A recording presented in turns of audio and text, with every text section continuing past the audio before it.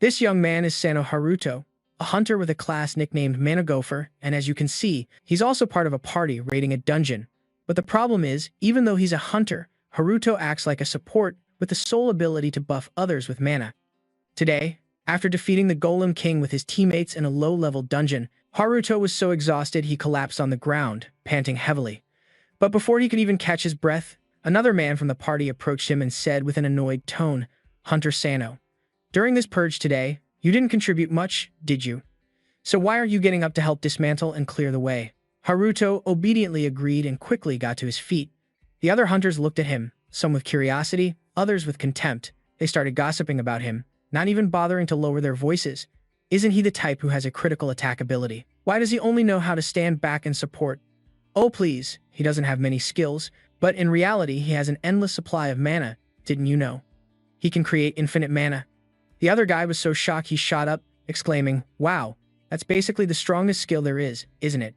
How is that strong? Mages can also absorb mana from healers, and it's only when fighting bosses that you need a large amount of mana like today, otherwise, he's useless." The other guy continued to mock him, his tone dripping with a contempt that he couldn't hide. No wonder he's been raiding dungeons for 5 years and still hasn't reached level 30. These conversations Haruto heard every word of.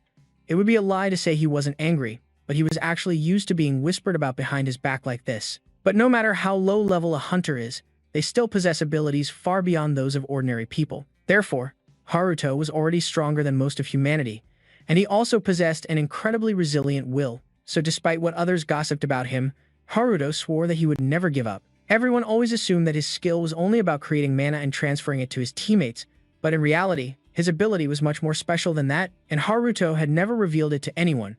He possessed a unique skill called copy and paste. Just like now, after picking up that rice ball, a virtual window appeared in front of Haruto with a message. "Do you want to copy the target?" Along with the keyboard shortcut Ctrl+C. After pressing it, another rice ball fell from mid-air, just like magic. This was his special ability, Ctrl+C and Ctrl+V, which allowed him to copy and duplicate targets. It was an ability he had never heard of before, so after discovering he had this skill, Haruto had very high hopes when he awakened as a hunter. However, he quickly realized this ability was useless, because any duplicated items he created would disappear the moment they left his hands, as if they were illusions. Therefore, he couldn't copy money, nor could he sell the equipment he duplicated. Sadly, copying equipment was also restricted by level. For example, since he was at level 29, he couldn't copy an item from a level 90 hunter. Haruto's ability to create infinite mana, in other words, his nickname of Mana Gopher, was actually just him infinitely copying the small amount of mana he possessed. The copied mana disappears and can be transferred to other hunters. Haruto had also tried using this method to copy skills, but the process required a bunch of miscellaneous conditions. For example, he needed to land the finishing blow on a high-level monster, which were all practically impossible conditions to meet. Haruto was extremely dejected. If he could just gain a few more levels and copy some equipment, he could have joined any hunt he wanted, but Haruto just couldn't seem to reach level 30. While furiously munching on a rice ball to vent his frustration, Haruto scrolled through the news on his phone and he saw a trending article with the headline, "The longsword Kalizia has arrived in Japan." Haruto's eyes immediately lit up. The longsword was a weapon that possessed 2 special skills and had a defense-enhancing effect. The reason this longsword became the only special item of its kind was because it possessed its own level. The moment the sword is used, the wielder's level would jump to 200. And on top of that, it was incredibly sought after because anyone who reached level 30 could use it. Even though he hadn't reached level 30, the moment Haruto saw the longsword, he began to fantasize about the future. If he could copy this sword and become a level 230 high-rank hunter, then hunting high-level monsters would no longer be a problem. Haruto immediately made that weapon his #1 priority. According to the information in the article, the longsword was on display in Japan for the next week, but its durability was only at 10, so even if it were copied, it could only be used for a few more hunts. Because of that, it was no longer suitable as a weapon, so the decision was made to exhibit it around the world to make money. For Haruto, this was a golden opportunity. If he could just touch the sword one time, durability wouldn't be an issue. He could copy it and use it permanently. Now the most important problem was accumulating enough experience to reach level 30, and so, Haruto went back to hunting. After getting kicked out of the Great Sage Guild, he had joined an organization of unregistered dungeon hunters to act as their mana battery. Today, the whole crew went to hunt the giant king spider's den, and Haruto continued to do his job of transferring infinite mana to the other hunters, allowing them to unleash their full power on the boss. In the process, Haruto ran into a cute junior hunter named Ikaga Aoi. Although on the surface, Aoi always teased him about his level, Haruto knew deep down that he was a good guy. They had known each other since their days in the Great Sage Guild, and he had also joined this organization of hunters, specializing in clearing unregistered dungeons because he was a total money fiend. Even though unregistered dungeons were extremely dangerous since they weren't reported to the Hunters Association, it was also why Haruto had the chance to team up with high-rank hunters like these. He and Aoi barely had time to catch up before they had to get back to the job at hand. The dungeon boss, the King Spider, was right before their eyes. It even had a proper name, Alessa, a level 80 monster. The instant he saw it, Haruto felt a terrifying sense of danger. He had a feeling that a single swipe of its leg would be enough to send him to the afterlife. Haruto couldn't help but gulp nervously in tension. Seeing this, Aoi took the opportunity to poke fun at him. "Senior, you're just a spectator. You're not the one fighting, so what are you so scared for?" After saying that, Aoi's tone shifted to a serious one, reminding him, "This monster is actually pretty easy to take down, but we still need to pay close attention. Because once you get caught in these spider webs, all your movements will be sealed." Aoi also reminded him to be careful with the eggs in the nest, because if they provoked its children, the spider would become even more aggressive. A king spider that enters a berserk state is much more terrifying than other types of monsters. Nika Kanaga, a hunter with the mage class in the group, who was as ugly in personality as he was in appearance, suddenly yelled, "Why do you have to explain so much to a tourist like him? Are you a tour guide or something? We don't have enough time. Don't do such useless things anymore." Aoi gave an awkward, apologetic smile, while Haruto was visibly angry but couldn't do anything. The mage was still resentful, grumbling and calling Haruto useless as he walked, and it was this very attitude that led the party into a serious situation. Because he wasn't watching where he was going, the mage accidentally kicked a rock. This rock just so happened to hit a spider web, waking the king spider. Opening its eyes to see so many visitors, it immediately greeted them with what could be called a fatal attack. The hunters with defensive abilities on the front line did their best to fight back. They had originally planned a surprise attack while the king spider was asleep, but now they had no choice but to fight. Their party had already assigned roles beforehand, so after the initial shock, everyone quickly calmed down and got into position. Their perfect teamwork made the progress of taking down the monster go quickly. The new Haruto watched from the side, extremely satisfied. He felt that if everything went smoothly, after this monster was defeated, he could leech enough experience to level up to 35, no joke. When cornered, the king spider suddenly backed away. The tank at the front quickly realized its intention to shoot webs and yelled for everyone to get behind the pillars to avoid the attack. The mage wanted to take this opportunity to redeem himself, so he stepped forward to show off his skills. His ability was fire magic, which was perfect for burning the spider webs. However, the opponent was a level 80 king spider, not as easy to deal with as some a mere common spider. His fireball was actually blocked by a spider web. His pride wouldn't allow it to happen, so he continued to gather mana to prepare for an even stronger attack. Wait, Haruto noticed something was wrong and shouted a warning. "You idiot. What if you break its eggs?" The team's tank also realized the problem, but it was already too late. The fireball spell had left the mage's staff, and while the spider was still standing there, its fragile eggs were all shattered by the magic. The situation quickly spiraled out of control. At this rate, the spider would soon go berserk. They couldn't fight back anymore, and the one to pay the price first was none other than the mage, who was hit by a web shot. "Senior, get behind the pillars." Aoi shouted anxiously to Haruto while running. "When that thing enters its berserk state, it'll shoot webs everywhere." The mage was tightly bound by the web, unable to control his staff or cast any more magic. Watching the king spider getting closer and closer, he panicked, first begging it to spare him, then loudly telling it to get lost. But of course, none of it worked, because right after, an extremely loud scream was heard inside the spider cave, estimated to be over 160 decibels. Then, Haruto, unable to run away in time, was also hit by an attack and got tightly wrapped in a web, to the point where he couldn't breathe. Haruto cursed under his breath. To ensure his safety, he had only ever participated in low-level dungeons, never expecting that just for the sake of leveling up once, he'd have to face this level of danger. In the blink of an eye, the spider charged right at him, and as its leg came down, Haruto instantly felt a flesh-tearing pain. It was a completely fatal blow, yet for a level 29 hunter, he was still alive and kicking. This could be explained by his own skill, which wasn't entirely a limitation, because even though the items he copied and pasted could disappear, he himself would never vanish. So right before entering the dungeon, Haruto had copied himself, just like in a game. Every time he died, his next copy would be pasted and the old body would disappear. Haruto watched with his own eyes as his old body was torn to shreds by spider silk, and no matter how many times he'd seen it, he still couldn't get used to it. But in the current situation, besides that trick, he had no other way to stay alive. He kept struggling with a monster and himself like this, mainly to distract it. However, the Spider King's power was on a whole other level. Haruto had copied and pasted several times, losing several lives, but still couldn't weaken it. Suddenly, he heard a familiar, trembling voice cry out, "Help me." It was Aoi. He was still alive. Haruto didn't want to just stand by and watch, but honestly, he didn't even know what he himself should do anymore. However, he glanced over and saw the spider charging towards Aoi. If he just abandoned him now, he wouldn't be worthy of the title senior. With that thought, Haruto was instantly fired up, grabbing his dagger and charging forward to slash straight at the Spider King's leg, and then, while tumbling amidst the opponent's attacks, Haruto suddenly received a notification stating that he had leveled up. Although he didn't understand why he leveled up before clearing the dungeon, now the matter of him sending that spider monster to the next life was just a matter of time, because by dealing a little bit of damage each time, copying and pasting a few hundred more times would be enough to accumulate enough damage to destroy it. It was indeed late, because it took Haruto 3 days to successfully defeat the Spider King, after dying and reviving more than 50 times, copying and pasting with all the weapons he brought, plus a few items from his teammates here.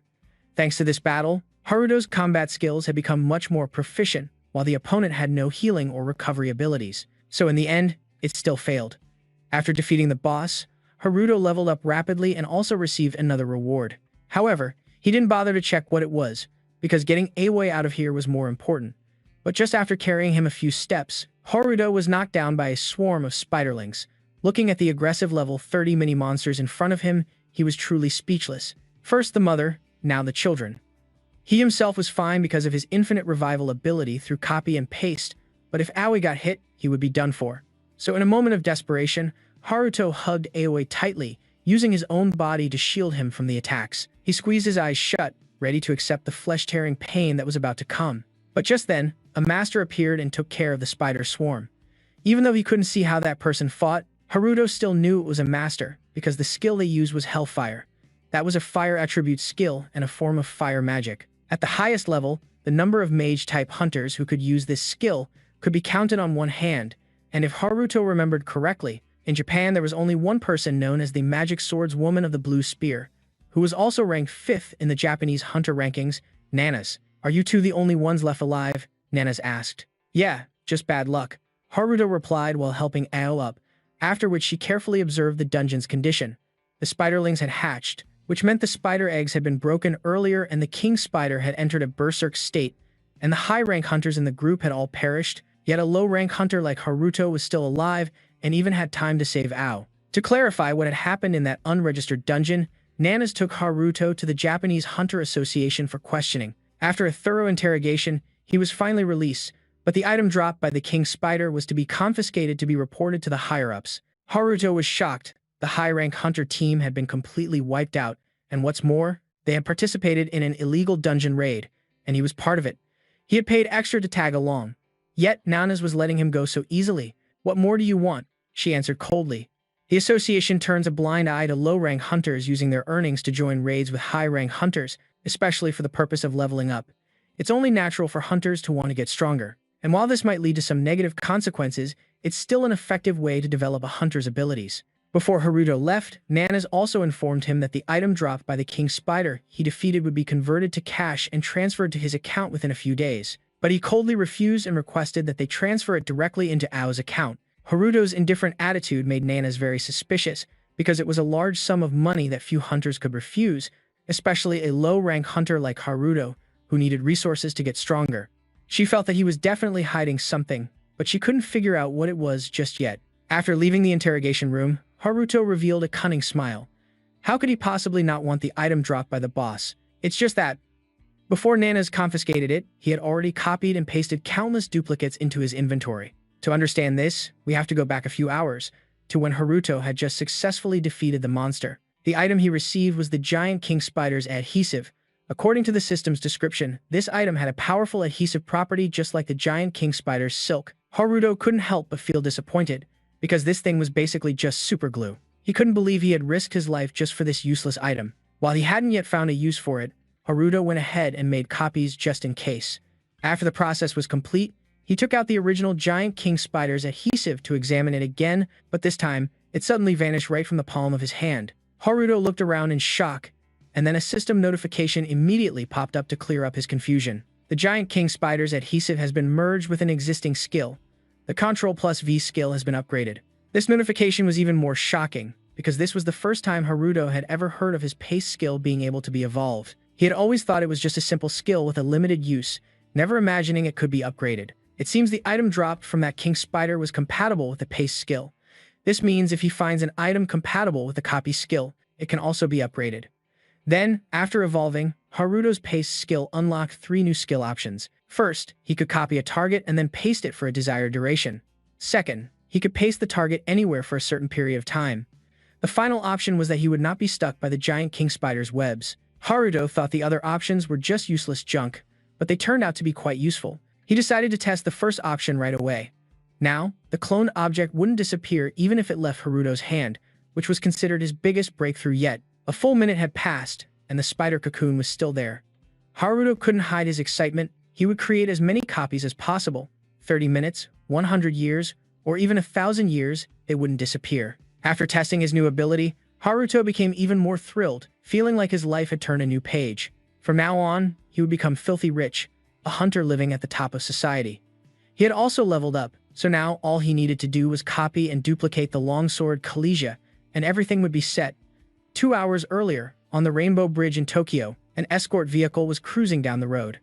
The driver was Morgan, a level 112 hunter and a member of the International Hunter Association. The other person was Ares Hill, a level 113 mage, also a member of this International Hunter Association. Ares, how many times have you been to Japan? Twice. You once said Japan is your mother's homeland, right? What does her homeland have to do with me? Although Morgan seemed talkative, Ares always gave curt replies. This time, the longsword was brought to Japan to complete its international exhibition tour. Ares had joined the escort team to take the opportunity to search for a few things in a dungeon. While the two were talking back and forth, the car began to pass the Rainbow Bridge dungeon. This was the first time Morgan had seen a dungeon right on the sea, and he couldn't help but lean over to look. How romantic, he praised. What nonsense are you talking about? If it collapses, it'll be a huge disaster. You're so boring. I haven't done anything to you. Why are you always so grumpy with me? At the same time, at the Rainbow Bridge Dungeon's Access Management Office, the guard on duty was Shota Satoru, an attack-type hunter at level 21, and also a member of the Great Sage Guild. Satoru kept yawning, complaining that managing the dungeon was too boring. His colleague next to him saw this and reminded him, "You monkey, take your job seriously. You only got in here through connections, you know." Just then, something fell on Satoru's foot. It was a slime. At first glance, it looked cute, but his colleague's face immediately paled upon seeing it, because his slime casually wandering outside the dungeon was definitely not a good sign, and what he feared came true very quickly, because right after that, something solid slammed hard into his back. When they turned around, they discovered it was an incredibly ferocious orc. Even though he raised both his sword and shield to block, the air was soon filled with the stench of fresh blood. Those were the chaotic events that happened 2 hours ago, while in the present, our protagonist Haruto was still chilling, completely unaware of what was happening. It seemed like he was very satisfied after beating that king spider and raking in a good amount of skill points. Just a little more and he would reach level 50. Hunters, who surpass level 50, can more easily join dungeon raid parties, because aside from dungeons for a low-level dungeon for beginners, the mid-tier monsters in it are all over level 50. However, in mid-level dungeons, hunters can gain more experience points and rewards, and over time, rare items might also drop. That's why hunters from level 50 onwards can level up quite easily. Haruto was still basking in this happy feeling. Even more surprisingly, he was also considering whether to auction off the giant king spider's adhesive, because last time he had copied quite a lot of it and it no longer disappeared as easily as before. Then, suddenly, the sound of thundering footsteps echoed. Haruto turned his head to see a group of people rushing toward him from the opposite direction. "Make way," they hastily pushed him aside. What terrible luck! Why did the dungeon suddenly collapse? Haruto only managed to overhear a few pieces of information. It seemed the Zenbo dungeon had collapsed and monsters had escaped from within, and the vehicle transporting the legendary sword to the exhibition had also been caught in the chaos. The last piece of information seemed to be the most important one. The item Haruto was targeting, the long sword, Kalesia, was in danger. Therefore, the International Hunter Association had also issued an official request for cooperation. Some hunters had quickly gathered on the rooftop of the Japan Hunter Association building. Their top priority was to protect the vehicle transporting the longsword. and it was Nanas who had given that directive. Additionally, because the situation occurred so suddenly, they also had the mission of protecting the civilians. While Nanas and her teammates were preparing to board the airship, they were distracted by a young man who was trying to rush forward despite being held back. And that person was none other than Haruto. "Hunter Nanas, please let me go with you. I've already seen the plan you're deploying." Nanas seemed surprised to see a low-level hunter like Haruto here, but it couldn't be helped because his target was that longsword. Since Nanas still found many things about Haruto puzzling, in the end, she still agreed to let him come along, despite knowing full well his actions were 100% motivated by his own agenda. The other hunters on the airship all wore very serious expressions because it hadn't even been 3 weeks since they stabilized the Zenbao dungeon, yet it had collapsed. Only Nanas' expression remained unchanged, as she constantly ordered her subordinates to do their utmost to prevent the aftermath of this incident and avoid a repeat of the disaster from 15 years ago. The great catastrophe from 15 years ago was something Haruto also knew very well. It was a shocking event that occurred simultaneously all over the world, a dungeon break on a scale comparable to a natural disaster. That year, the world was plunged into fire and smoke after a full-scale monster assault with countless casualties. Just recalling it now sent shivers down everyone's spine. The underlying reason it happened was that when monsters in a dungeon are not subjugated regularly, they gradually grow stronger, causing the dungeon to become saturated and eventually collapse. At that point, the monsters would escape the dungeon and slaughter innocent people, creating a living hell on Earth. People call these events dungeon breaks. It was in the disaster 15 years ago that Haruto lost both his father and his mother. He had never told anyone this, because he himself couldn't believe it. But during that event, he saw a supernatural being from another dimension. It was that very being that cursed him with his copy and paste ability. That creature had called this curse a gift and said only one thing, which was 20 years. He also didn't know what it wanted, whether it was the skill's duration or his own lifespan. Even at this very moment, the grains of sand in the cursed hourglass were still falling. Back then, that creature appeared because of a great disaster, which means when it appears again, history will repeat itself with another catastrophe. From now until the deadline it gave Haruto, there are only 5 years left. But now that he knows how to level up his skills, he can absolutely become the strongest hunter and find a way to stop that disaster, while also removing this curse from his life. However, to accomplish such lofty goals, Haruto first needed to successfully replicate the longsword Kalesia. At that moment, on the Rainbow Bridge, everything was in chaos. Monsters had begun attacking civilians, causing a series of chain reaction traffic accidents. The screams, combined with the sound of crashing cars, threw people into an even greater panic. Satoru, as a dungeon management employee, also had to pick up his sword and fight. However, their side didn't have enough manpower and quickly lost the upper hand to the horde of monsters. Even he himself, a level 21 hunter, was being constantly threatened by a swarm of goblins. Fortunately, his burly colleague was always by his side and had saved Satoru several times, even though the man was quite rough, just like the sword in his hand, and always contemptuously called Satoru a rich kid. But just a moment ago, he was the one who saved him from the orcs and that last goblin. "I'll definitely repay you, senior," Satoru thought to himself. The other guy was getting very anxious, because relying on just a few dungeon management employees like them was not enough to stop this battle. However, all communication and information exchange were being blocked by the dungeon's electromagnetic waves, so they couldn't dare to hope for much reinforcement. He just guessed that quite a few people had noticed the anomaly and were on their way here. The problem was, they needed to cross the bridge to reach the support team. Satoru looked at the now desolate bridge with some hesitation. "Do we really have to go through there?" "We have to. It's better to go than to stay here and offer our lives to the monsters." The two of them started running for their lives across the perilous bridge. Meanwhile, at the location of the vehicle carrying the precious longsword, a level 190 Bear King was relentlessly attacking.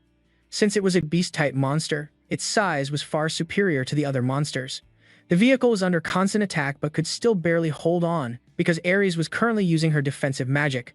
Moreover, her defensive magic was considered top tier. Even a level 400 monster would have a hard time putting a single scratch on it. However, right after that, something far more terrifying than the Bear King appeared, something that Ares believed even the highest level defensive magic would be useless against. On the airship, even before they could approach the Rainbow Bridge, Nanas' subordinate had already spotted it. Even someone as calm as her broke into a cold sweat upon seeing that creature, because it was Kessia, the most powerful monster boss of the Rainbow Bridge dungeon. "Everyone, get ready," Nanas shouted in horror. At that moment, Kuya suddenly opened its mouth, then unleashed an incredibly terrifying blast of power. The shockwave it created could be said to have shaken the entire city of Tokyo. Haruto was terrified when he saw this scene. That monster blew away the entire bridge just by opening its mouth to breathe.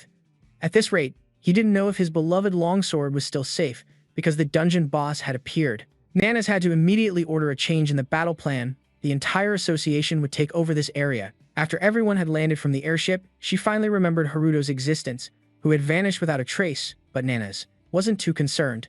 For a level 29 who had survived at the feet of the Spider King, this level of chaos probably wasn't enough to take his life. Nanas put Haruto out of her mind and activated her first, very familiar skill, Hellfire. A blue flame shot out from her serpent spear, surrounding Krisha and creating a massive threat. This was the second time Haruto had witnessed this skill, and he felt it was just as breathtaking as the first time. This further motivated Haruto to copy it in the future, no matter what. As for him, thanks to the web shooting skill he copied from the giant Spider King, he had also safely landed. No matter how magnificent Nanas' Hellfire was, Haruto's only concern at the moment was the long dragon, sword, Kalesia. But he didn't expect that this chaos was already part of the calculations of another mysterious group, and their goal was also to steal the long dragon's sword. Although Krisia's appearance was unexpected and the monster could take anyone's life, their captain was quite certain that Nanas and the members of the Hunter Association could subdue it. Therefore, he wanted to use this opportunity to steal that treasure. Meanwhile, Haruto was still cautiously moving across the bridge filled with monster corpses. Looking at the fatal wounds on them, he was quite sure that this was the work of another group of hunters. The most notable issue when fighting this type of monster is that they usually travel in packs. For some reason, Haruto had a very bad feeling. It's okay, just run. Suddenly, someone's shout startled. It turned out to be the young master, Satoru. He didn't know where this guy got the motivation to stay here and fight the monsters. His colleague was severely injured and completely unable to fight anymore, and even though he advised Satoru to listen to him and run, Satoru stubbornly refused. Haruto hid behind a car to observe the situation. Although he didn't know them well, he still recognized that these two were hunters from the dungeon incursion management office. He also saw the other guy's injury. At first, Haruto tried to convince himself not to get involved in other people's business because he didn't have much time. But then his earlier bad feeling became a reality. A pack of level 15 wolf monsters had gathered and was approaching. Even though they were low-level monsters, when they attacked as a pack like this, their strength was no different from that of a high-level monster. Satoru clearly saw his difficult reality, but he still stubbornly gripped his sword, saying he couldn't leave because his senior was injured while covering for him. "Senior, now it's my turn to protect you." These words made Haruto pause. He remembered the scene of himself carrying Eiji in the giant Spider King's dungeon. Haruto's compassion flared up again. How could he possibly ignore this situation? At first, when the wolf pack surrounded Satoru and his senior, he was still able to barely take down a few of them. However, their numbers were too large, and they attacked all at once, so he quickly found himself at a disadvantage. While Satoru was busy fighting the wolves attacking him head-on, another one had silently approached him from behind, and by the time he realized it, it was already pouncing. At this speed, Satoru would be had no chance of dodging. Then Haruto appeared like a god, using his own body to knock the wolf off its original attack path. His appearance made Satoru very grateful, but the problem wasn't solved yet because of the wolf pack that was growing larger by the moment. Satoru didn't want to involve an innocent bystander, so he told Haruto to leave quickly. He would hold them off himself, but he never expected to run into a guy even more stubborn than he was. Looking at the ferocious wolves, Haruto suddenly broke into a sly grin. He knew what he had to do. With that thought, Haruto opened his inventory and took out the giant king spider's adhesive. He had originally planned to auction it off, but using it in a spectacular battle like this seemed well worth it. Haruto continuously copied and pasted the spider's silk, launching it over and over, tightly binding one wolf after another, eventually piling them all up. He had successfully subdued the wolf pack, but he only gained 2 levels, so he looked disappointed. Haruto's only consolation was that the spider's silk technique was quite useful against monsters that attack in packs. Just by using it, he could practically win without lifting a finger. Meanwhile, the kid Satoru had been staring at Haruto without blinking. He couldn't even begin to imagine what kind of skill he had just used. How could he take care of so many bloodthirsty wolves in a single move? Satoru was so astonished he forgot to even say thank you. Finally, it was the injured man who spoke up first. "Thank you so much for saving us. You must be a member of the rescue team from the Hunters Association, right?" "No," Haruto replied sheepishly. "Well, they did come on the same helicopter, so it wasn't exactly a lie." "Then I'm sorry, but could you take him with you?" The man continued his request. But before Haruto could answer, Satoru started protesting vehemently. He didn't want to abandon his senior in a time of crisis, even if it meant dying in battle. He wanted them to be together. This kid, it's safer to go with him. The man was at a loss for words, not knowing how to persuade the boy. Haruto stood to the side watching the drama, silently thinking, oh wow. This scene was like, if my senior doesn't make it, I'm willing to be buried with him. However, he couldn't agree to the man's request, because after all, he only knew how to copy and paste. Taking the boy along would only put him in more danger. Haruto had no other choice but to open his inventory and take out a medium-grade healing potion for the injured man. Even if you can't fight, I guarantee this potion will help you recover enough stamina to move to another location. You shouldn't linger here any longer. The man seemed astonished, even asking Haruto in return, why would you give me such a valuable item? Because you have to survive and return with your junior, Haruto replied, speaking as much to himself as to the other man. And the image of him now, through Satoru's eyes, was insanely cool. In his view, Haruto was now no different from a hero. Therefore, he decided to bow a full 90 degrees in gratitude as a sign of his utmost respect. My name is Shota Satoru, and ranked Dungeon Guardian. Please, at least remember my name. One day, I will definitely repay you for saving my life. Haruto was about to leave, but these words made him pause. Instead of one day, he felt Satoru might as well repay him today. So, Haruto asked him to help find the transport vehicle, the long sword of the International Hunter Association. But because he was hopelessly bad with directions, Haruto's target was the vehicle carrying the sword, which was still being attacked by the King Bear. Ares was exhausted from continuously casting defensive magic, so she decided to put it to sleep. Moji teased her for being a hunter who always used non-violent methods, saying she was no different from a priest. But this time, before they could even start bickering, a new threat arrived. Moji, with his sharp reflexes, quickly drew his sword and sliced a hidden weapon in half that had just been thrown at them. He had also predicted that someone would try to take advantage of the chaos to steal the long sword. However, when the opponent revealed themselves, even the ever-calm Ares' expression changed. The mysterious group of thieves attacked the moment they appeared. Not to mention their strength, their sheer numbers alone overwhelmed the two of them. But Moji still maintained his chill demeanor. Even though he was just an escort, the power of a hunter over level 100 was not to be underestimated. In fact, after blocking the first blow, Moji even wanted to charge in for a counterattack. Ares was so scared she lost her composure, quickly shouting to stop him, but it was too late. Moji suddenly collapsed to his knees, blood endlessly flowing from the corner of his mouth. He himself didn't know how he had been hit. Ares rushed over. They're using some kind of item to prevent mana absorption for a period of time. If you keep fighting, you'll die. The mage here is quite sharp. The leader on the other side spoke up, but it seemed less like a compliment and more like a taunt. We're not underestimating you. This is just how we do things. This is how you do things, Ares. Found it ridiculous. Using a poisonous item strictly forbidden by the International Hunter Association, and you don't even hesitate to use it on other people. Fine, if that's the case, I'll make sure you regret this. Before she could finish her sentence, from her fingertips, a yellow light appeared, a sign that she was casting a spell. But the group of criminals wasn't scared at all and even looked down on her. What can a mage who can't even use mana do? Anyway, you should just shut your mouth. They split into two groups, one to deal with Moji and Ares, and the other to steal the sword. But just then, because Ares' magic had been nullified, the King Bear woke up, immediately, using its claws to sweep away all obstacles in its path. The army of thieves, which had been numerous, was turned into a pile of gore under its claws in an instant. Their leader, seeing the situation was bad, hastily retreated to save his own life. And then, the bear began to approach Ares and Moji. You can't put it back to sleep, can you? Even though he already knew the answer, Moji asked anyway, hoping for a miracle. You should know the answer to that, right? We can't use mana now. I knew your non-violent methods would get you in trouble one day. Looks like today is that day. You're right, but there's one thing you're mistaken about, Moji. Ares suddenly rushed forward, trying to cast her magic. But no matter how hard she tried, she couldn't use her skills because she couldn't absorb mana. Moji was scared out of his wits, but Ares was already in a difficult position. At this rate, she was charging straight into the enemy's claws. Even Ares herself had given up, only regretting that she couldn't apologize directly to her companion. That's all. Then, right at that moment, Haruto appeared with his copy and paste ability, using the same old trick. He used the adhesive from the giant Spider King to bind the Bear King's limbs, then rushed forward to wrap it into a cocoon.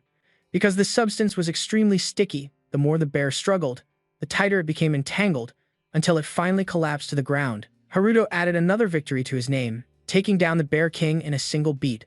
Satoru's group, who had followed him, witnessed this scene by chance. They could only give him a thumbs up to praise his absolutely insane performance. "Senior Haruto, you're seriously the best." Satoru's voice was like a megaphone. "When exactly did I become your senior?" Haruto gritted his teeth and yelled, "We're clearly the same age. You saved me and Senior Sakabe. From that moment on, you became a senior in my heart." Satoru's eyes seemed to sparkle as he looked at Haruto with an expression full of admiration. He knew that nothing he said would get through to Satoru anymore, so he decided to just ignore him. Haruto took a few steps forward to ask about Aries and Moji's condition. Aries seemed to still be in deep shock after what she just saw, so she didn't react to Haruto's question at all. Moji, on the other hand, used his sword to stagger to his feet, his eyes filled with hostility. "Are you here for the sword too?" Haruto quickly waved his hands and said he was here to help them guard the sword, and had no ill intentions. However, Moji had just survived a harrowing robbery and nearly lost his life, so he wasn't about to trust him so easily. Hearing him mention the robbery, Haruto finally noticed the bodies scattered around and let out an "oh." It turned out they were the ones who wanted to steal the treasured sword, but were unlucky enough to be sent to the afterlife by the Bear King. In that case, he had the bear to thank. If those guys had succeeded with their heist, he would have never had the chance to get close to the long dragon sword. However, figuring out how to explain this to Moji was a real headache, because the guy looked ready to swing his sword at any moment. He could bind a monster in a single move, but he wasn't so sure about a hunter with formidable combat skills like him. While Haruto was still considering his words, Satoru yelled at the top of his lungs, "Wait a minute. Why are you two repaying kindness with hostility? He went out of his way to help, he even saved your lives, and now you're treating him like a thief." With that, Satoru took out his ID card to prove his identity. He's a member of the Japanese Hunter Association, and Senior Sakabe and I are the hunters in charge of managing this dungeon. Nice. This was the first time Haruto found Satoru's interruption to be useful. Seeing that Moji seemed to be calming down, Haruto decided to push things along a little more. He took out 2 intermediate healing potions from his inventory and gave them to them, although it pained him to part with them for the sake of copying the Long Dragon Sword Kalesia. This investment was worth it. Both Moji and Aries looked at the potions with incredibly complex emotions, especially Aries. She kept glancing from the Bear King to Haruto, and it was unclear what was going through her mind. Just then, several more helicopters appeared overhead. It seemed the rescue team from the 5 guilds had arrived. Satoru was grinning from ear to ear, thinking they were finally saved, but Sakabe seemed less certain about it. Because in reality, not every hunter was compassionate enough to go around saving people, for example, like the people from the Great Sage Guild, for instance. At the same time, Nanas, the leader of the hunter squad, was still fighting the monster Seizia. Because it was about to enter its 3rd phase, a wide area firepower assault, she had ordered a halt to the attack. Moreover, the support guilds had also arrived, so Nanas' top priority was to buy time for the civilians to evacuate in time. "Is this how you handle such a pathetic dungeon break, Hunter Nanas?" Just as Nanas gave the order to support the evacuation, she heard a sarcastic voice from behind. She turned her head to see a familiar face. It was Shirosaki Masato, a level 503 dark mage and the guild master of the future guild. The look on his face was incredibly smug. He had just appeared and was already casting a massive magic circle to annihilate Seizia. Seeing this, Nanas' expression changed drastically. "Stop it right now. If that magic of yours doesn't take it down, it will." Before she could finish her sentence, Nanas was cut off by Masato, who interrupted. "If I worried about trivial things like you, how would I have achieved what I have today? The last time. Also at this Duyanba Bridge, only you and the Hunter Association participated in stabilizing the dungeon. Let me tell you, that incident really ticked me off. That's why this dungeon break event has Masato so excited. He wants to finish it himself. Seizia and take all the loot dropped by the monster." With that said, Masato immediately activated his Mystic Thunder skill. Lightning immediately came crashing down. Nanas quickly ordered everyone to evacuate. That lightning was something even a monster as huge as Seizia couldn't withstand. If tiny humans like them were hit, they'd be obliterated. The Mystic Thunder of Masato destroyed the middle section of the bridge. Haruto managed to escape thanks to his Silk Fang skill, and he also used his adhesive in time to catch the other 4 people and the truck carrying the long swords. Otherwise, they all would have fallen into the river. Right after climbing back onto the bridge, the first thing Haruto saw was a set of massive, sharp teeth. When he realized it was Seizia, he was so scared that he clamped his mouth shut. But then, Haruto noticed it seemed to be unconscious, apparently subdued, already. Right after, Masato leisurely descended from above, hovering in the air right in front of Haruto with a proud and arrogant demeanor. "What's this? There are still survivors over here," he asked nonchalantly. "Looks like just some low-level hunter, but you did well." Haruto didn't want to respond to such condescending words. His gaze fell upon the badge pinned to the man's chest. He had seen that symbol before, so he quickly recognized it. It belonged to the nation's third-ranked guild, Future. "You look like you're from a support guild, but shouldn't. Your objective be to rescue civilians and stabilize the escaped monsters." After a moment, Haruto finally spoke, his first words a challenge to the man. "Rescue civilians and pacify monsters? Look over there. The civilians, who are still alive, have all been evacuated," Misato replied dismissively. The reason he landed here was because of a troublesome cry.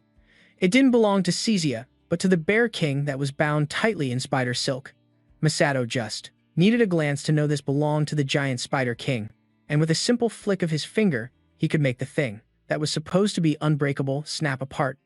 Along with it, the Bear King's body was sliced into 100 pieces. To say he wasn't scared would be a lie. Haruto's eyes widened in astonishment as he watched the man make short work of the entangled, level 200 monster, trapped in the king's spider silk in an instant. After the Bear King was taken down, Haruto, as the one who dealt the most damage to it, received a considerable amount of experience points, and the continuous sound of level-up notifications caught Misato's attention. "Humph.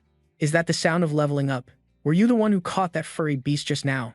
Sorry, did I accidentally steal your kill from you?" Misato's tone was dripping with contempt, and he didn't even bother to hide his disdain as he mocked Haruto out loud. The reward for landing the finishing blow on the Bear King was a bear claw, which Masato tossed towards Haruto as if giving charity, saying he didn't need it, so he was giving it to him. Even though the other party was a level 503 hunter, Haruto still couldn't stand his arrogant attitude. He opened his mouth, about to talk back, when Nana's appeared looking anxious. Seeing that Haruto was still alive and well, Nana's let out a sigh of relief. It seemed her intuition was correct. The recent series of dangerous events couldn't take Haruto's life. As for Masato, after seeing that the two knew each other, he automatically assumed that Haruto was a member of the Japanese Hunter Association, which made him find the boy even more of an eyesore. "The rescue team is guiding the civilian evacuation. You should head over there now. If that dragon wakes up, it will launch a series of wide-area attacks." Nana's couldn't be bothered with that jerk, so she turned to warn Haruto. He found it hard to understand. While Kuya was unconscious, wouldn't it be better to just finish it off? But Nana's just shook her head regretfully, saying that it was impossible, because boss monsters, or field bosses, are classified by their ability points, and when their life energy, or HP for short, drops below 30%, they activate their special move. This special move has two forms, Berserk and Wide Area Attack, both of which cause the field bosses to start attacking indiscriminately. Low and mid-tier field bosses usually enter that Berserk state. In that situation, you just need to be careful with them, and the Berserk state doesn't necessarily have separate phases. However, a field boss of Kuya's rank has a very high amount of HP, so it can activate both special moves, Berserk and Wide Area Attack, which means subduing it must also be done in multiple phases. Phase 3 begins when the field boss perceives a threat to its life.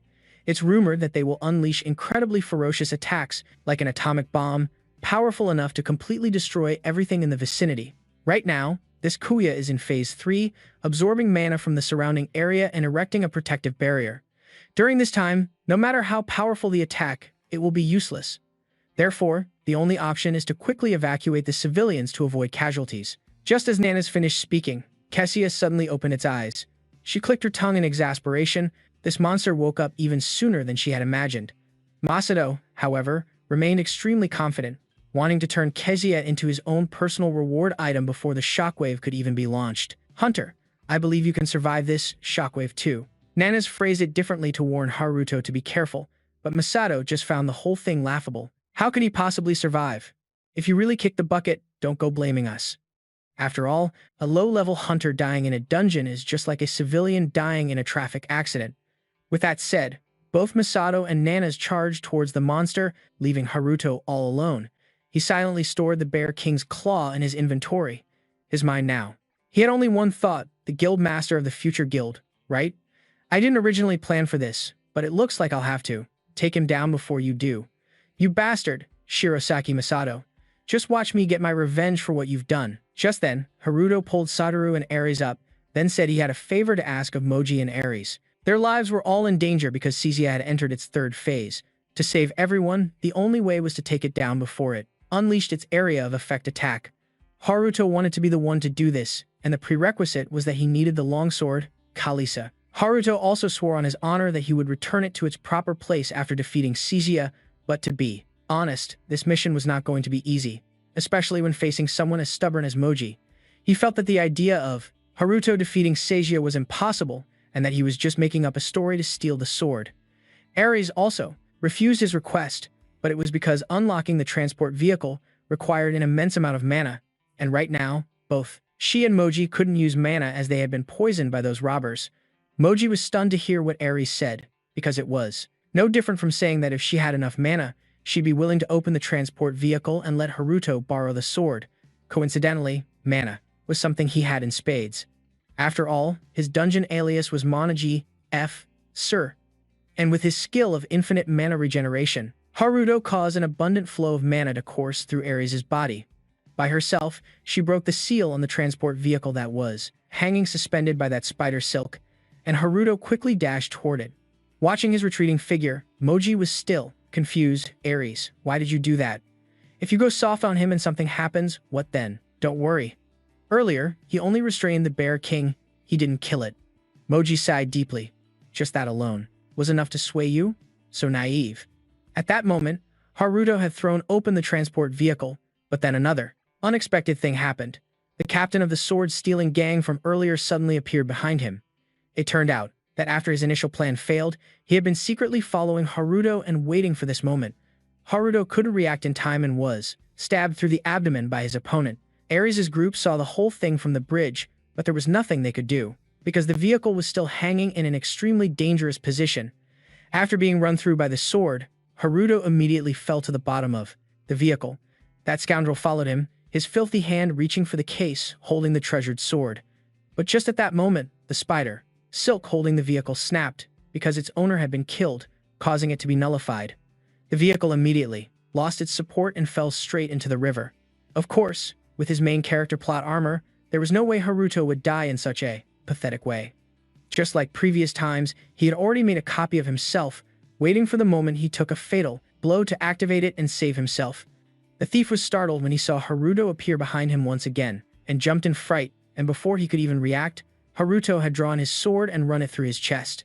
I'm the type who holds a grudge. I always repay my debts, and if someone attacks me, I will absolutely strike back. Those were the last words the thief heard before he collapsed. After all that trouble, Haruto finally managed to get his hands on the Kalizia longsword he had dreamed of for so long. Haruto eagerly tried to copy it, but the system sent a red alert, stating that his level was too low to perform the copy. This item, Haruto felt like he'd been slapped hard across the face. Was the system messing with him? It was clearly stated that at level 30 he could equip the longsword, but he was already level 50. Before Haruto could even react to this, from behind him, a voice rang out. That was a close one, kid. I almost brought shame upon the face of the Blood Tower Guild, you know. Haruto didn't even have time to turn around before a long gash was cut across his back. It turns out that Bastard was still alive. The reason was that he possessed a pretty decent healing skill. The longsword in his hand was once again snatched away by his opponent. Sorry about that, but I'm the type who holds a grudge and never tires of revenge. To ensure you never see tomorrow's sun, I'll use this dream sword of yours to finish you off. As soon as he finished speaking, he stabbed Haruto hard with the Kalizia longsword once more. This time, he hadn't managed to copy his body in time. Haruto felt his consciousness fading away, but he's the main character. After all, a main character can't just have his story end here, right? Sure enough, a system notification popped up right after, stating that the Kalizia longsword had merged with its wielder, and its abilities were being copied and absorbed. Haruto immediately felt his mind clear up again. Although he didn't know what that merge meant, he then absorbed the sword's passive skill, which increased his defense by 35%. After that, Haruto also gained its first unique skill, Lifesteal, and its second unique skill, Berserk. Additionally, since Haruto's HP was now below 25%, the longsword immediately activated its protection mode to defend him. Simultaneously, the second unique skill, Berserk, was also forcibly activated. At that same moment, the monster Kuya also began its area of effect attack. The situation was so dire that even that guy Misato couldn't maintain his Chiyu high form any longer. Nanas was still struggling to fight back, but the power gap between them was too obvious. Just then, an immense power surged up from the bottom of the river. And before either Nanas or Masato could even process what it was, Kuya was sliced in two by that power. The monster had been defeated, and the purge was now complete. That night, the news on TV was all about the monster breakout at the Duyanbao Bridge. Although there were casualties and significant damage, the Hunters Association and the various guilds successfully brought the situation under control within 2 hours. The Dungeon Access Management Office was being heavily criticized by the public for its lax procedures. At the headquarters of the Japan Hunters Association, everyone looked grim and tense. To break the silence, Fuwatoku, the chairman of the association and a priest-class hunter, had no choice but to speak first. Everyone, now is not the time to be wearing such sour faces. We need to review and discuss how Kuya was taken down. I heard that the association purged the Duyanbao Bridge dungeon 3 months ago. So why did this situation occur? The one who responded next was Takochigu, a level 701 swordsman and the guild master of the Mao's Guild. Just because it was purged doesn't guarantee it won't happen again. This time, it was Shota Makoto, a healer-class hunter at level 67 and the guild master of the Great Sage Guild, who spoke. After Makoto voiced his opinion, the entire room immediately erupted into an uproar. Everyone thought he should keep his mouth shut because a large part of the responsibility for this incident also belonged to the guild. The Council of Sages for not managing the dungeon properly. They also grumbled and threatened that after this matter was resolved, they would definitely submit a report to transfer the responsibility of managing the Bridge of Whales to another guild. Nanas was also present at the meeting, but the noisy arguments seemed to have nothing to do with her, because she was busy wondering if Haruto had managed to escape the disaster, because she still hadn't had time to see him again. Suddenly, Gu rudely slammed the table and stood up, then asked in a menacing tone, "What I want to know is, the last time a boss monster appeared, it was usually 5 months, right? If you, Hunter Nanas, were at the scene and couldn't handle Kuya, then what?" Hearing her name called out, Nanas snapped out of her thoughts. She copied what Gu had just done, and slammed her hand on the table with all her might. The table, already rickety after Gu took his anger out on it, now had to endure Nanas's force as well, and it shattered into pieces. Masato, on the opposite side, seemed to have anticipated this, so he had already activated his shield and continued to calmly sip his tea. The others who weren't as quick could only endure the shards of the table flying right at them. Nanas's action was like giving Gu a taste of his own medicine, which made him furious. If this wasn't a serious meeting, the two of them would have probably started tearing each other apart. Guildmaster Takechi said, "It seems my member has behaved rudely. I apologize on her behalf." On top of that, Chairman Toku also spoke up first, so Gu couldn't really settle the score with Nanas and could only mutter, "How insolent. If you keep showing off like that, sooner or later, you'll get yourself killed." Facing pressure from the guild master of a top-tier guild, Nanas, even as a woman, showed no fear, calmly standing up and saying, "They say seeing is believing, and I find that a demonstration is the quickest way to convince you, so please don't misunderstand. The skill I just used was a reward from the recent defeat of Kuya. It's called Shockwave. Guildmaster Shirasaki, you also contributed to taking down Gokeshia this time. You can vouch for me." Masato was still calmly sipping his tea when he was suddenly dragged into this by Nanas. Under the gazes of everyone in the room, he almost choked on his tea. Well, I didn't really have time to see what the reward was, but I don't think she's lying."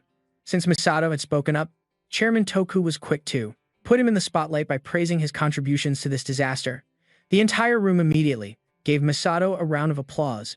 Like a first grader who answered a question correctly, Masato just gave a forced smile on the outside to get it over with, but his eyes remained locked on Nanas. He knew she still held a grudge against him for jumping in and interfering, and for not even getting anything out of it.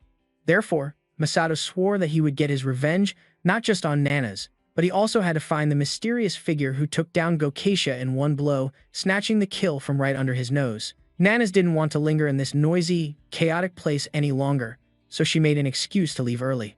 Regarding the cause of the recent breakout, she also proactively took responsibility and would investigate it herself. In addition, Nanas bluntly stated that she also wanted to question the guilds for their delay in sending aid. As soon as these words were spoken, several guild masters started looking away, not daring to meet her piercing gaze. But then, before Nanas could leave, the meeting room door opened. The person who appeared was Moji, now dressed in a stylish suit with his companion, Ares. Perfect. Looks like the meeting isn't over yet, huh? Moji introduced himself and said that he brought important news that he wanted to announce to everyone.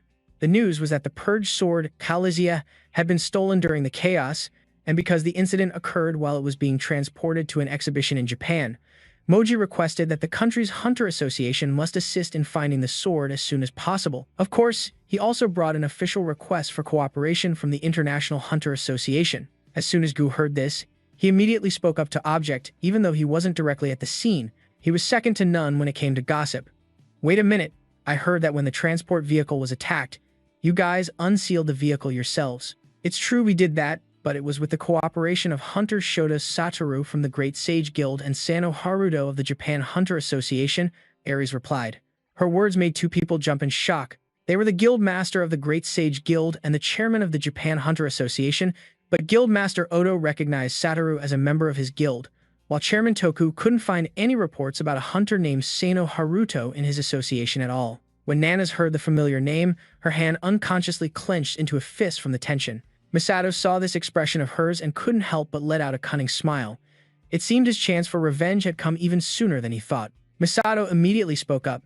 "You're talking about the person who bound the Bear King with the giant king spider's silk, right? On my way here, I also met him, and surprisingly, I too was convinced that he was a member of the Hunter Association. In that case, shouldn't we ask Hunter Nanas about this?" Moji once again pointed towards Nanas, because Misato had intentionally, as if by accident, mentioned that she and Haruto knew each other. Moreover, it was Nanas herself who had agreed to let him board the association's rescue helicopter. At the same time, the thief had brought his prize, the longsword Kalesia, back to his master. His master was Hosaki Takumi, a hunter with an attack-type class at level 301, and the guild master of the Black Guild, Blood Tower. Holding the sacred sword in his hands, Takumi couldn't hide his excitement. "So this is the sword that people say can raise its owner's level by 200. Perhaps it recognizes its master by fingerprint, huh? This is amazing. Spending hundreds of millions to stir up that dungeon was totally worth it," he muttered. At that moment, the thief finally realized that the person behind this whole affair was his own guild master. Just then, Takumi mentioned that the entire raiding party had been wiped out, with only the team leader remaining. He thought his boss was about to blame him, so he fearfully bowed his head. "I'm sorry. I ran into a weirdo during this operation, but please rest assured, he's definitely dead now." Takumi pondered for a few seconds, then tossed a bag of money in front of the man, saying that it was a reward for him and for his fallen comrades. Once this was over, he would be free to do whatever he wanted. The team leader received the money and thanked him profusely, but before he could even grab the money and leave, Takumi burst out laughing. "But this mission was a failure, wasn't it?" He flinched. "Huh, what are you talking about? This sword is only part of it. What kind of fool would sell it for just 1 million? You were also planning to make money off this sacred sword, you." He didn't know what on earth Takumi was talking about, but he knew those words meant Takumi intended to kill him to keep him quiet. In a panic, he grabbed the bag of money and tried to run, but the sword in Takumi's hand had already swung, and just in an instant, the living, breathing man in front of him was sliced in two. Because of this, the durability of the Kalesia longsword dropped by another 2 points, from 10 down to 8. Takumi clutched his head with a bitter smile. "Man, if this thing breaks before I can get it repaired, I'm in big trouble." Elsewhere, after a nightmare about the mysterious creature that had cursed him with this ability, Haruto woke up in terror. Before he could even calm down, something suddenly jumped into his arms. "Senior Haruto, you're finally awake." "You wouldn't wake up, and I was worried sick." It turned out to be that annoying kid, Satoru. Haruto felt the kid was just overreacting, but according to Satoru, the scene back then was truly terrifying. After Haruto finished off that monster, a huge pillar of light suddenly shot up from the sea, and boom, the shockwave threw everything into chaos. Just then, a man lying in the next bed, who overheard their conversation, sat up and asked, "Were you guys at the Bow-Wishing Bridge dungeon?" Only then did Haruto notice that both he and the annoying kid were wearing hospital gowns. It seemed they had been brought to the same hospital. After hearing the man's question, Satoru excitedly recounted the entire story to him from beginning to end. Haruto couldn't get on this kid's wavelength, so he got out of bed to take a little walk. "He may not look like much, but he's the one who saved you, Hunter Sanoa." Haruto stopped in his tracks. It turned out Sakabe was also in the hospital bed right next to him, though his injuries looked much more severe. According to Sakabe, Haruto had disappeared, and it was Satoru who insisted on saving him at all costs. He even pressured the Great Sage Guild's recon team. The incident caused a huge commotion. In the end, they found Haruto unconscious on the seashore. Haruto felt that something was off. Sakabe said Satoru had pressured the Great Sage Guild's recon team to find him. But could a mere dungeon access manager do something like that? Thinking back, Satoru's last name also seemed to be Shinoda, and the guild master of the Great Sage Guild is Shinoda Makoto. Could the two of them be related? No way. The thought had barely appeared before Haruto dismissed it. This is real life, not some drama with a plot twist like that. Meanwhile, at the headquarters of the Japanese Hunter Association, the situation was still very tense. Nana's, Chairman Toku, along with Moji and Ares, had gone into a private room to talk. The other two announced that after the transport vehicle incident where it fell into the sea, Haruto had died. There wasn't the slightest change in Nana's expression, which made Moji extremely suspicious. "You don't seem very surprised, do you?" he probed. "Well, hunters are still human. They can be on the verge of death at any moment." Nana's calmly lifted her coffee cup for a sip. Moji sighed, feeling that she and Haruto really didn't have any relationship at all. Regarding the proposal to cooperate in finding the sword, Chairman Toku had also agreed and promised to do everything in his power to support the retrieval of the Kalizia longsword. Ares didn't beat around the bush either, directly asking Toku for a few high-ranking hunters to help, as she already had a lead on the sword's direction. Because the Kalizia longsword is not a bound item, meaning an item that can only be used by certain people or a user who meets certain conditions, and it's engraved with a pattern used to identify the rank of Ares' wielder. Can sense and track that pattern, and she also knows that someone used this sword about an hour ago. Hearing this, Nana's frowned slightly. There was no prior information that they could investigate and track using that other mark. It seems this was the real reason they agreed to lend Haruto the sword. Ares continued, "The most important issue is the sword's durability, which was down to a mere 10 units. Because someone just used it, that durability has certainly decreased. If this continues, it will definitely disappear from this world." "Oh, so the only clue is to find your mother? Ares, you went missing during the Great Catastrophe 15 years ago, right?" Nana suddenly spoke up, and her words left the two people across from her completely stunned. "How do you know?" Nana's held up the file she had been flipping through, which was a classified dossier on Moji and Ares. "Do you think I became a captain just by luck? We also know that Precious Sword is a memento from your mother." As Nana said this, Ares suddenly shot to her feet, her previous arrogant demeanor gone. She bowed 90 degrees and earnestly pleaded with Nana's, "Hunter Nana's, please help me retrieve my mother's memento." After leaving the chairman's office, Nana's mind was filled with thoughts. She felt that Moji and Ares were still hiding something. Furthermore, she didn't believe what they said about Haruto because she knew he wasn't the type to die so easily. Suddenly, Nana's heard someone call her name. Turning around, she saw it was the guild master of the Great Sage Guild, Makoto. Not one for small talk, he must have sought Nana's out for a reason. And what Makoto wanted to say was to invite her back to the Great Sage Guild. After hearing him out, Nana's could only sigh and let out a sarcastic smile. The number of dungeons is increasing daily, yet the major guilds that are supposed to manage them are off, establishing their own private companies. They only care about their personal pleasures, focused on making money from the dungeons. As for this recent breakout, if it's traced back to the Great Sage Guild's negligence, the entire guild will have to take responsibility. That's why I won't be coming back. Besides, there's still a lot to do with the association, Dad. Now here's the big twist.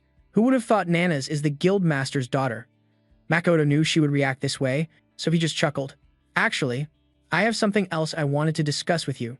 Before you leave, you should stop by the Central Hunter Hospital." The Central Hunter Hospital was where Haruto was recovering, and right now, he had snuck up to the rooftop to check his status. Regarding the dragon sword Kalisha, although he couldn't replicate the sword itself, he was able to absorb all of its abilities. This turned out to be a much better deal, because if Haruto had copied the sword, pulling it out in every fight would be impossible to explain. On top of that, the sword's unique skills are incredibly useful, especially that Berserk skill, which activated at the perfect moment. However, it activated right before he kicked the bucket, so he had to endure soul-crushing pain. But thanks to it, Haruto was able to finish off Kezia, that terrifying monster over level 400, in a single blow. Looking back, Haruto couldn't believe he pulled it off. After defeating Kezia, its shockwave was also absorbed by him and automatically converted by the system into the skills Frequency Resonance and Natural Wave. The giant King Spider's Silk skill also reached level 2, and the best part is that he can now use it, Frequency, Resonance, or Natural Waves simultaneously with this skill. Haruto never thought his copy and paste skill could reach a level where it could absorb and combine other skills. It was truly a blessing in disguise. After absorbing the Sacred Sword, he officially became a high-rank hunter at level 276, which was truly miraculous, because just a few days ago, Haruto was a good-for-nothing who couldn't break past level 30. Now, he had to find the bastard who stabbed him in the transport vehicle, almost killing him. Just as he was thinking about this, Haruto suddenly heard a familiar voice, loud enough to pierce his eardrums. "Why do you have to make people worry so much? I told you to run away immediately if the situation looked dangerous." Haruto recognized it was the hunter Nana's, a person who was always so cold and yet she was making such an expression. Haruto quickly hid to the side to eavesdrop on who she was talking to, and as a result, he then heard an even more familiar voice. "It's your fault, sis. It's your fault for not properly stabilizing the dungeon correctly." Nanas was so angry she was speechless, while Haruto was shocked by the scene before him because the person arguing heatedly with Nanas was none other than Satoru. More importantly, he even called her sis. Come to think of it, both of their surnames were Shinoda, but he never expected them to be actual siblings. Nanas and Satoru had a huge argument, and it was then that she remembered Haruto. So, is Hunter Sano safe too? Where is he? How should I know? Go find him yourself. Hearing his name, Haruto instinctively tried to run away because he was afraid that Nanas was here to settle the score after discovering he had faked being a member of the association and tried to steal the sword. So, Haruto decided to turn and run, but before he could take 2 steps, he ran into a chest as hard as a rock, nearly breaking his nose. "Looks like you're still alive and kicking, Chang Ha, you sword thief." The person standing in front of Haruto was Moji. The 3 words, "you sword thief," he even emphasized especially, which was enough to show the extent of Moji's fury. Moji immediately grabbed him by the collar and slammed him hard against the wall. He was furious that Haruto had successfully led him by the nose with his fake association member identity. Haruto really wanted to explain that it was all just a misunderstanding, but Moji gave him absolutely no chance to speak.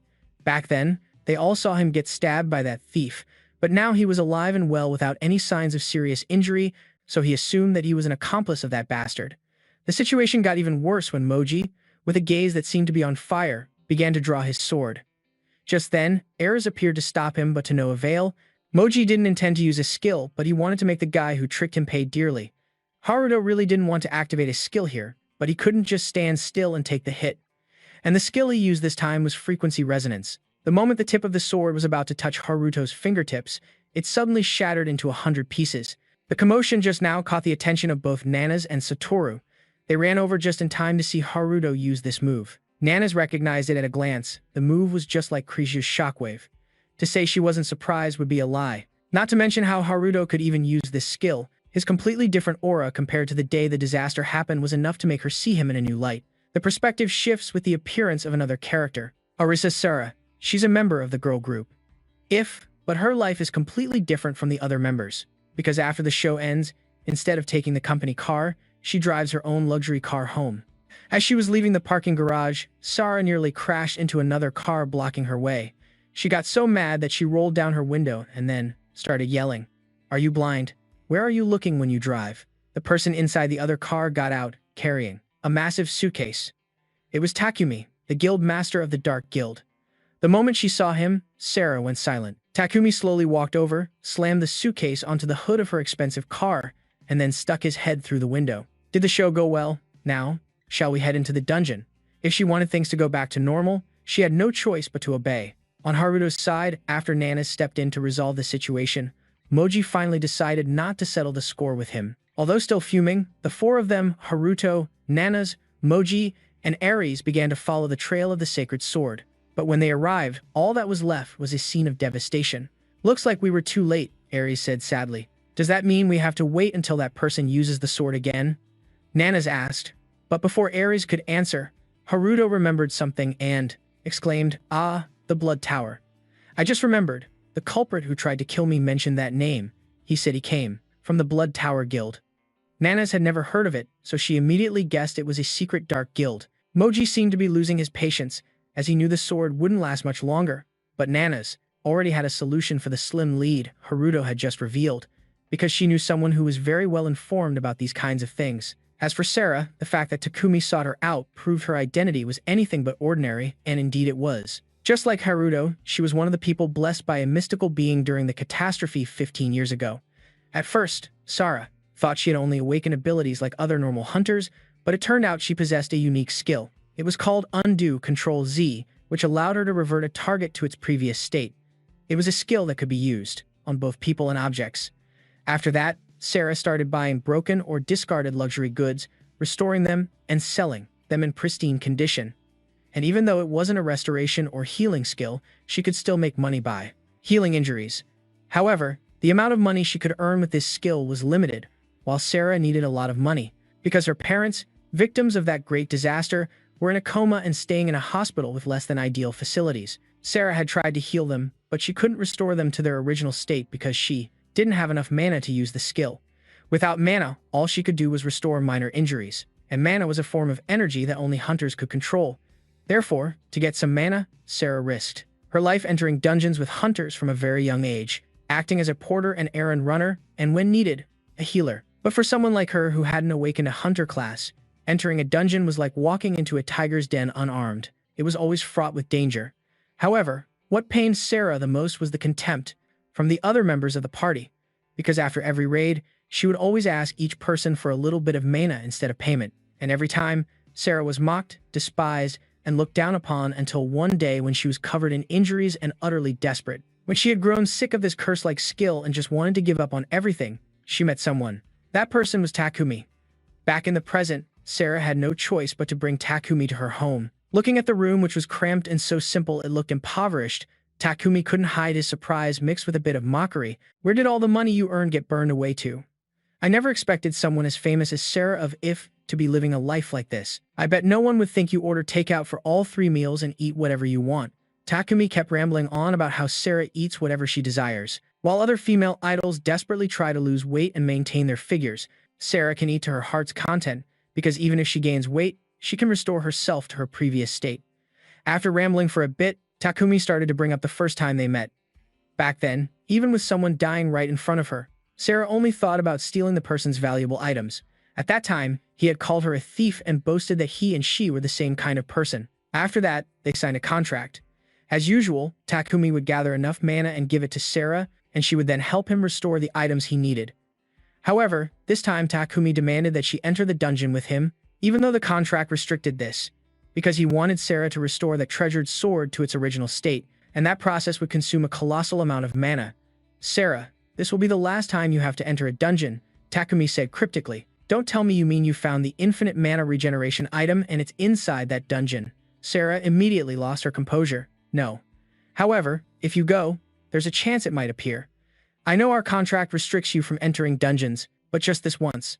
Enter the dungeon with me. This will be the last time and the reward will be worth it, right?" Returning to Haruto's group, the person Nanas had just mentioned as knowing all the information was none other than Masato from the future guild. Although she really disliked the guy, she still had to take Haruto there. On the way, he found it very confusing because logically, the two guilds always competing for the #1 spot in Japan, Moss and Great Sage, should be the ones with more information. They only have expert knowledge on dungeon clearing and management, whereas Masato knows a lot of other inside information. And just as expected, he really did know about the Blood Tower Dark Guild. It all started with the Giant Ogre's Heart, an item known for its ability to grant infinite mana regeneration. It's a very rare item that appears in the Ogre's Snow Mountain dungeon and only drops after defeating the hidden monster, the Giant Ogre. In order to search for that item, the Future Guild mobilized a massive reconnaissance team to gather information, and during that time, Future encountered the Blood Tower Dark Guild that Haruto mentioned.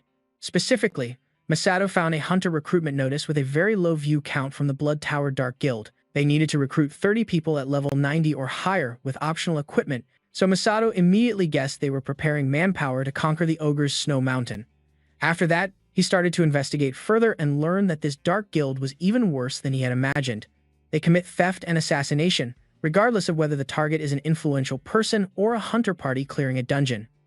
And because they are a Dark Guild, they also don't care less about being scorned by others. Haruto listened intently to Masato's words about the so-called item that could infinitely regenerate mana, which he didn't need since he had that ability too. But it was indeed an eye-opening item. According to Masato, someone clearly wanted to monopolize it, and if someone truly possessed this item, then what did it have to do with the longsword Kalizia? At first, Haruto thought they stole the sword to defeat the giant elf, but the sword's durability was clearly low, and it couldn't be swung many more times, so he quickly dismissed this theory. After a discussion with Masato, Nanes concluded that the Blood Tower Guild was targeting the giant elf's heart. That's why they wanted to form a team to clear the giant elf's Snow Mountain dungeon, but this time, Ares spoke up in protest. She didn't think it was logical, because ever since that hidden dungeon was discovered 15 years ago, no one had ever found that item. "How do you know?" Haruto asked. "I can't go into specifics, but I was once very interested in this dungeon and researched it myself. After all, the giant elf's Snow Mountain is still a notorious dungeon, known for its difficulty, and it has been listed as one of the classic dungeons that hunters avoid at all costs. A few hunter groups occasionally search for hidden dungeons, but they've all given up on this place. What could be in that dungeon that would make veteran assassins form a team to conquer it?" Masato revealed a cunning smile, seeming very interested in this matter as well. When do they depart? Haruto asked again. Masato shrugged, indicating he didn't know for sure since the hunter recruitment was already over, so they might have already left a long time ago. Haruto gritted his teeth in anger. It seemed the enemy had planned this long in advance, which is why they orchestrated the sword theft so precisely. Since there wasn't much time left, Nanase demanded they head to the giant elf snow mountain immediately. Coincidentally, the future guild had a specialized assault team that could depart right now. When she mentioned this team, Masato's expression immediately changed. Who told you that? We don't have one. But I heard that the future guild has an on-call assault squad, and that squad is on par with the Hunter Association's assault team, right? Masato shook his head repeatedly. This girl really could dig up anything, but he didn't want to get involved in something that didn't concern him. Besides, inside that dungeon, the weather was extremely harsh, so why would he have any reason to send his own troops into a place like that? And then, by some twist of fate, Nanase still managed to force Masato to dispatch his troops, and what's more, he himself had to go with her. Right up until the moment they faced the army of level 40 stone golems, Masato still couldn't understand why he was in this god-forsaken place. These stone golems weren't actually that strong, but they had to destroy their cores to finish them off for good. If not, they would just keep regenerating, which was quite troublesome. Masato's troops fought valiantly, but the enemy kept regenerating, so he still had to step in himself. Masato's magic was no joke. He could stand in one spot and use his wand to make all the stone golems explode, causing their life cores to fly out. His soldiers just had to smash those cores before the stone golems' bodies could regenerate. Haruto had, witnessing this whole scene, I have to say that even though Masato seems arrogant and unlikable, his power is truly impressive. Honestly, it doesn't hurt to let him be the hero for a bit, as long as those stone golems are dealt with quickly. According to Ares, after entering the elf's Snow Mountain dungeon, they have to eliminate as many stone golems as possible, because that's the condition to encounter the mid-boss, the Snow Mountain Golem. According to her previous research, this dungeon is a sensor-type dungeon, different from a normal one, which is usually divided into zones like a mob zone, a mid-boss zone, a main boss zone, or a final boss zone. In a normal dungeon, if hunters know the way, they can go straight to the final boss area. However, in a sensor-type dungeon, the condition for the next area to appear is a formula, like a plus. B plus C equals D, which means they have to finish farming the mobs to unlock the mid-boss area, and so on. And if even one of the necessary conditions isn't met, the remaining areas won't appear. Ares suspects this is due to the influence of the Great Disaster from 15 years ago, which messed up the dungeon's processes, so that's also the reason why the hidden dungeon inside the elf's Snow Mountain has never reappeared until now. To be honest, Ares is also not certain about the condition for the mid-boss to appear, but after careful research, she feels that farming the most mobs is the most viable method. Plus, they also have to hurry, because if the reward item from that monster is the key needed to open the next area, then the Dark Guild members are definitely targeting it too, so they need to get the key to the hidden dungeon before them. Haruto couldn't care less what the Blood Tower's purpose is, but he is determined to retrieve the longsword Kalesia to return it to Moji and Ares, so he also starts to join the fight against the stone golems. This time, Haruto decides to use the giant Spider King's silk combined with a special move Shockwave. The spider silk binds the stone golem's legs tightly, while the shockwave shatters them into small pieces, watching Haruto deal with these mobs with relative ease. Masato's soldiers are surprised when they see him using the giant Spider King's silk from a low-level dungeon. They never expected that something seemingly useless could possess such incredible power. Ares isn't slacking off either. She and Moji team up. One uses magic to separate the stone golem's cores from their bodies, while the other neatly shatters all the cores with a sword. Among the stone golems, there are some that are even larger and more aggressive. When Masato's army can't do anything to them, that's when Nana enters the fray. The power of Japan's top 5 hunter is not just for show. Just like Haruto, she was also rewarded with Kezia's shockwave skill, because she was the one who dealt the most damage at the time. With just this one move, Nana effortlessly took down the giant monster. Is everyone alright? Nana glances around. It seems no one is injured. Yes, we're fine, thank you, Captain. It seemed like nothing special. But then Nana suddenly spots a familiar back. Very familiar. This person, despite being covered from head to toe, was eventually recognized by her. It's none other than her pain in the neck, little brother, Satoru. Wait, how did you get here? Nana snaps. Satoru doesn't back down, and immediately retorts, Oh, what? Am I not allowed to come? I came here as a member of my senior's team. Him, your senior? Nana's asked skeptically. It turns out that back at the hospital, Satoru had thrown all sorts of tantrums to get Haruto to take him along, including lying on the floor and flailing about. Satoru even used the excuse that Haruto had a terrible sense of direction and might get lost in the dungeon. To prove he was useful, even though Haruto wasn't going alone and obviously wouldn't get lost, the kid threw such a massive fit that he ultimately had to agree. Besides, the boy was also great at navigating, so he might actually be useful. After hearing Satoru explain that Haruto himself had agreed to let him come, Nana's could only hold her head and sigh. What was Hunter Seno thinking? He's a low-rank hunter himself. Who can he possibly protect? She mumbled. Unexpectedly, her little brother overheard her, and Satoru immediately retorted, "Don't look down on Mr. Sano. I saw it clearly back then.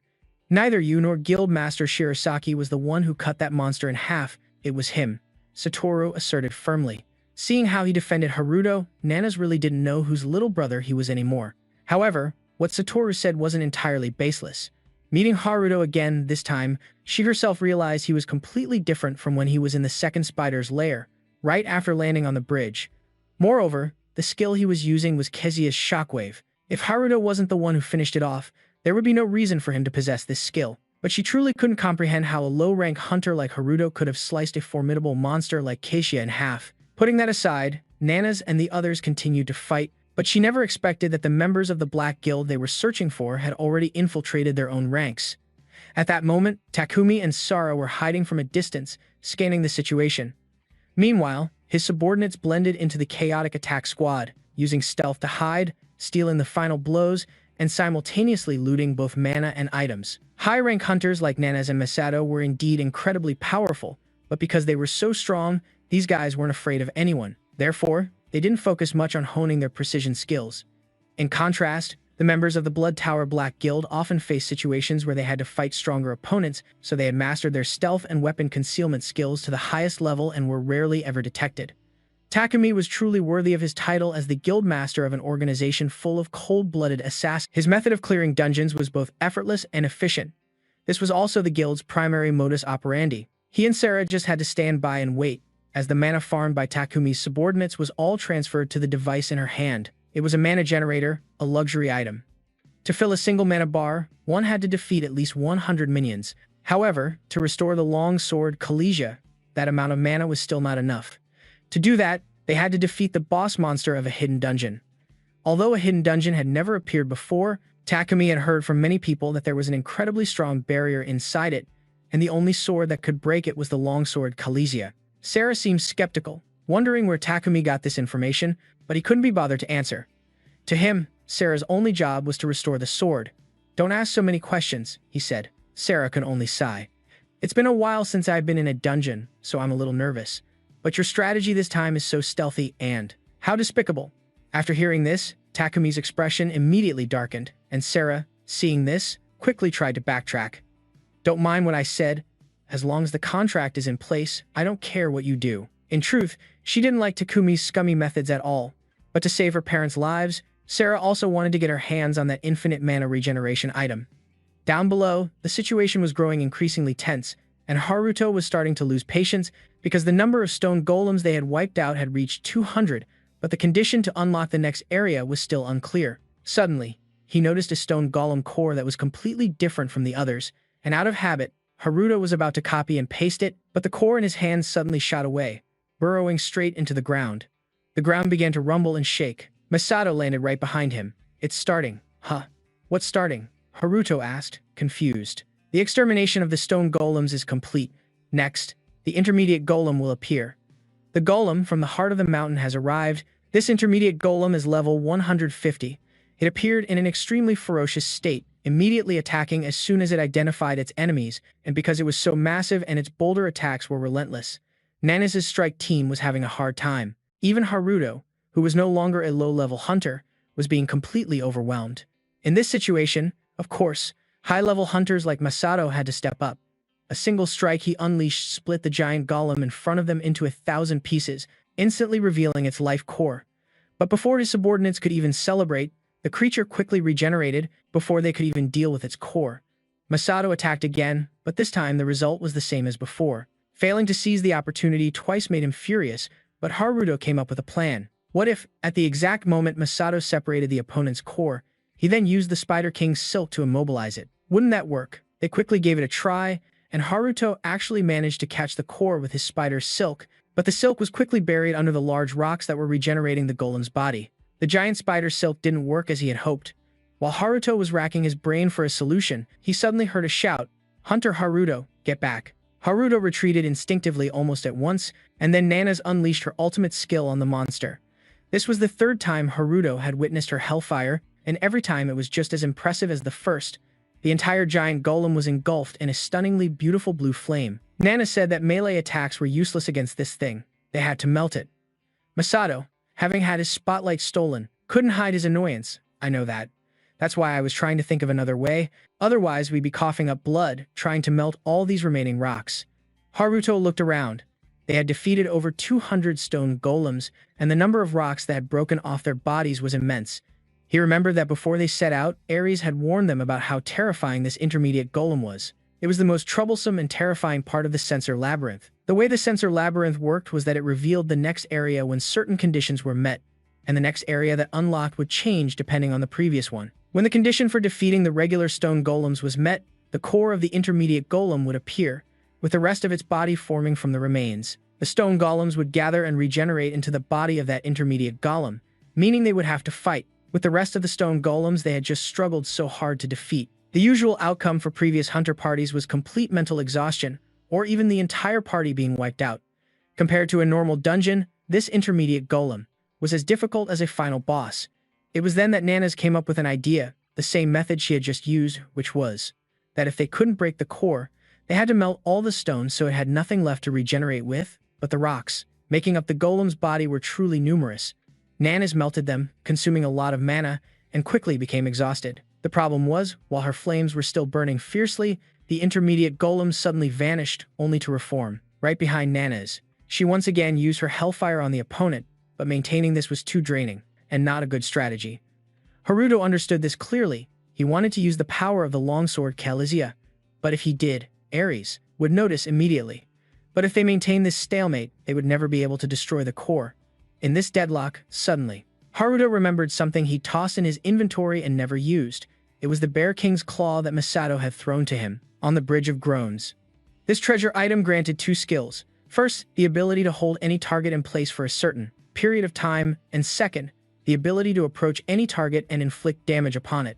Haruto smiled in satisfaction. This was it. The key to breaking this stalemate was right here. He immediately used his copy and absorb skill. The first skill was loaded into Control V, allowing Haruto to bind the target more tightly when using the giant King Spider's silk, while the second skill was loaded into Control C, allowing him to pierce the target, absorbing 15% of its HP and MP. After acquiring the new skills, Haruto eagerly charged forward, hoping everything would go exactly as he wished. Meanwhile, Nana's was still sticking to her plan of melting the golem's body. Moji and Ares both looked quite concerned, because no matter how skilled a hunter Nana's was, if she kept unleashing hellfire like that, her mana would soon be depleted. Under the effect of the blue flames, the golem's body began to disintegrate. Nana's once again used her hellfire to add to it, but this time it backfired. The golem went berserk and charged at her, wanting to counterattack. The hellfire was no longer effective, which meant Nana's mana had reached its limit. However, before the intermediate golem could even touch Nana's, it was tightly bound by Haruto's spider silk. This time, he used an exceptional amount of spider silk, wrapping it tightly into a giant cocoon. Nana's, save in the nick of time, was overjoyed and shouted Haruto's name. At that moment, Masato couldn't hide his astonishment. His reaction was just like everyone else's. They couldn't believe the giant king spider's silk could be this effective. Seeing him dazed, Haruto shouted a reminder. Guildmaster Shirosaki Masato, please attack again. Being called by his full name, Masato was startled. Huh? But didn't you? See, attacking is useless. It'll be different this time. I can stop the core from moving. We don't have much time, so hurry up. Haruto said urgently. Being ordered around by him, Masato gritted his teeth in anger, but in the end, he still unleashed his magic to attack once more, along with a threat in case Haruto failed, or he would give him a sound beating. Masato's magic pierced through the thick layer of spider silk, destroying the body of the intermediate-level golem. Large rocks scattered in mid-air, and its life core was exposed. Haruto seized this opportunity, using his spider silk, the ultimate version of his giant king silk, reinforced with the claws of the intermediate king bear. locked down the core, and this time, his plan succeeded. Not only Masato, but even Nana stared wide-eyed at this scene, but thinking back every time they fought a boss. Haruto was always there at the crucial moment. It turned out she really couldn't keep looking at him as just a low-level hunter anymore. Using the King Bear's claws was a strategy that only a hunter like Sano could come up with. Ares was also full of praise, and the attack team cheered continuously upon seeing this miraculous sight. It seemed that besides Satoru, no one else believed that Haruto and his seemingly useless spider silk could perform such a miracle. In contrast to their joyous celebration, Takumi and Sarah looked as if they were choking. He immediately ordered his subordinates to stop, collecting mana to accelerate the plan and begin the operation. After putting on his mask, Takumi ordered all of them to get into position, ready for battle. What's going on? Is the situation so serious that you have to step in yourself? Sarah seemed alarmed. That's right, because of that strange guy. Getting the key from the core might be a bit more troublesome. You should also get ready, Sarah. After receiving the order, Sarah quickly stood up on the white snow. Satoru, at this moment, was using his stealth skill, hiding behind a large tree to observe, and he began to wonder to himself, what should I do? It looks like the one who seemed to be the leader has left. What is that girl planning to do with all the mana she collected? Should I report this to my senior? Just then, Haruto handed him a stone and said, "Take this. It's a high-level stealth skill." Satoru was surprised. What? Are you sure it's okay to give me something so valuable? He scratched his head and declared, "This job is that important." Satoru's jaw dropped in surprise. An important job. His expression turned serious. Shota Satoru, this time you don't need to fight the monsters. Instead, use your stealth skill to follow them. If they find a hidden dungeon, let me know immediately. We're going to hijack their plan. Remembering his words gave Satoru more courage. He thought of Haruto once more and reassured himself. That's right.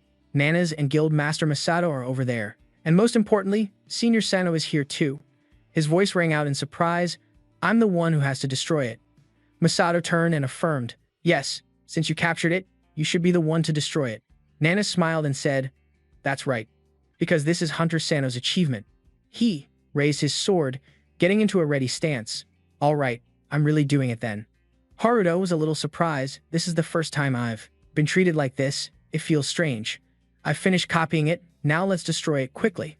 Then he plunged the tip of his sword straight into the red orb, causing it to crack. The orb immediately shattered into tiny pieces and vanished. A notification message appeared briefly. Mutated Golem has been defeated. After that, a series of level-up notifications appeared around him. Next, another system notification appeared. You have received a reward item for destroying the mutated golem's core. A golden key appeared, falling into Haruto's palm. It was the key of the sealed heart, which opens the door to where the giant golem's heart is sealed. He held the key up high and shouted, I got it, the key to the hidden labyrinth. I'm so happy for Haruto. I never thought I'd see it with my own eyes. How does it feel to be one step closer to your mother? Ares looked confused. It's just a key. The real challenge is just getting started.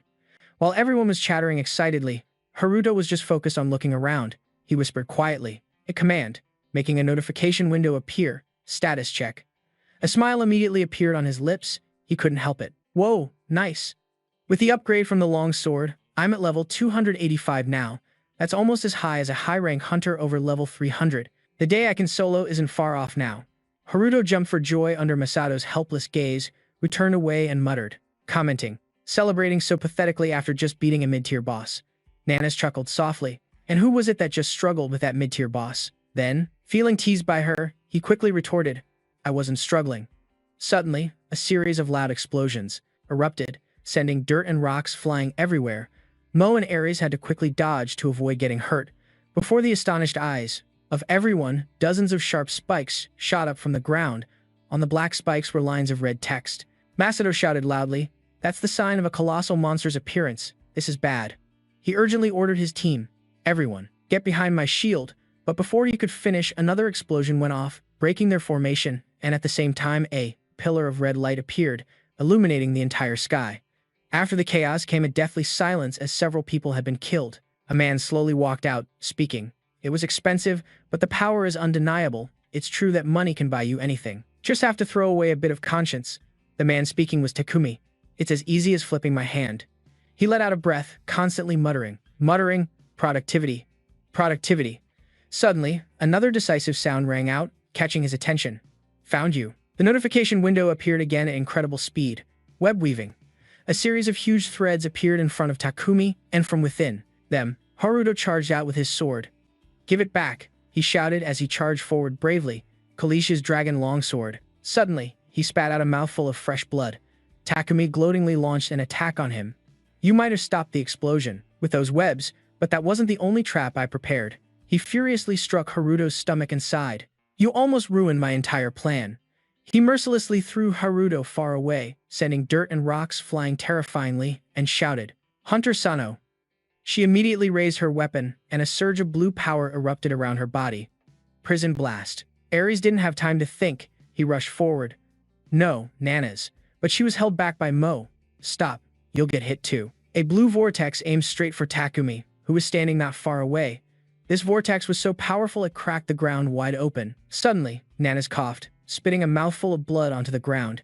She planted her spear into the ground and collapsed, coughing dryly. Masato looked over and hurriedly ordered, "Hunter Sonoda, what's wrong with Nana's?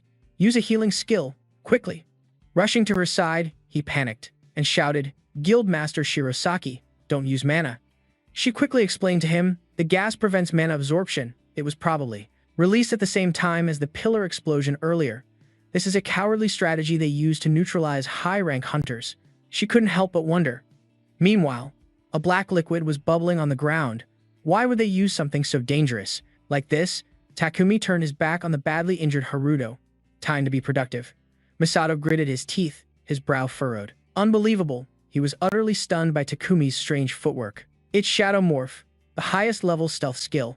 Wasn't that skill supposed to have been eradicated by the previous generation of hunters because it was too dangerous? How could he have it? Takumi calmly turned his head, looking around without a word, when he suddenly noticed the key that had fallen right next to Haruto. Next to Haruto, he slowly picked up the key in silence. A small notification appeared. The key that seals the heart had transferred to the current owner. Takumi let out a soft laugh. Mission complete. However, he didn't seem very satisfied. He quickly grabbed the boy by the collar, and Takumi growled, a red light flashing on his mask. "We have to kill him right here." Haruto managed to say mockingly, "I was just thinking the same thing." The man was momentarily surprised. What? He's still conscious?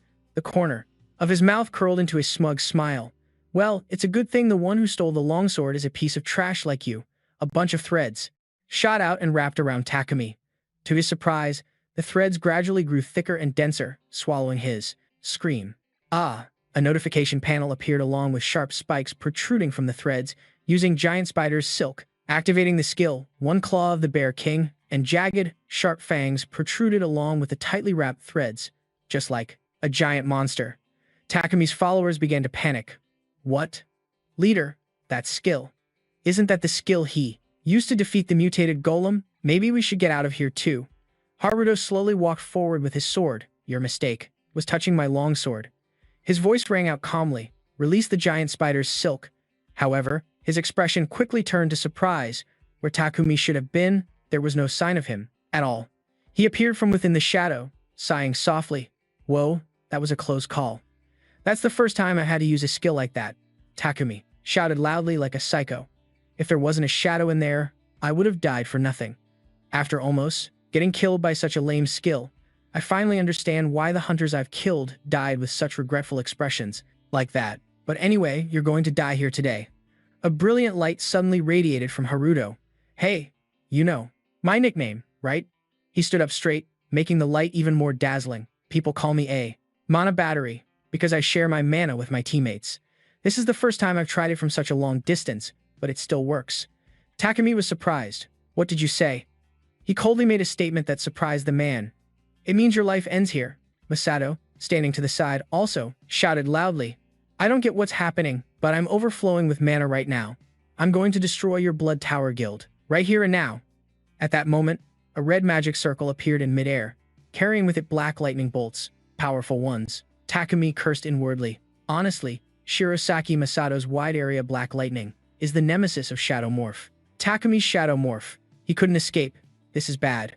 He quickly turned his head to the side and ordered, "Arita-Sara, do it, reverse it." Her response was a mysterious green light. Then the mana potions resting on the ground quickly had their caps open all at once, and they became pillars of light converging on a single point under Sarah's manipulation. She gritted her teeth, trying to reverse it as her leader commanded. A notification panel appeared, issuing a command, reset and restore. The golem's snow mountain labyrinth to its original state. The stone fragments gradually dissolved as if time itself was reversing. A notification announced the dungeon was resetting and returning to its original state, and the whole world suddenly began to shake violently. Whoa, what's suddenly happening?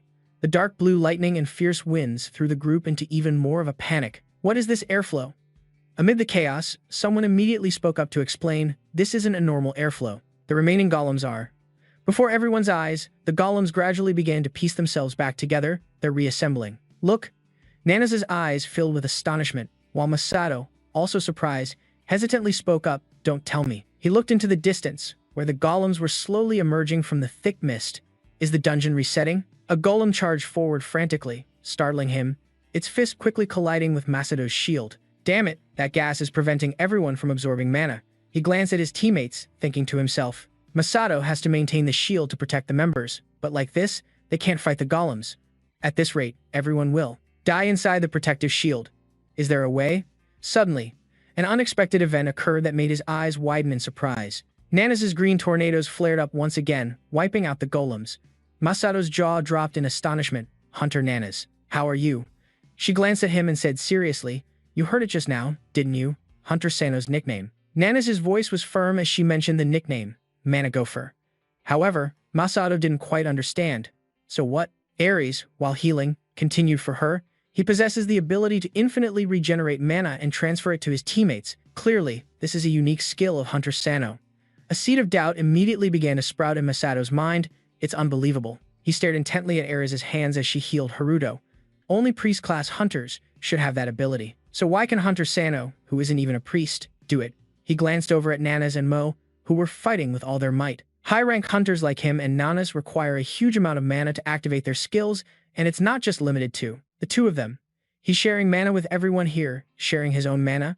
In such a short amount of time, Masato gritted his teeth. Infinite mana regeneration? I've never heard of a unique skill like this before, but if it's real. Then his mind began to race with his own calculations.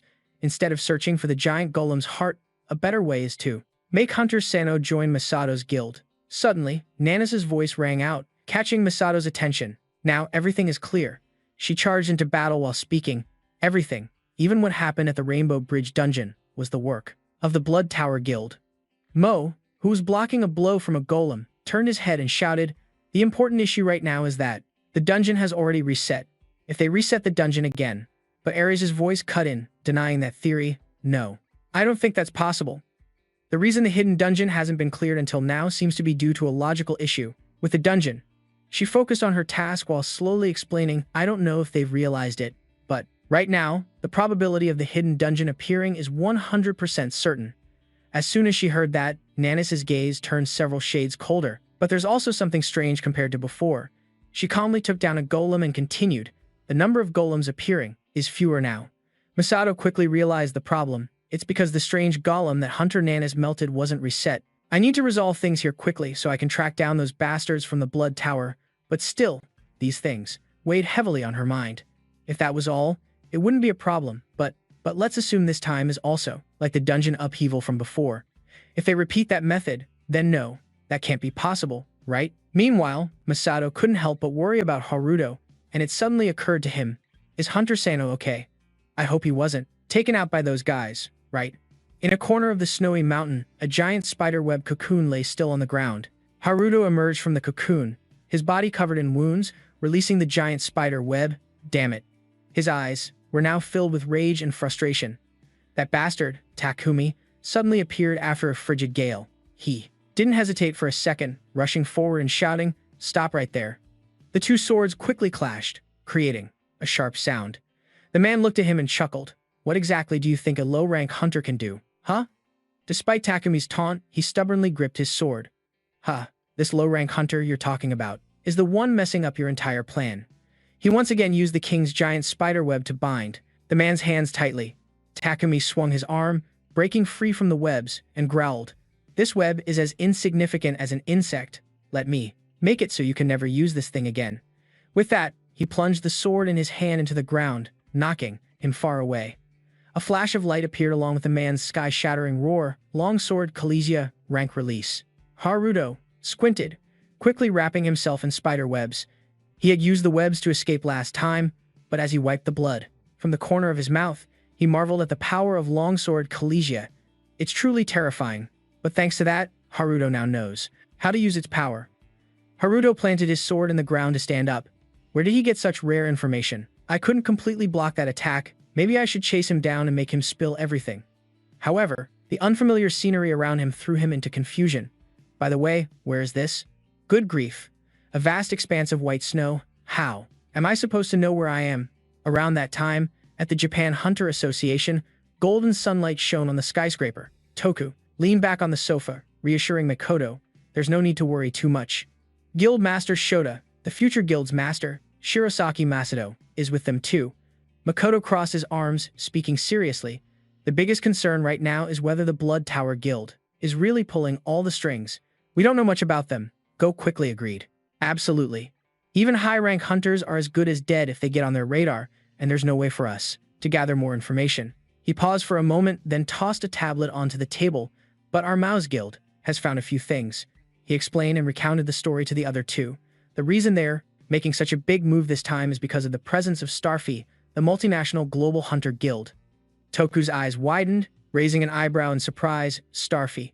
Even Makoto, sitting next to him, couldn't help but be curious. Why would a world-class guild like that be in a small place like Japan? And involved with a dark guild, no less. Go lowered his head, his voice a few shades deeper. It's hard to imagine what the scene inside the dungeon is like right now. However, 15 years ago, during the Great Disaster, only a dungeon collapsed. He recounted the terrifying scene from back then with a slightly trembling voice. When the golems managed to escape, they were more horrifying than the demons of hell. He paused for a moment, then continued. The one who sealed the Golem Snow Mountain dungeon at that time was one of the world's strongest priestesses, Nishihara Tomoka from Japan. Makoto rubbed his chin in agreement. Yes, if Hunter Nishihara hadn't sacrificed herself back then. Go looked directly at the other two and discussed seriously. The heart of the giant golem was sealed in a hidden dungeon, and to this day, it remains a fatally attractive item to everyone in the world. He thoroughly explained the operating principles of those two guilds. Both guilds are the type to use any means necessary to achieve their goals. I'm not surprised they formed a team to conquer the Golem Snow Mountain. Besides, Ares Hill from the International Hunter Association is Nishihara's daughter, right? Makoto quickly spoke up. We all understand this clearly. So, aside from the matter of the Collegia Longsword School, she also had a plan to investigate the death of her mother, Hunter Nishihara. However, Go denied it. No one has ever acknowledged the death of Hunter Nishihara. This made the other man even more surprised. What did you say? Hunters who go missing in a dungeon and whose bodies are not found are all declared dead, right? Yet you're saying someone who's been missing for 15 years still hasn't been officially declared dead. Go picked up his tablet, glanced at a list, and replied, there were survivors that year. A hunter who returned from that dungeon about 5 years ago also claimed to have seen Hunter Nishihara. Makoto's eyes widened. He asked back in surprise, what? Is that really true? The man affirmed in a low voice, because Starfield has blocked the news, it's hard for us to know for sure, but at the very least, this is the truth. The interesting thing is that in that dungeon, there are countless. Suddenly, a young man burst through the door and shouted, Sir, Chairman, something's happened. Go turned his head irritably. What is it? We are in an important meeting. The young man grabbed the remote and stammered. Right now, the dungeon break is. As soon as the TV was turned on, the roar of a golem could be heard. The reporter at the scene was hiding behind a wrecked old car, speaking rapidly. Do you all see this? A dungeon break is currently in progress. His voice grew more urgent in the face of the current chaotic situation. Right now, it's happening right in the city center. This whole area is filled with panicked screams and the sound of crumbling buildings. The moment Ghost saw it, he couldn't help but grind his teeth in anger. Those are the golems from the Golem Snow Mountain dungeon. Impossible. Could it be that the dungeon that was just recently conquered has collapsed? What the hell is going on? Meanwhile, inside a dungeon, a group of people was trying to cross a blizzard. Sarah looked at Takumi, who was clutching a piece of paper in his hand without saying a word. Finally, she spoke up. Is there a problem with the plan? This is the first time I've seen you injured, Kurosaki. Do you need me to heal you? The man glanced at her with a challenging tone. If you're so curious, why don't you check for yourself? Takumi said as he tore it in two. Sarah's eyes widened. This is it. The entire group stopped in front of a large gate as the man calmly announced, the hidden dungeon of the Golem Snow Mountain. Sarah, meanwhile, was gazing at the gate, mesmerized. She could finally collect the heart of the giant golem. Takumi led the group aggressively across the precarious suspension bridge that spanned between the two mountains, while Sarah watched intently. Using his stealth ability, he stood quietly in a corner, carefully observing every detail until the entire group had passed. He then slowly moved to follow them, tailing the target who had already approached a mysterious cave at the end of the bridge, a place where Takumi's group was just a stone's throw away from entering. This made Satoru unable to hold back his surprise, muttering to himself, "Ah, so this is the hidden dungeon." The people following him also had their faces covered, carefully concealing their identities. After taking a few steps, they felt that something wasn't quite right, and reached out to gently examine the barrier. Suddenly, a sense of unease grew within him, and he immediately reported to the guild master, "There's some kind of barrier here." Hearing this, the guild master also slowly approached, lightly touching the barrier and thinking to himself, "Starfield truly lives up to its name as a world-class guild. Their information is unbelievably reliable." A memory surfaced in Takumi's mind, and he thought, this must have been sealed 15 years ago by a great mage and the strongest hunter, Nishihara Tomoka. Moreover, it was something he had always cherished with a lifelong desire to obtain it. The giant golem's heart from the hidden dungeon. Just thinking about it, his eyes narrowed with determination, and then he suddenly called out to everyone. Next, Takumi didn't forget to instruct them, "Prepare to break the barrier carefully. Don't let your guard down and stay alert of your surroundings." Everyone obeyed, responding crisply, "Understood." After giving his orders to the group, he turned to the woman and commanded, "Sarah, revert the long sword field settings." However, before Arita Sarah could even react, his gaze turned sharp, and he frowned, saying, "Wait, it seems a little rat has been sneakily following us." These words only confused her more, leaving her standing there bewildered.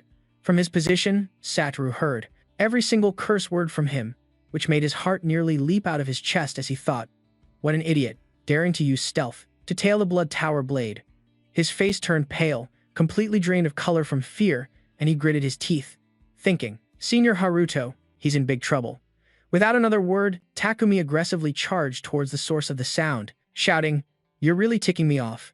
The Weeping Rabbit of the Snow Mountain, a golem that lives near the mysterious narrow tunnels of the Snow Mountain, a level 30 golem. A rabbit-shaped monster that is always hungry and aggressive. Defeating it yields a mana stone. This couldn't help but surprise Haruto, who exclaimed, "Huh?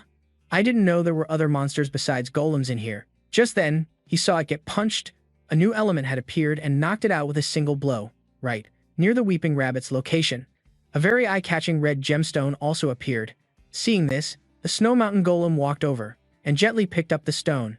Then, for some unknown reason, it suddenly ran quickly towards him, its face full of innocence, and its eyes affectionate, as if it had a question that needed answering. Haruto knew just by glancing at it, and patted its head, asking, "Are you asking if you can eat that stone? Go ahead, little guy." After receiving permission, the golem of the Snow Mountain popped it into its mouth and chewed happily, making him let out a sly chuckle. "I've already copied it anyway." At this point, Haruto clenched the treasure in his hand and marveled. Who would have thought that the core of a variant golem would have this ability? The core of a variant golem can create a golem by pouring mana into it. Skill 1. Create a level 1 golem. Exactly as the user imagines it, the second skill can create a level 1 transformable golem armor, and the third skill allows sharing of reconnaissance and scouting abilities with the created golem. The higher its level, the farther the user can control the golem. His joy at this moment was so immense that his smile became twisted and distorted. I was a bit disappointed when I realized I couldn't absorb any skills with copy and paste, but this item is also fantastic. If the core can create a single golem, then what happens if I copy and paste it? Haruto's face beamed with a wide, toothy grin, thinking to himself, "Now I can easily create an entire army of golems. This is absolutely amazing. It means from now on I can enter dungeons without needing a party." But the way it was looking at him left him a bit baffled. The Snow Mountain golem can reach level 10, can freely change its shape and form, and shares its senses with its master. Moreover, Haruto was a bit concerned, since it was only at level 1. I wonder how big it will get when it reaches level 10. If it gets too big, that could be a problem.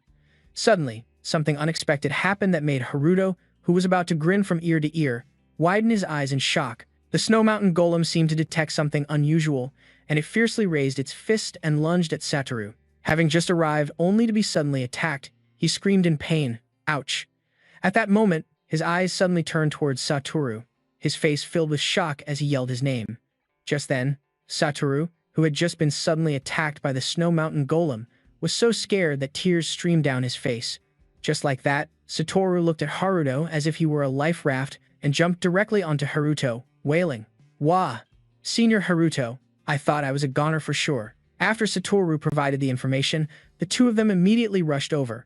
Haruto couldn't contain his anger, yelling, "Damn it! Have those bastards from the Blood Tower found the hidden dungeon?" Well, in reality, he thought this was actually a good thing. Seeing Satoru suddenly caught up in this mess, he couldn't help but feel guilty and blame himself, saying, "I'm sorry.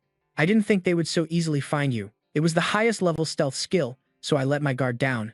However, Satoru immediately shook his head, denying it. "No, I was in a different location, so I was fine.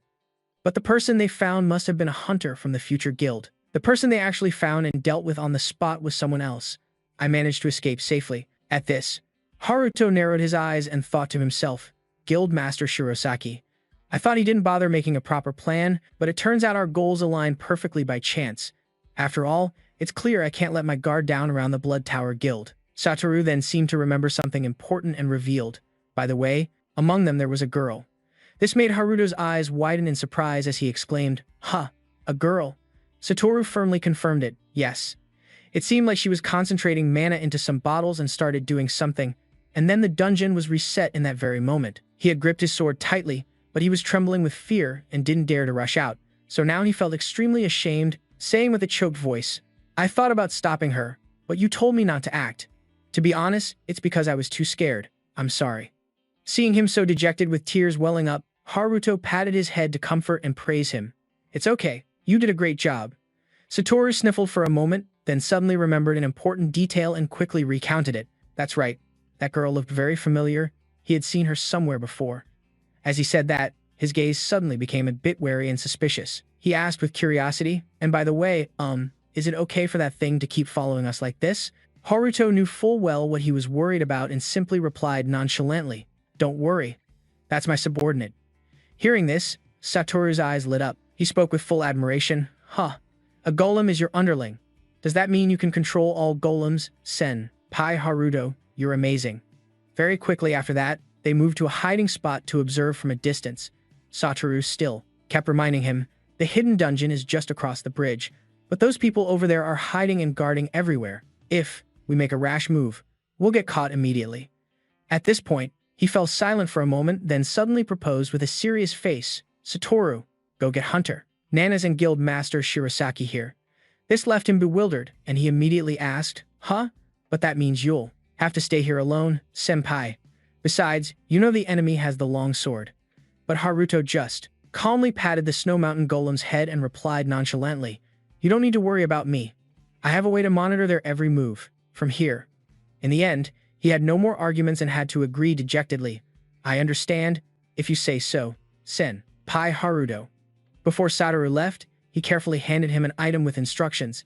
"Take this too," which made him ask with curiosity, "Is this the core of a transformation golem?" At that moment, seeing Satoru as excited as a child, he couldn't help but shout, "Is it for this golem?" This startled it, making it glance at him. Just as expected, Haruto just gave him a few more important instructions. "From now on, it will be your subordinate. You like it a lot, right? Don't be fooled by its appearance. Its combat ability is quite high, so it will be pretty useful." He was so happy he could cry, asking in disbelief, "Again, just to be sure, senpai Haruto, are you really giving me such a valuable item?" This made him feel a bit exasperated as he replied, "I guess so."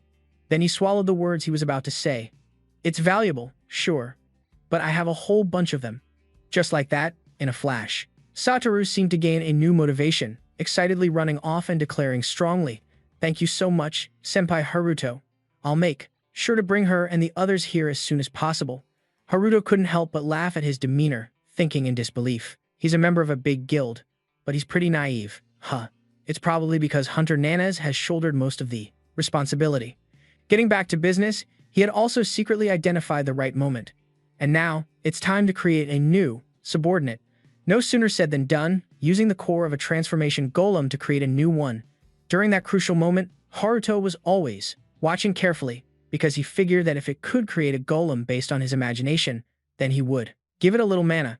Finally, after a period of waiting, this golem began to undergo a powerful transformation, while Haruto remained engrossed in his observation. Just a moment later, the system issued a notification. Transformation Golem Core, Skill 3, can share reconnaissance and scouting abilities with the created golem. He couldn't believe it, his eyes widening in amazement, joyfully, exclaiming to himself, "Wow, this thing is top tier." With its reconnaissance and scouting abilities, the golem quickly flew to the place where Takumi was. As for Haruto's task, it was just to focus and observe carefully so as not to miss any important details. Through the transmitted images, he could vaguely make out a girl next to the guy, and then he realized it was that girl. Satoru wondered, what is she doing with the Kalesia longsword? Faced with this series of strange actions, Haruto couldn't look away for even a second, fearing he might miss something. Soon after, Arita Sera's action came to an end, leaving her looking bewildered, her eyes wide in contemplation. On top of that, the system issued a notification, Ctrl+Z, restoring the durability of the Kalesia longsword to its original state. Then, the information window for the longsword appeared, a sword forged from the soul of the dragon Kalesia. It requires level 30, adjusts the user's level to 200, and automatically applies, combining upon use. Unique skill, 2, a passive skill, increases the user's defense by 35%. Unique skill, 1, Bloodthirst, absorbs 15% of the target's stamina, vitality, and mana. The passive skill, unique skill, 2, Berserk, automatically activates when the user's HP drops below a certain percentage. All of the user's stats and level are doubled, including the user's exact level. Duration, 1 minute. Cooldown, 1 day. Just then, a moment later, the durability was displayed at 6%. However, that number quickly blurred as significant fluctuations began to appear. And yet, in just an instant, that figure became incredibly faint, then shot straight up to 100, a record-breaking feat. Along with it came a system notification. Ctrl+Z, the durability of the Kalesia longsword has been restored to its original state. Durability, 100%, a 94% increase. At this point, having completed the restoration process, Aridasara was too exhausted to stand and collapsed to her knees. Restoring a sword like that had drained too much of her strength, leaving her panting heavily from exhaustion. However, her reaction greatly pleased him, and he exclaimed in a voice full of praise, "Excellent!" Takumi's face couldn't hide his delight as he held the powerful sword, a cold smirk playing on his lips. All right, durability is no longer an issue now. Meanwhile, Haruto, witnessing this scene through his spy golem, couldn't help but widen his eyes in astonishment, thinking to himself, "You've got to be kidding me." The durability of the Kalesia longsword was completely restored. Can a skill like this actually exist in the world? Just then, a thought flashed through Haruto's mind. Wait a minute. No. If that's true, then that girl, she's just like me, a possessor of the system's gift curse. A number 6 slowly appeared, flashing in a jarring red color, before quickly changing to the number 100, its cold, glaring red color signaling a game-changing transformation. The system, after reaching 100, immediately turned green.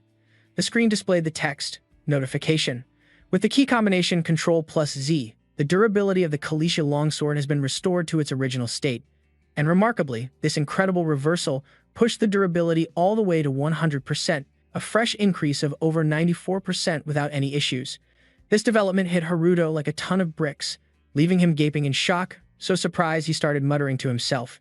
He couldn't believe it. I never thought there was someone else besides me who's also bearing the same curse. It was hard to tell what he was feeling right now. On the other side, Nana's was growing weak from the cold and exhaustion.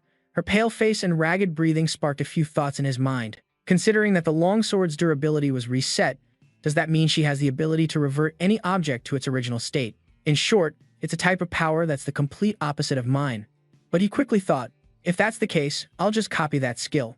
The blizzard was intensifying, and Haruto was also growing tired. He couldn't delay any longer, yet he still hesitated. But can I really copy it? I wonder if I can acquire the skills of others. I'll have to find out. If asking for help is useless, the sky will still be white with snow. The only thing he could see now was the striking red of Nana's coat. With great determination, Haruto told himself that he had to make her his ally. Both of them were exhausted, but that guy Takumi wouldn't let them rest for long. With unconcealed killing intent, he growled in a low voice. The time has finally come for me to destroy the sealing barrier of the hidden dungeon. As soon as he finished speaking, his sword plunged forcefully into the hidden dungeon's barrier. Like the seal itself, the scene before them was bizarre enough to make one's skin crawl. In the bone-chillingly cold landscape, there was only a blazing red area like the barrier Takumi had created, like a separate world that no one could touch. That barrier was like a writhing centipede, coiling together like chains, forming a tight bond. It was difficult for anyone to enter, let alone think of escaping. Its terrifying power made Nana's feel a searing blast hit her straight in the face. She screamed in pain and quickly used her hands to shield her face. As for Haruto, he also recognized the source of this incredible power. His deep-set eyes reflected the only source of light coming from Takumi, and he realized with a shock that it was the barrier of the hidden dungeon. Ignoring the two bewildered people, Takumi arrogantly held the key, unable to hide his smile. He muttered, "If it weren't for the information from Starf, we would never have been able to break the barrier with this key." He slammed the sword into the center of the barrier, speaking as if recounting and boasting of his achievement. It was created 15 years ago by the great mage hunter Nishihara. That's why this sword is necessary to even hope to break the seal. Nana's tensed up and asked loudly, "What do you mean?" Takumi slowly turned his head, gave a savage smile, and said calmly, "The original owner of the sword was Nishihara's husband, Frederick Hill. He went missing in this dungeon 15 years ago. The hunter Nishihara established a barrier that could only be broken by her husband's sword, so that all other people would have no way to enter." Everyone was stunned by this information. Really? Nana's, and perhaps Haruto as well, both thought the owner of the long sword is the world's top-ranked hunter, the sword master Frederick Hill. His wife is the great mage Nishihara Tomoka, and their daughter is Miss Ariso. So that's why she was so obsessed with that sword. Takumi couldn't care less what the two of them were thinking. He was in a great hurry to break this barrier seal. He plunged the sword forcefully down into the barrier, shouting, "All right, let's break the seal. Now." With that, he yelled, "Long sword Kalija, release your power." At the same time, he poured all his energy into opening the barrier. The barrier immediately unleashed a suffocating torrent of magical energy. The earth and rocks seemed to be swept up by that immense power, shattering into pieces. That deathly red color felt like a sea of blood, drowning all the faint life around it. The small birds that had bravely endured the cold blizzard were now incinerated by that searing red glow.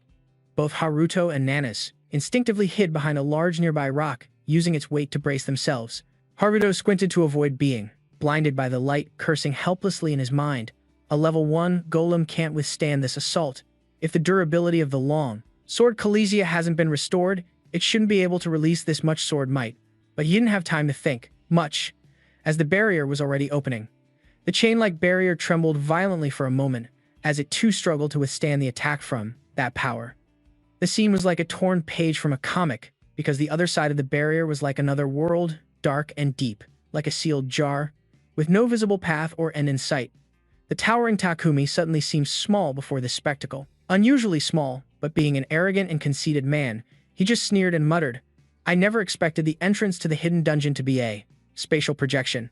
She must have been in agony. Well, I don't care. After 15 years, the hidden dungeon of the Golem Mountain has returned. With that, he shouted, part command and part morale boost. "Everyone, it's time to hunt for the heart of the giant golem."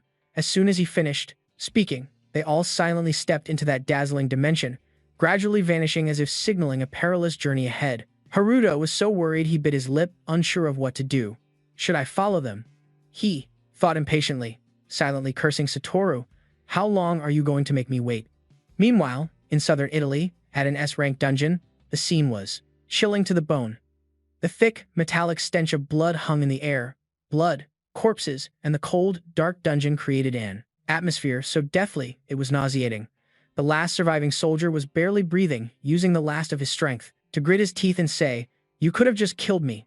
Why did you have to take everyone else's lives?" His opponent casually flicked a finger. He showed indifference and inhumanity in every gesture, and spoke in a flat tone as if it were a trivial matter. "If I did that, I'd be a murderer." His voice was deceptively innocent. "But if the entire squad is wiped out, people will just think it was a dungeon accident." After that flick of his finger, the poor soldier's life was extinguished. The horrific scene was so gruesome one could only turn away and retch. Once again, that inhuman system displayed its cold, pre-programmed text, Control A. When the skill user dies, the skill will be transferred to the next user. In short, this was an ability that grew stronger by stealing the lives of others, and this man had just absorbed the full power of those poor soldiers. He let out a grunt, trying to assimilate the immense flow of power. Instantly, a glowing red mark on his neck became more distinct, and his entire body radiated a disgusting aura, his face slowly warping into something inhuman. It was all as if pre-programmed. Control A, all has been selected. Those unfortunate soldiers were like obsolete inventory packaged up with just a single Control X command, cutting all selected targets. They, all of them, vanished as if they had never been there, as if they had never existed. Human life was so pitifully cheap in that moment. A steady sound broke the silence. A blonde demoness with a bizarre appearance clapped her hands, her cold voice ringing out. It seems the Control A skill has improved, hasn't it? The scale has certainly expanded compared to just erasing them one by one.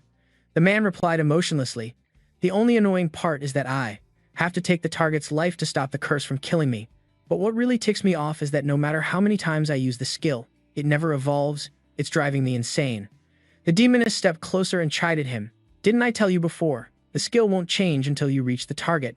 The only skill that can be acquired and upgraded without killing an enemy, she paused for emphasis, is Control C, the mysterious man said in frustration.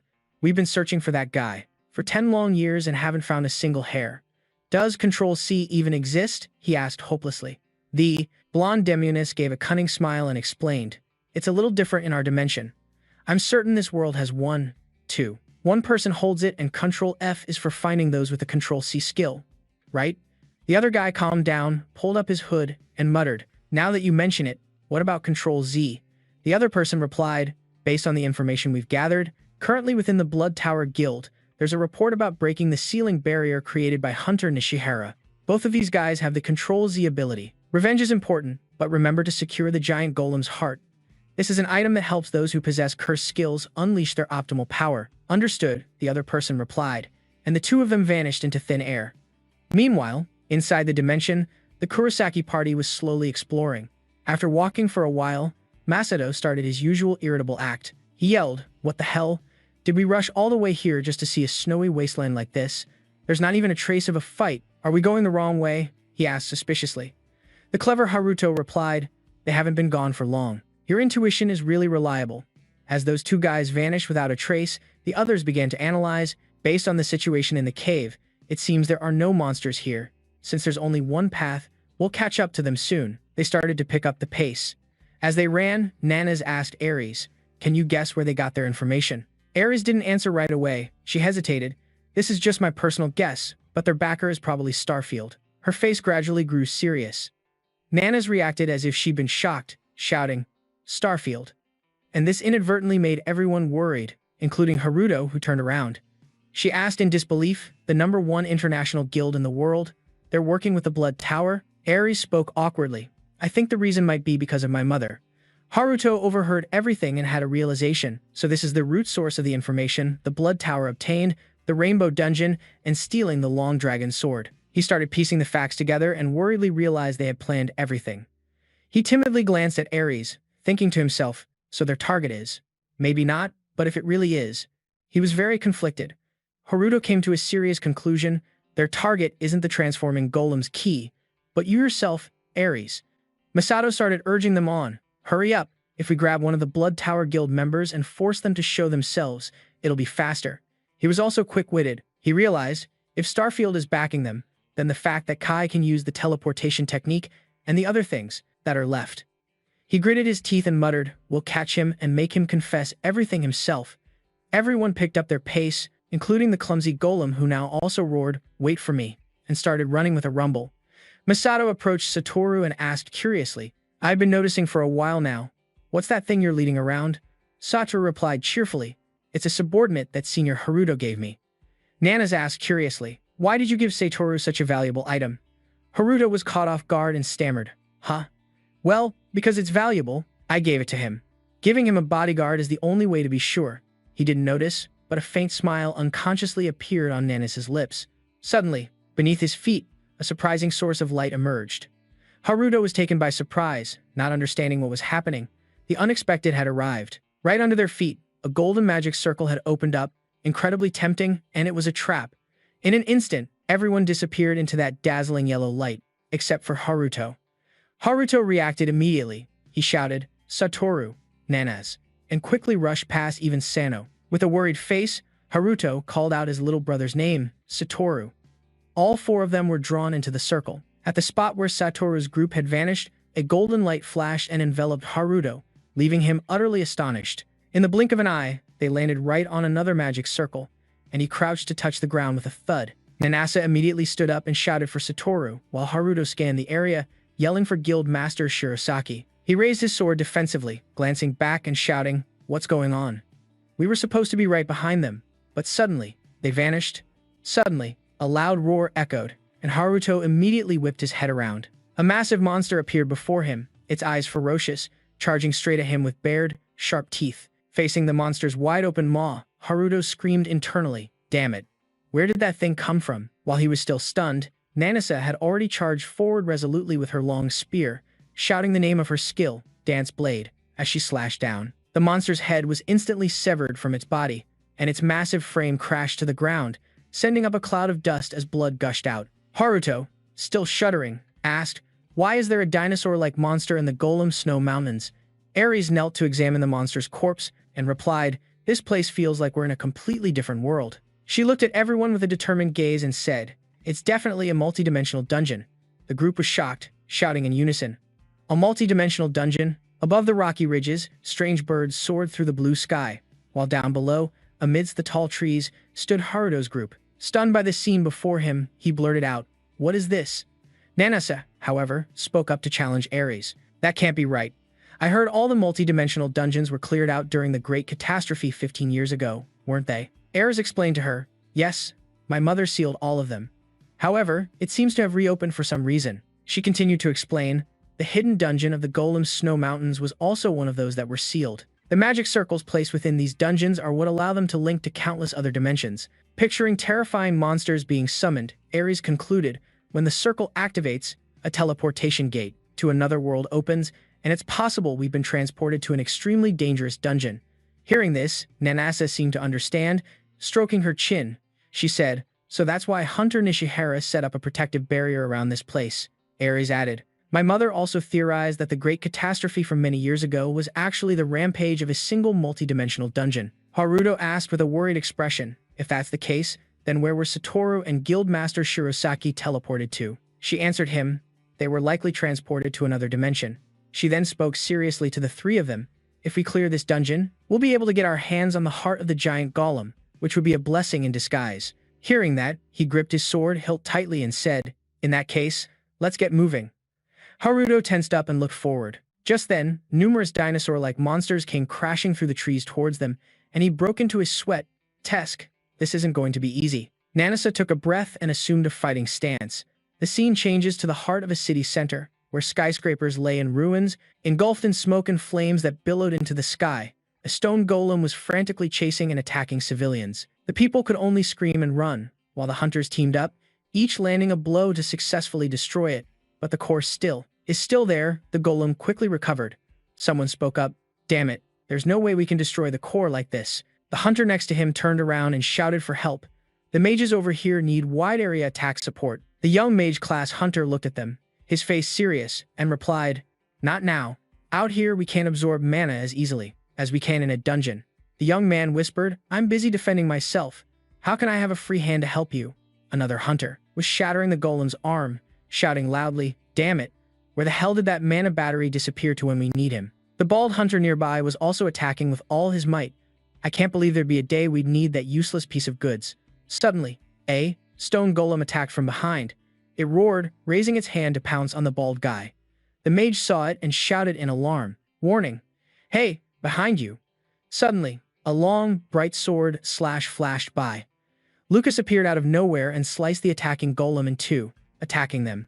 He quickly landed on the ground. Behind him, the stone fragments from its body began to fall. The young mage spoke up, "Ah, thank you very. Huh." Before he could finish, he was surprised to see the man's face.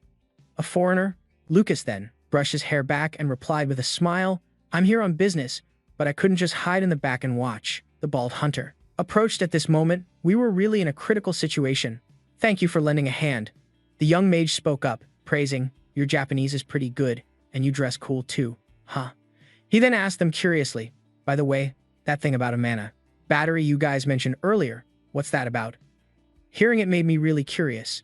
The bald hunter laughed sarcastically, waving his hand, and explained, "Ah, it's nothing major. He's just a low-rank hunter who can fight a little, and the only skill he has is infinite mana regeneration. His only role is to be a mana battery for his teammates. Lucas hurriedly approached him. Where do I have to go to meet that guy? The bald man said, I used to see him a lot before, but it's been a while since I've seen him, so I don't know where he is now. I just thought of it and blurted it out. That's all. Hearing that, he thought to himself, an infinite mana regeneration skill? I've never heard of a skill like this before. Could he be? Suddenly, a voice rang out, Oh, we're finally here, causing Lucas to turn and look towards the top of a tall building, where two figures appeared. It was Go and Shota Makoto, staring down intently. He silently identified them, the guild master of Mao's, Go, and the guild master of Dainai, Shota. Lucas couldn't help but feel a bit of anticipation. It seemed like he was about to see something interesting. A large horde of stone golems was on the move, with the largest one standing on a high floor. The two of them looked at the golems below. Makoto exclaimed, Mass-produced golems? There's no doubt about it, the golem Snow Mountain. A dungeon break has indeed occurred. Then, he turned to the person standing next to him. They're the perfect opponents for you, aren't they, Guildmaster Takagi? I'll support you. Go. Enraged, gritted his teeth and cursed Shirasaki, that damn dungeon fanatic. What the hell is he doing in that dungeon? He finished speaking and immediately charged down, shouting at Makoto, Go and tell the chairman, my reward must be something taken from the association's S-rank equipment vault. Immediately, Go used his stone armor power, his body quickly becoming encased, with a powerful stone fist smashing straight into the ground. Before his immense power, the concrete pavement shattered, sending rock dust flying everywhere. Go's entire body had completely transformed, a layer of hard rock covering his whole body like a solid suit of armor. The golem, not knowing its own limits, rushed at Go, who was filled with contempt. We may both be made of stone, but my level and yours are worlds apart.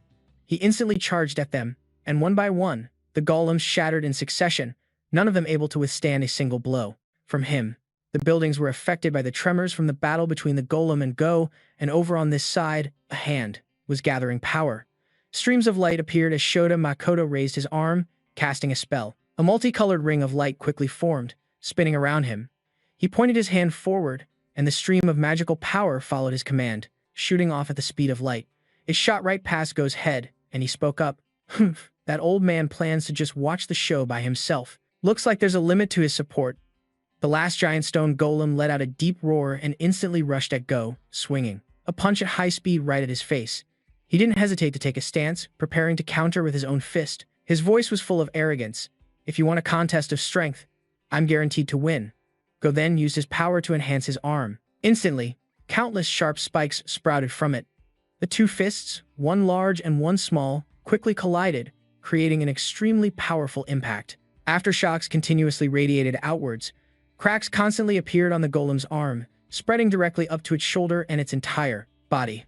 Half of its body couldn't withstand his power and directly exploded into small stones, and falling out with the debris was the golem's shiny red core. Go quickly snatched it, and the layer of rock on his face gradually dissolved, revealing a sinister smile. I won't let that old geezer have the last laugh. As soon as he finished speaking, he ruthlessly crushed the core in his hand. A notification immediately appeared. The boss monster has been defeated. Dungeon purge complete. Over here, Makoto also let out a sigh of relief. The group of hunters near Go were all excited, their morale soaring as they cheered and shouted in celebration. At that moment, the Control Plus F ability card displayed a notification. Control Plus F. Target is not a user of the control skill. It turned out Lucas was the owner of the Control Plus F ability card. He thought to himself, oh, Japan's top hunter and the guild master of Mao's, he suppressed the dungeon break in just 10 minutes. Lucas felt a little encouraged. Although Go wasn't a control user, he still managed to gather some good information. He immediately jotted it down in his notebook. Once finished, Lucas snapped the notebook shut. Now that I think about it, Control Plus Z is probably still in the dungeon, right? She won't die. In there, will she? But little did he know that Arita Sara, the user of the Control Plus Z ability, was already severely injured. A large hole had appeared in her lower abdomen. Flashing back to 20 minutes earlier, a horde of zombies appeared, growling ferociously. Their blood-red eyes glowed in the darkness as they emerged one after another from the city gate. Takumi stood before the group. Seeing this, he calmly spoke. A horde of vampires. Lifting his long sword, he announced, from this point on, we're completely in the dark, so all we can do is rely on luck. But as he shouted, he swung his sword in a blazing red arc, slashing forward. This dungeon doesn't seem too difficult after all. The zombies hit by the sword aura could only let out a scream as their bodies began to disintegrate. The power of the long sword continued to spread through the horde, and all of them were annihilated in an instant. A moment later, the smoke gradually cleared, revealing nothing but gray ash and the zombies lying scattered on the ground. A notification appeared stating the dungeon has been cleared, teleporting to the boss monster's location, the heart of the giant golem. Upon hearing this, Takumi gave a dangerous smile, and they readied themselves. Soon, the group was teleported to a door. It was a giant stone door, with strange symbols carved above it. One of the masked men spoke up, "We finally made it. The place where the dungeon boss is hidden." Takumi held up the golden metal key. "It's time for this key to prove its worth." With that, he wasted no motion and inserted the key straight into the door. The large, heavy doors swung open, and they entered one by one. Inside, as soon as they stepped in, they all saw a row of massive stone statues, their eyes glowing an emerald green. It was incredibly strange. One of the group couldn't help but exclaim, "What is this?" "There's nothing but a bunch of stone statues in here," the masked man said. Scraping his sword against the wall, he asked, "Maybe we're too early, and the boss hasn't appeared yet?" At that moment, Sarah was sweating. She let out a soft breath, thinking to herself, "What is he rambling about? I felt it ever since I stepped in." An indescribable pressure was weighing down on her body. She looked at the others and wondered, can't the others feel it? Are they used to it because they're hunters? The masked man continued, "That must be it. In that case, we just need to beat the monster and take the reward items." He was completely unaware that something was hurtling towards him from above. The moment he finished speaking, he was crushed into the ground by a giant stone hand. The stone floor shattered and dust flew up as the hand lifted. Blood dripped incessantly from underneath it. The masked man lay motionless. It was the hand of one of the stone statues. Its eyes had now turned red. The ground was clearly imprinted with the shape of its hand and the unfortunate masked man. Another masked man who witnessed this screamed in fear, "Holy crap, the statue is the boss monster? Wait, does that mean the other statues too?" Immediately, the other statues began to move, quickly surrounding them. Sarah was utterly terrified. Her whole body trembled uncontrollably. She clamped a hand over her mouth, trying not to make a sound. The masked man who was crushed earlier turned out to still be alive. He struggled to cough up a mouthful of blood. Seeing Sarah's terrified expression, Takumi felt confused and thought to himself, what is she doing? She's seen people die right in front of her before. So many times, in fact. He then shouted at her, "Sarah, snap out of it.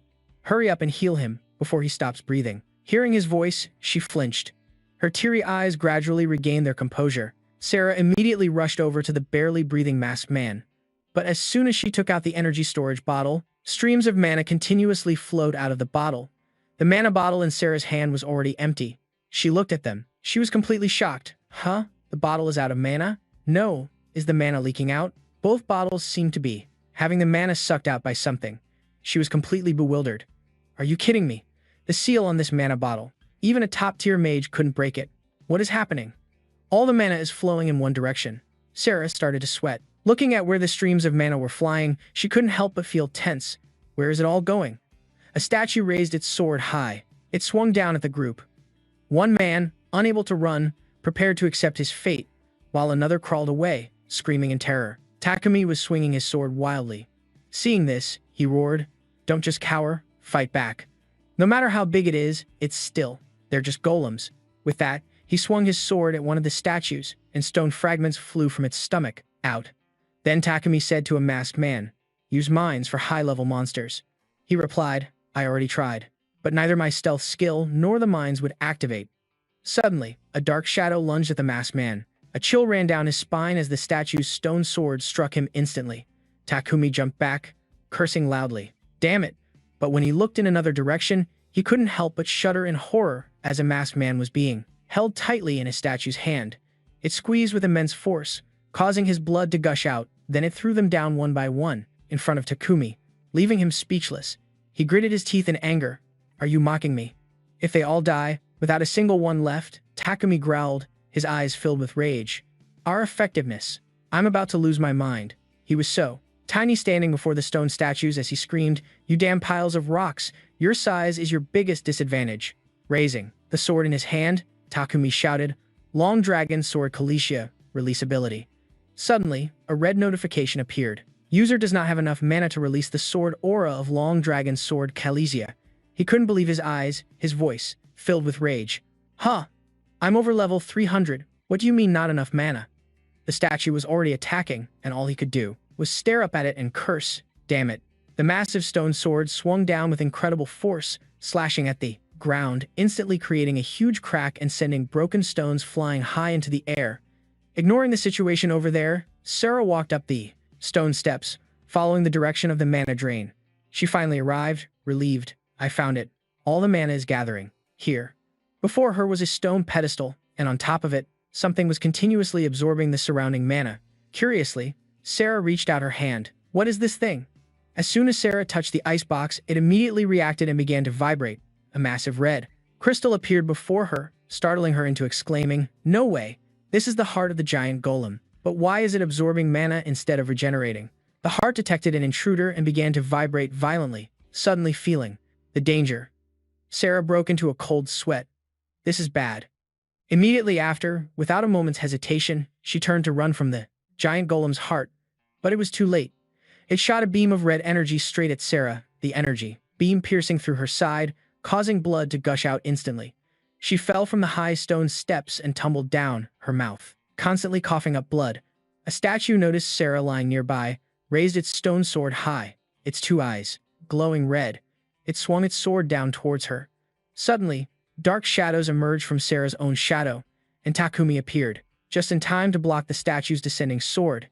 The immense weight of the sword pressed down, forcing Takumi to spit out a mouthful of blood. With one hand, he took out a small vial, and a notification window appeared. High-grade healing potion, Hunter's Association. When used, it restores 80% of the user's HP, MP, and damage resistance. Optional, in case of emergency, it can be used on the affected area to preserve its condition. Takumi used it directly on the unconscious Sarah. After that, he knelt down and hoisted Sarah onto his shoulder. A sudden notification appeared. The giant golem's heart has awakened and is beginning to initiate a boss battle. Takumi's jaw dropped. Huh? That's the... Looking ahead, the stone door was slowly closing. He grew anxious. Damn it, is the door closing? I have to use Shadow Step to get out of here right now. Black smoke swirled endlessly from Takumi's feet as a red notification popped up, warning the user of insufficient mana. To execute Shadow Step, he screamed in despair, "Are you kidding me? Where did all my mana go?" In this critical situation, Takumi had to sprint with all his might, but by the time he was close to the door, it had almost completely shut, leaving only a tiny gap just big enough for one person to squeeze through. He screamed internally, "Damn it, the door. At this rate, neither of us will make it out." Takumi ignored his bleeding wound and lifted Sarah high. With his last bit of strength, he threw her straight through the stone door. Sarah flew out and landed sprawled on the ground. Sarah struggled to get up, her whole body trembling, and stammered, "Why?" Takumi gave Sarah a confident smile. "As long as you're still alive, you can restore everything back to its original state, right?" The door slammed shut in front of her, and behind him, a statue was charging at him. Tears streamed down Sarah's face as she managed to curse. "Are you an idiot? I'm not a hunter. I can't absorb mana. So how could I reestablish anything?" Sarah fainted, and in her delirium, she blamed herself. "I shouldn't have come here. If I die in this place, what will happen to my parents?" Suddenly, she felt a change in her body, something so warm. "This is mana." Sarah slowly opened her eyes, and before her was Haruto. Still dazed, Sarah couldn't clearly see who it was, only a blurry figure. "Who is that?" Haruto saw her eyes opening and called out, "Are you okay?" Sarah looked at him and thought, this is the person who shared mana with the hunter Nana. Haruto was currently healing Sarah, and she could feel her entire body being filled with mana. "If I had this much mana..." Haruto focused on transferring mana to her and said, "If you have enough mana, you'll be able to reestablish your body, right?" Sarah was surprised that Haruto knew what she was thinking. She wondered, how does he know about my skill? At that moment, a loud voice shouted, "Are you kidding me? We chased them all the way here, and now we can't open the door." Huh? Ares calmly walked to the door and told everyone, "If there's a hunter fighting inside, then outsiders can't open the door. We could use a key to force it open. However, I'm sure none of you have forgotten that there's only one key, right?" Masato, the guild master of the future guild, cursed angrily and said, "What a cruel twist of fate. If we had known, we would have defeated that resurrected mutated golem before coming here." Speaking of which, he turned to look at Sarah, who had now woken up, and asked, "Who's this girl? She seems to be a high-rank healer from the Blood Tower Guild." Ares told him, "She was seriously injured but has fully recovered thanks to Hunter Haruto's mana. When we get back, we'll need to investigate further." I've already restrained her with some hunter equipment. Hearing this, Masato was still not appeased. In fact, he got even angrier, saying, "That's assuming we can even get out. If there's no dungeon purge, we'll be trapped in here forever, won't we?" Ares didn't want to make Masato even more furious, but he had to state the facts. That's highly likely. Masato was so enraged now that he didn't even bother cursing, just stood in a corner muttering, "So this is the reason so many people have gone missing in this dungeon." Haruto felt helpless seeing him like this. He heard what was said, but also worriedly calculated, what should I do now? Should I show them the key I created with my skill? Open inventory, current items. 4 giant spider silks times 10. 1 Kalisha longsword. 4 king bear claws times 10. 5 transforming golem cores times 10. 1 key to unlock a heart times 2. I wonder where I can get my hands on one of these. Then he took the key out of his item inventory. Ares then walked over to the door and touched it, sensing something. This is the door my mother used to seal me away.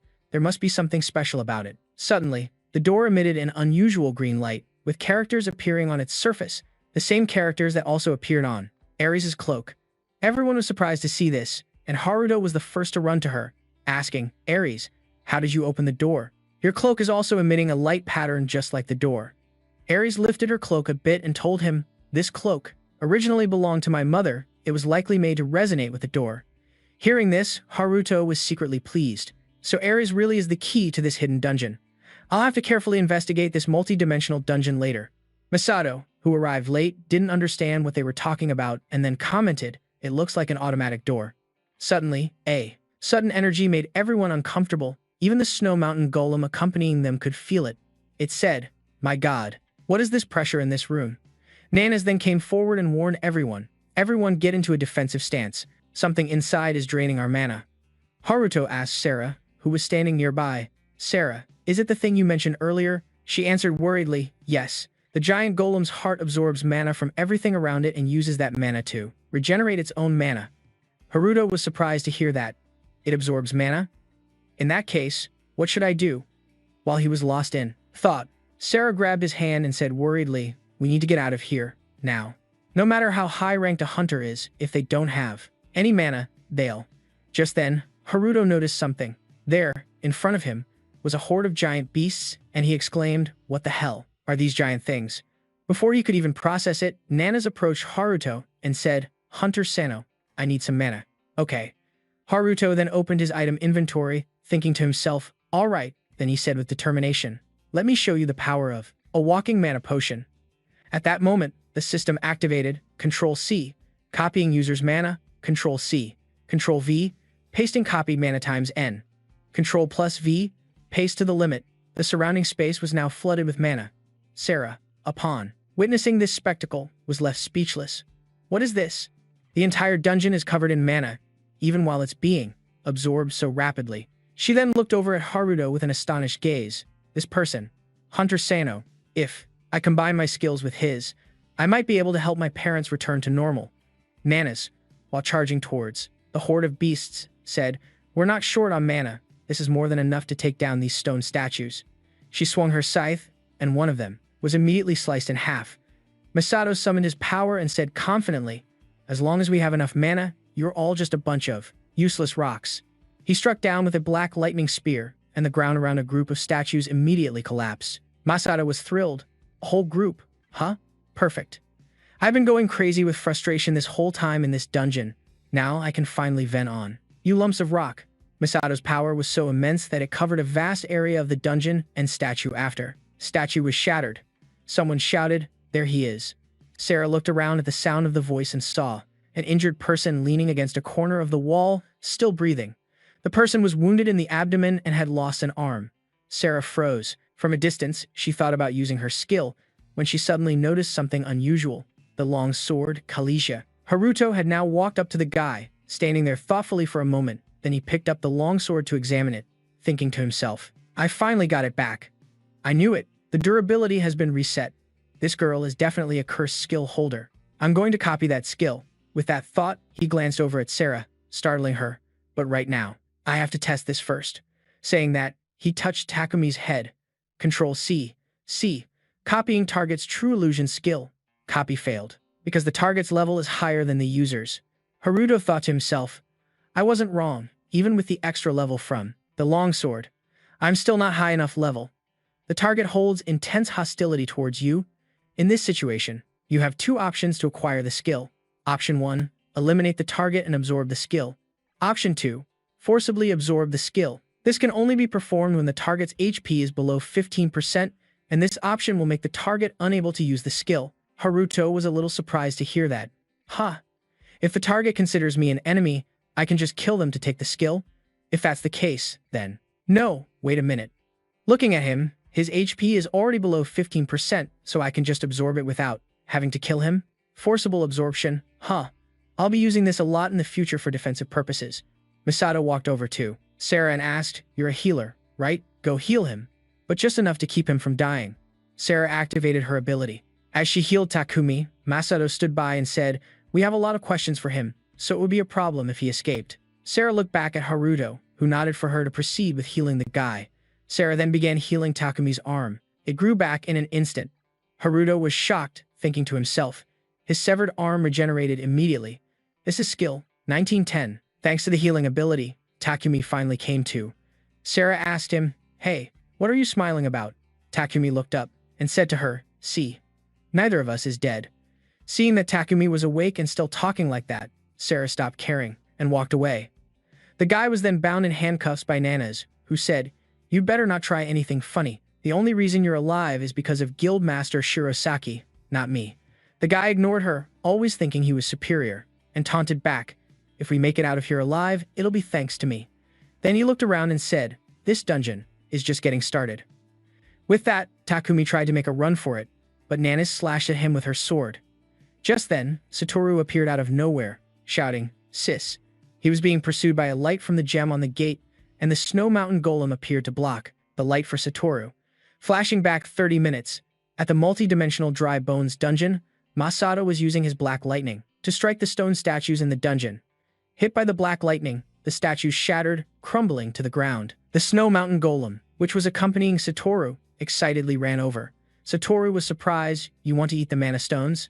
Masato saw this and turned to say, "You can have them all. These rocks aren't worth much." Hearing this, the Snow Mountain Golem dove in and began eating the mana stones.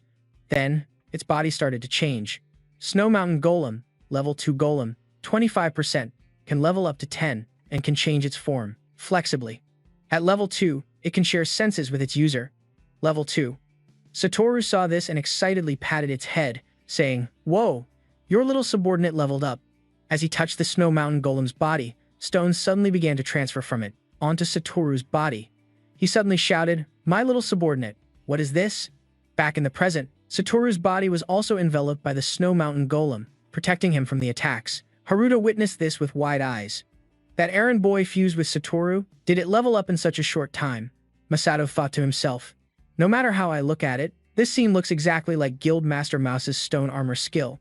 So this is how that transforming golem core levels up? I'll have to study it more carefully when I get back. Masato created a protective barrier, shielding himself from the attacks in the dungeon. Suddenly, an attack strong enough to graze his shoulder got through, making Masato a bit uneasy.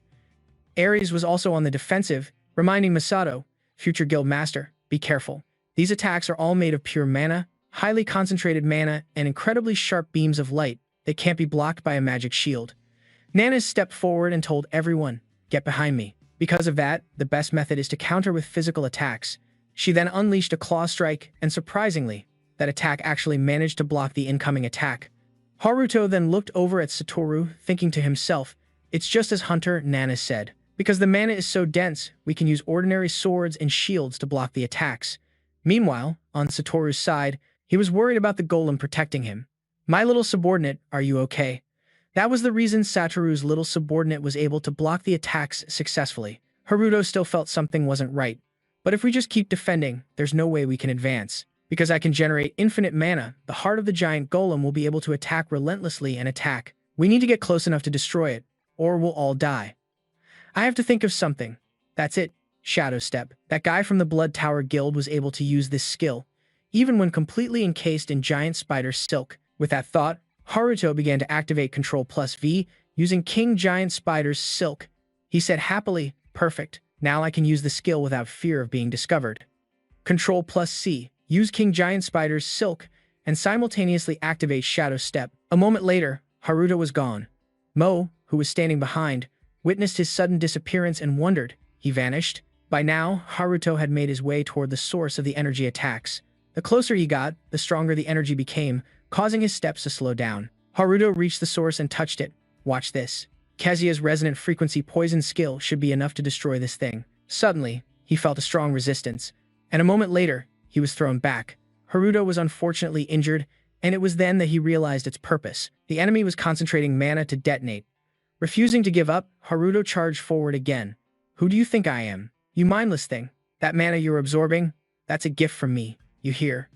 Then he used Control plus V, using the spider silk of the King Giant. The summoned silk wrapped tightly around the energy pillar, stopping it from attacking its surroundings. Masato, witnessing Haruto's action, was also surprised. The relentless attacks from the giant golem's heart. Nanas was also shocked. He managed to stop it. Both Mo and Ares were endlessly amazed. Satoru cheered excitedly. Senior Haruto. Just when they thought it was over, the energy broke free from the spider's silk. Haruto shouted, "It's still not enough."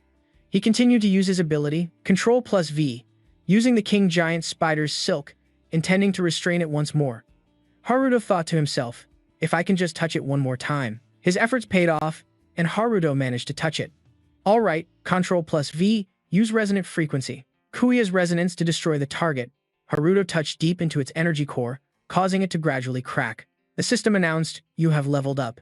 Its heart finally shattered completely, and Haruto, standing nearby, had to use his hands to shield his eyes from the immense light of the explosion. A screen appeared before Haruto. "You have destroyed the giant golem's heart. The dungeon has been cleared." He happily sat down. Haruto thought to himself, just as I predicted, and then the level-up notifications kept popping up, making Haruto freeze in his tracks. Totally stunned, "I'm leveling up like crazy. You have received an item reward." Haruto reached out and took the heart. It was the heart of the giant golem. Tier 1. Skill can regenerate mana endlessly. Skill 2. Can absorb mana up to a certain limit. This is a permanent item. Haruto held it in his hand, feeling a bit unimpressed. Skeptical. Infinite mana regeneration, huh? I don't really need this skill. I'll just copy and paste it to be safe. Control plus C has leveled up. Now, the skill will automatically copy any copyable items. Hearing this, he became interested again. Oh wow, automatic copying, that's awesome. Satoru then ran over to Haruto, emotionally wanting to hug him. As expected of Haruto, you're the absolute best. My hero. Haruto stopped him and said, "Don't go hugging me now. You'll break my back, you know." Just then, a voice called out, "Hunter Sano." Masato walked up to Haruto and said, "It seems you somehow managed to obtain the heart of the giant golem. Well done." He just sighed and told him, "Can you drop this somehow?" Nanas also came over to correct Masato's words. "If you're going to praise someone, can you at least do it properly?" "Ugh, you're so petty it's scary." Hearing that, Masato was flustered and didn't know what to say, just grunting an unwilling "yeah." Masato then spoke to Haruto in a serious tone. "Hunter Sano, I'd like to have a serious talk with you after we get back." Haruto guessed his intention and started to walk away, saying as he went, "If you want the giant golem's heart, I'll sell it to you for a high price." Masato was surprised that he had guessed his intention. "Huh, you'll sell it to me for real?" Nanas came over to advise him, "Hunter Sano, for something this important, maybe you should wait until we get back to discuss it with the association before deciding." Seeing his good opportunity about to be ruined, Masato angrily told her, "Hunter Nanas, why are you trying to stick your nose into our wonderful friendship? Stop meddling." Nanas didn't back down either, retorting, "How can I turn a blind eye to such a shady deal?" Hearing that, Masato got angry. What shady deal?" Haruto ignored their argument and turned to leave. Just then, a voice called out, "Hunter Sano, wait." Everyone had gathered by now.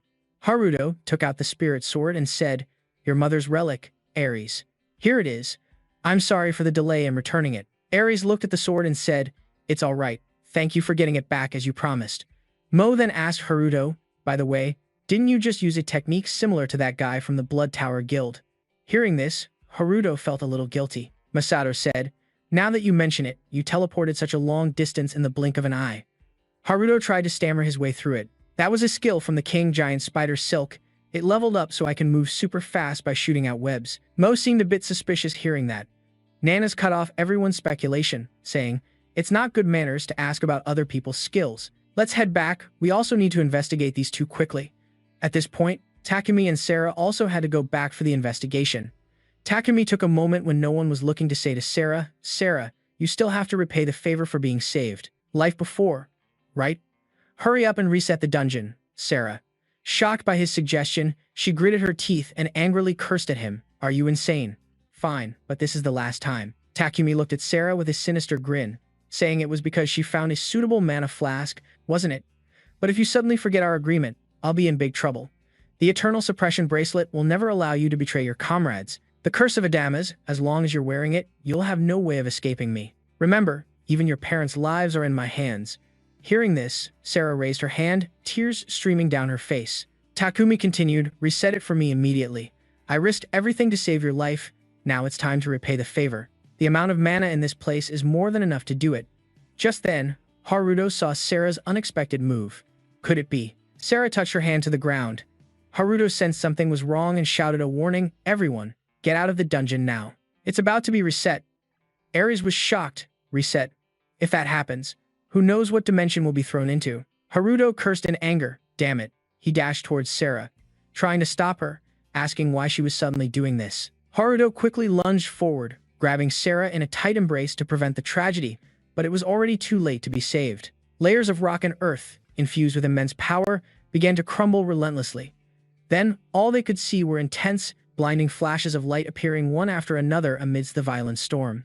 Everyone was swept away, completely unable to resist. Yet, by some miracle, right at the critical moment, they managed to erect shields around their bodies. This way, when the space began to fracture and shatter and split apart, they could safely protect themselves from the danger.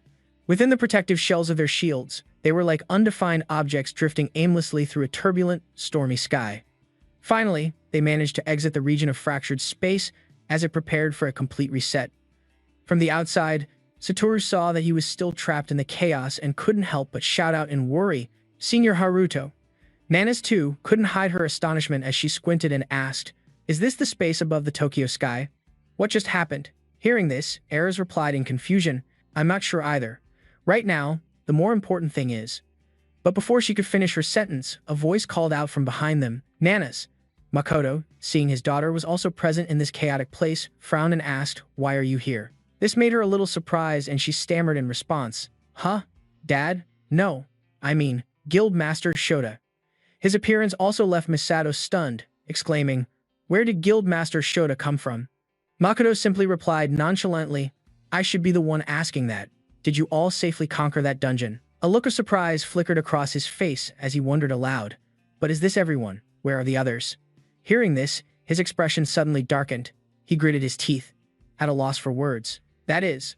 As for Nanas, she looked toward that distorted space with worried eyes, thoughtfully murmuring, "Hunter Sano." Meanwhile, back in the dungeon, Takumi suddenly demanded in a cold voice, "What's the meaning of this?" The dungeon still hasn't reset. Seeing Haruto fall to the ground, she had to quickly make up an excuse. "He pushed me, so the reset process was interrupted midway."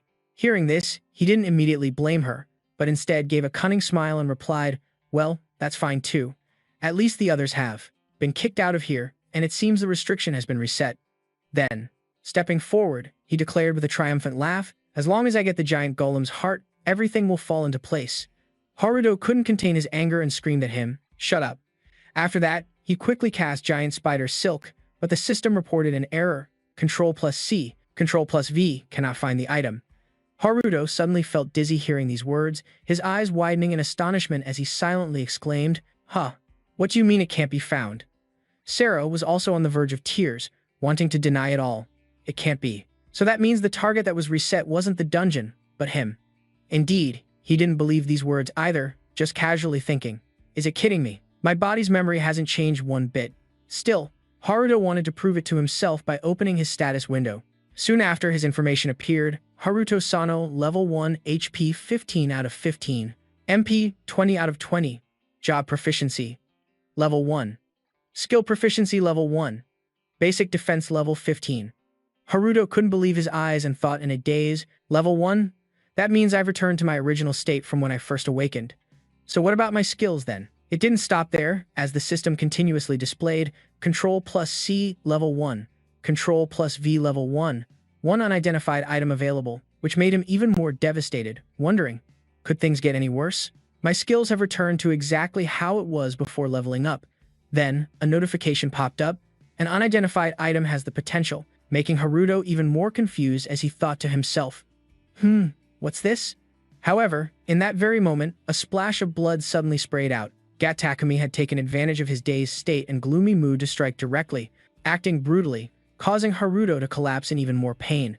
Seeing him in this state, the man became even more delighted, laughing with triumphant glee. Look at that confused and bewildered expression of yours. Your level has clearly been reset, just in time to meet your maker. In that critical moment, Haruto still tried to calm himself down, thinking, calm down. That cursed skill is still here. That unidentified item available in the inventory. If that's me from before I got that skill, then the best thing to do is feign weakness to strike when he's off guard. However, something unexpected suddenly happened when the sound of two swords clashing loudly rang out. It turned out, the person Haruto thought had already left had appeared just in time, blocking a sword strike for him. Seeing his appearance, Takumi became even more frantic, taunting sarcastically. Hey, you're that low-level hunter from the International Hunter Association, aren't you? Still here. Haruto couldn't help but be horrified, panicking as he shouted, Mo, why? However, his expression was resolute, as if he wanted to protect him with all his might, and he earnestly pleaded, Hunter Sano, run. Just leave him to me. What you need to do is get out of here right now. For someone as righteous as Haruto, he paid no heed and directly refused. You can't do this. This touching and righteous display of brotherhood made the man sneer coldly, full of sarcasm and mockery. You insolent bastards. Hearing Mo's words, Takumi suddenly felt slighted and asked mockingly, Are you looking down on me, when the level gap is this obvious? After that, he immediately put pressure on him directly and growled, You, someone who isn't even qualified to fight me, what are you going to do? But however, even though he didn't want to admit it, this guy's power was truly too great, causing Mo to be unable to hold his ground any longer. The sword in his hand shattered as he took another slash. Just like that, he became powerless, struck down by the man, and sent flying backward, completely unable to defend himself. Yet, Takumi had no intention of letting him go and immediately lunged forward, saying viciously, Nice try running. I was planning on kicking you all out of the International Hunters Association anyway. The look on Mo's face turned to panicked despair as he thought, Too fast. I can't dodge it. If this slash landed, he would surely be done for, but Haruto recklessly leaped out to take the hit for him. After that fatal slash, he could no longer stand and collapsed into a pool of his own blood. Mo stared blankly at him, speechless. Why? But Haruto just struggled to reply. He's your prey, you don't need my help, so get out of here now. However, Takumi once again swung his sword down, shouting viciously, You talk too much, die. Mo watched this happen with his own eyes, horrified, and collapsed to his knees, watching as Haruto was brutally cut down. The man was so savage that Haruto's body was left completely mangled, to the point that Sarah had to cover her mouth in terror, letting out a sob. At last, Takumi had achieved his goal. Holding the heart in his hand, he said with satisfaction, Just as I thought, once that guy gets reset, all of his items will return to their original places. Then, his vicious gaze fell upon her, and he said excitedly, Sarah, now I'm the only one you can rely on, right? Seeing Sarah trembling in fear as she looked at him, he casually mocked her. Don't put on that face. He only hit a dead end because of the reset skill you gifted him. I'm sure in his next life he'll be very grateful to me. Thank you for ending my suffering, because you've lost everything. The moment he finished his sentence, a familiar voice rang out, followed by a slash. That's right, thank you for killing me. Takumi cried out in pain, clutching his wrist in shock, not yet comprehending what was happening. The searing pain from his wrist caused him to fall, dropping his sword and clutching his wrist while screaming loudly. From out of the light, Haruto calmly emerged, smirking coldly. And here I was worried you'd spare me. Sarah, who had been choking on her sobs, was so shocked by this that she stopped crying, and Mo gaped at him in horror, as if he were seeing a ghost, completely unable to believe it. A panicked and terrified Takumi turned and demanded, What is this? I just killed you with my own two hands. He then quickly retrieved his sword, his mind filled with confusion. What kind of skill is this? He charged recklessly toward Haruto like a madman, screaming, You bastard, what the hell are you? But Haruto was a step ahead, immediately activating his binding skill and unleashing giant spider webs. Even now, Takumi was still arrogant, shouting condescendingly, You moron, did you forget? My phantom shift technique. However, he never in a million years expected that his phantom shift technique had been displaced and was now unusable. The look on Takumi's face went pale as he heard this, and he screamed frantically, What? Damn it, Sarah, reset the dungeon again. Unlike last time, Sarah resolutely refused his demand. She didn't want to. Takumi, entangled in the spider webs, continued to scream curses at her. You damn rat, have you forgotten the Adamas Pact? If you don't want to die, then hurry up and do it. Tears streamed down her face once more as she helplessly complied with his command. A glint appeared in Haruto's eyes as he thought to himself, I've been wondering why she takes orders from a guy like him. Then, after watching closely, he finally understood. It turned out to be because of that bracelet, and without another word, Haruto dashed straight towards her. Sarah looked at him, surprised. As he appeared in front of her, she froze in astonishment. Then, without a word, Haruto directly grabbed the bracelet on her hand. In addition, he also used the skill, Control-C, activating Kuya's unique skill, Resonance Frequency. In just an instant, the bracelet completely shattered. Tears streamed down Sarah's face endlessly as her eyes became vacant and hollow. Seeing his plans ruined, Takumi screamed furiously, "Stop it, you bastard. I'll kill you." Shadow Step Art.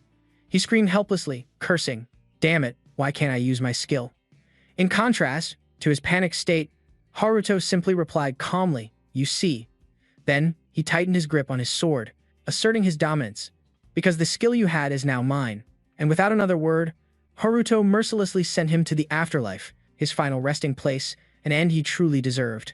The wicked Takumi had finally received his just deserts for everything he had done. Haruto grew even colder as he walked towards the golem's heart, slowly picking it up in his hand. He asked with a heavy heart, "A prison break. All for this?" Sarah unconsciously watched, forgetting to cry as she heard his words, "How many lives have you taken?" Hearing this, she stood stunned and bewildered, not knowing what she should do. She saw Haruto use Control-C once again, activating Kuya's unique skill, Resonance Frequency. Then, he questioned her coldly, "Someone like you doesn't deserve to possess this." He then crushed it in front of everyone as a system notification sounded. "You have destroyed the Hidden Dungeon's reward item." Then, surprisingly, it added, "Congratulations, you have obtained a unique item." Haruto looked at the diamond in his hand with a look of astonishment. Just then, a system notification appeared. "The golem's snowy mountain hidden dungeon has been cleared." The large door slowly swung open, and the people outside immediately peeked in. "Oh, the door is opening. Does that mean someone cleared the dungeon?" They entered one by one and spread out to search. "What's going on? Is anyone here?" A hunter quickly spotted Haruto and shouted, "Ah, Hunter Sano." Hearing his name, Haruto turned his head to look at them. The hunter approached and asked, "Aren't Guild Master Shirosaki and Hunter Nanas with you?" Haruto replied, "We got separated during the fight, but don't worry. I'm sure the two of them are together somewhere." They were immediately stunned to hear that. "So, Hunter Sano, you cleared this dungeon all by yourself." As they spoke, they glanced to the side, where a man completely wrapped in bandages lay motionless on the ground. The other hunters were scattered around, examining the scene. Haruto smiled at everyone and said, "Now that the dungeon is cleared, let's go home." The next day, at the Japan Hunter Association, Masato and Haruto sat stiffly in their seats. Everyone in the room was actively engaged in discussion. Nanas was also at the meeting, her eyes closed as she composed herself, remaining calm amidst the chaotic discussion. The guild. Master Shota Makoto stroked his chin thoughtfully. Once a dungeon of this type is cleared, other dimensions will also be affected. Guild Master Gao, who had been silent, sighed and said, "I see, so that's why the prison break occurred." Tiku also added, "Right now, the most important thing is that the seal established by Hunter Nishihara has been broken. The unceasing dungeon is also a sign of the great catastrophe from 15 years ago." The man beside Nanas, suddenly, someone spoke out in protest. "Isn't the president being too hasty with this announcement?" The person next to him chimed in, agreeing. "That's right, the dungeon just collapsed after all." Someone else, who didn't seem to agree with them, sneered. "You said the same thing before." The provoked man angrily retorted, "What did you say? How dare you?" Nanas, tired of listening, let out a long sigh and angrily slammed her hand on the table, causing the entire meeting room to fall silent. She said, "Everyone, please excuse me, I have to leave first. We need to question the people from the Blood Tower Guild as soon as possible. This multidimensional dungeon isn't a problem that can be solved overnight." Hearing this, Gao angrily slammed the table, glared, and shouted, "How arrogant. Are you saying you're the only one working hard while the rest of us are just sitting here arm wrestling? We're busy dealing with the breakout too." Masato, seeing the atmosphere become overly tense, stepped in to calm things down. "Who could have predicted this would happen? I also heard that Guild Master Takichi and Shota worked very hard to handle the incident." As soon as Gao heard that, he turned and walked over, his eyes fixed on Haruto. He leaned in close to him and attacked verbally. "You're the star of the dungeon purge, aren't you? If you're that skilled, there's no way I wouldn't have heard of you. So who are you? Haruto, who had been wondering what the man was going to say, breathed a sigh of relief and calmly replied, I'm just a hunter. Gao, seeing his opponent's attitude, felt disrespected. You know who I am and you're still this calm? Haruto pushed back his chair and stood up. What are you going to do about it? Seeing a mere kid dare to stand up to him one-on-one, the man seemed a bit stunned. Haruto said calmly, not only did we purge the dungeon with the fewest possible casualties, but we also discovered the dangerous multi-dimensional dungeon. I thought an achievement like that would deserve some encouragement, right? I didn't expect to be criticized. Am I wrong? Guildmaster Masutakuchi. Gao was furious, veins popping on his forehead. He raised his hand, now covered in stone armor, and threatened, You've got a real interesting way of talking. You know who I am and you still dare to show that attitude. Masato, seeing things were getting out of control, immediately shot to his feet. The people around them saw his arm and took a few steps back. Hey, are you really planning to use stone armor in here? At this point, Gao wasn't paying attention to anyone, arrogantly showing off his power. Suddenly, someone called out to him in a stern voice, Guildmaster Takeuchi Gao. Glancing towards the speaker, Toku clasped his hands together, his eyes filled with killing intent as he looked at him.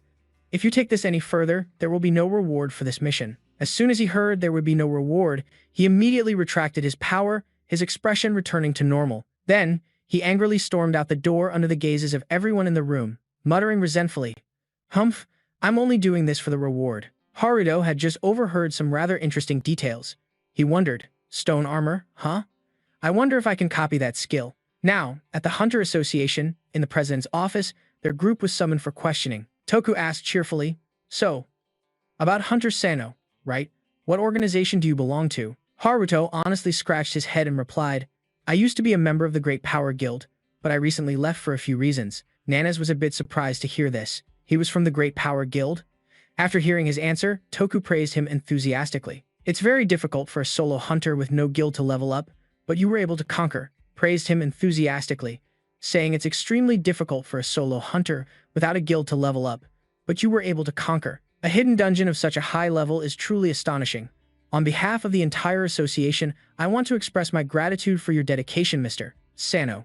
Being praised so lavishly, all of a sudden, Haruto felt a bit awkward. Thank you, sir, he thought to himself. Does the chairman know who I am? Mr. Toku added, I also want to thank the 2 members of the International Hunter Association. You two, do you have any plans? Ares replied cheerfully, Well, right now we're preparing to return to our organization to file a report. Before she could finish, Mo, who was beside her, spoke up. I think I'll stay here for a while. After saying that, he turned to look at the chairman and will be leaving the International Hunter Association. That evening at Haruto's house, while Ares and Satoru were playing happily, Nanas, Mo, and Masato sat on the same sofa, making the atmosphere a bit awkward. Haruto looked on helplessly at the group of people who had just barged into his home. This is my house. What is everyone doing here so late at night?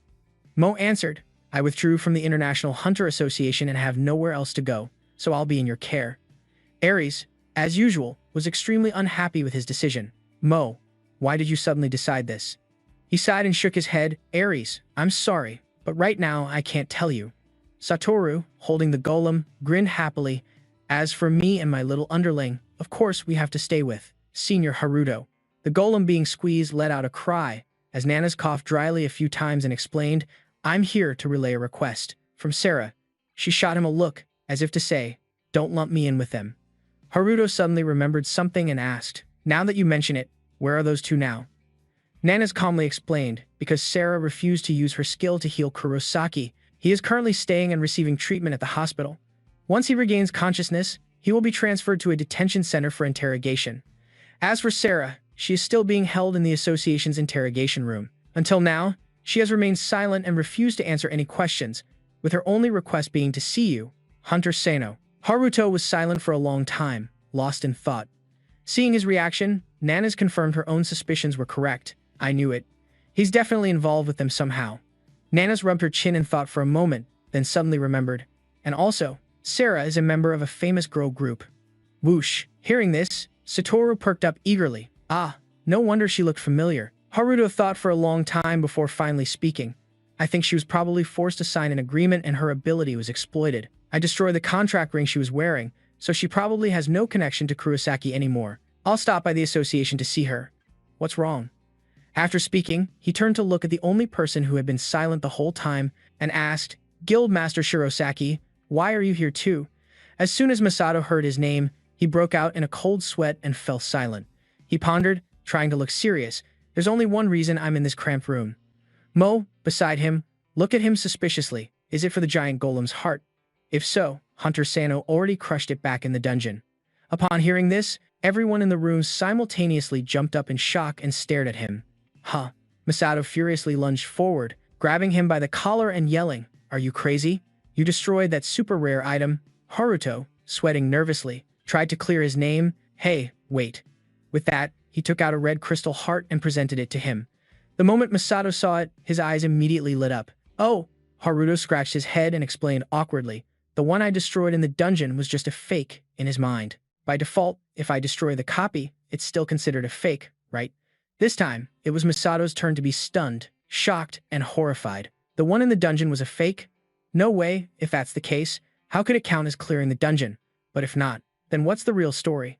Just as he thought, he really. Masato stood up, switching into negotiation mode.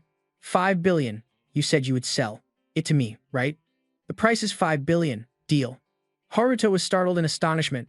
5 billion? Nanase slowly explained to him. Hunter, don't be so shocked. This item is worth more than 5 billion. At the very least, the association would pay you 8 billion. Satoru, at this moment, suddenly threw an arm around his shoulder, looking at his phone. Senior Haruto, look at this. In auctions, rare items start at 10 billion. Watching the two of them whispering excitedly, Nanase and Masato were simultaneously exasperated. What are you doing that's so unsightly? Masato gritted his teeth in anger, thinking furiously, why did I even bother coming here? And he promised he would prioritize dealing with me. Seeing him remain silent, he couldn't be patient any longer and offered an astronomical price. Damn it, how about 20 billion? Haruto was startled for a second time. 20 billion. Masato was about to go crazy with anger. He screamed, is that still not enough? Name your price. After everything was settled, when he was alone in the living room, Haruto leaned back on the sofa, smiling. In amusement, I can't believe he actually spent 20 billion to buy it. Thinking this, a mischievous idea popped into his head. What if he took that copied and duplicated giant golem heart and secretly sold it at foreign auctions? The more he thought about it, the more excited he became, quickly grabbing his phone to search. He imagined the scenario and couldn't help but cheer. I'm going to be filthy rich. Haruto was so happy he rolled around on his bed excitedly. But more importantly, after this, I've reached level 300. Suddenly remembering the diamond he obtained, Haruto immediately sat bolt upright. Oh, right. I was so busy with the money that I completely forgot about that item. He held the sparkling diamond to examine it, and the system displayed a message. Item is currently sealed. Break the seal by pouring mana into the item. As soon as Haruto finished reading the message, he smiled. Pour mana into it, a piece of cake. As he poured mana into the diamond, it immediately began to shine with a brilliant radiance like the sun. Then it flattened into a golden triangle with a Roman numeral for 5 in the middle. The system then continued to display another notification.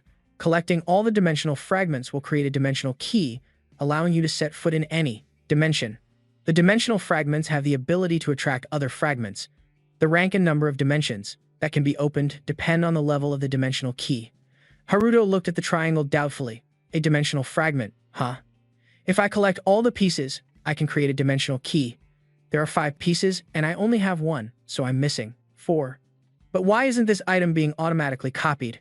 He tried to use Ctrl-C, Ctrl-V, but the system warned, not applicable to this item. The more Haruto thought about it, the angrier he got, feeling annoyed. It can't be copied? That means I have to collect them all myself? What a pain. Damn it, having a skill I can't even use is so frustrating. Suddenly, there was a knock at the door. He looked up and said, come in. Mo opened the door and calmly proposed, Hunter, there are a few things I'd like to confirm with you. Haruto looked at him and asked in surprise, Mo, you're still awake. But the other man didn't answer his question. Noticing that his gaze was a bit unusual, he quickly became wary. And just as he expected, a second later, Mo drew a sword and directly, to scare him, Haruto jumped to his feet and shouted, Mo, what is the meaning of this? But it seemed he paid no mind to his words, resolutely thrusting his sword forward. His eyes held a hint of danger and a hint of suspicion as the blade plunged into Haruto's chest, making him scream in pain as blood spurted out endlessly. The scene changes, flashing back 15 years. Europe was in the midst of the Great Calamity, with dragons attacking streets everywhere. One of them was Yggdrasil, around level 500. And although it was considered a low-level member of the dragon race, its combat abilities were on par with high-level dragons. The hunters, after fighting it for a while, dodged the flames spewing from its mouth and told each other, "This dragon has a fire attribute. First, let's hit it with some ice-based attacks."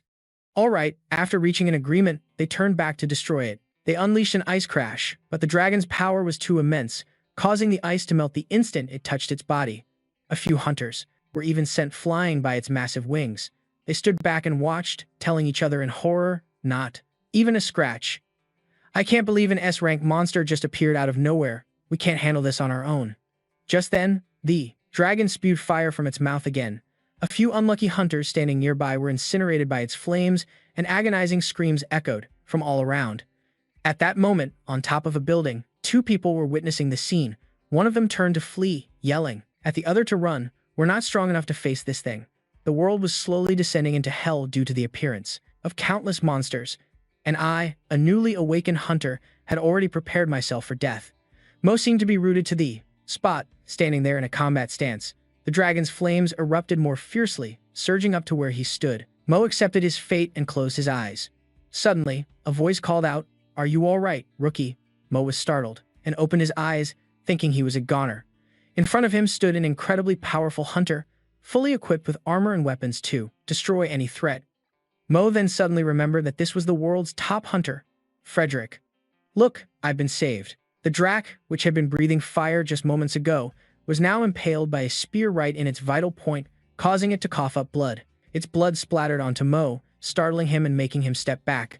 The drac had now spotted Mo and intended to attack him, letting out an enraged roar, after which its body swelled with lumps as if it were about to explode.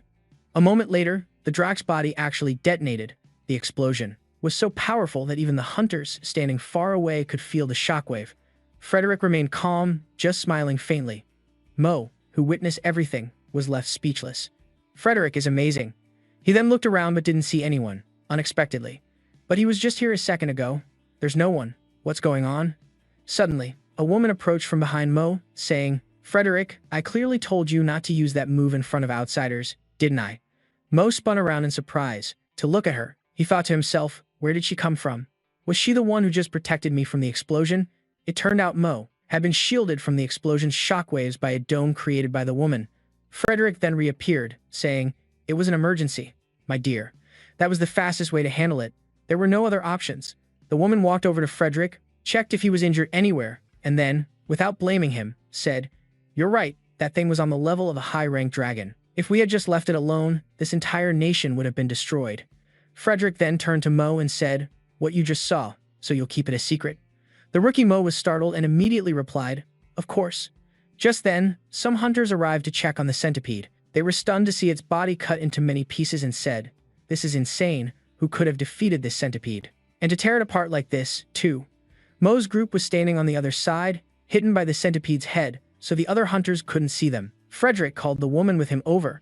"It's time for us to leave, don't you think?" "Yes." Mo, now calm, stepped forward to introduce himself. "I am a newly awakened hunter. My name is Mo, from the Mo clan. Please remember my name." Hearing this, Frederick smiled and said, "I won't forget you." Seeing this, Mo couldn't help but feel overjoyed.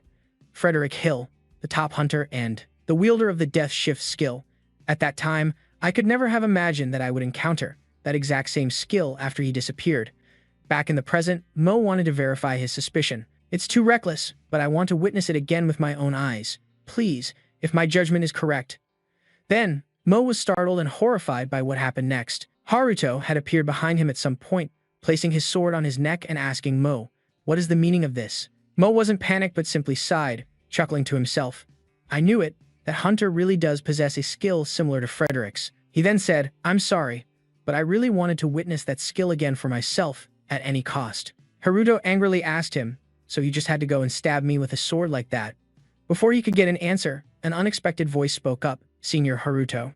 Satoru stood at the door, trembling as he pointed at the two of them, his face pale as he said, "What just?" Haruto just felt a headache coming on, sighing to himself, "Oh man, why are you still here?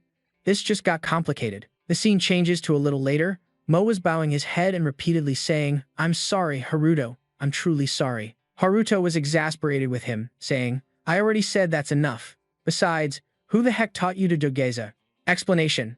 Dogeza is a Japanese ritual where the performer and a person of higher status both kneel on the floor. The performer will kowtow to the other person to apologize for a mistake, wrongdoing, or to ask for a huge favor. Seeing him so angry, Aries spoke up. "That would probably be me. I heard that when Easterners make a grave mistake, they perform this gesture to apologize." Haruto then turned to scold her. "You think you can just kill someone and say sorry and it'll be okay?" Mo was still trying to beg for his forgiveness. "I promise to make it up to you by being on your side."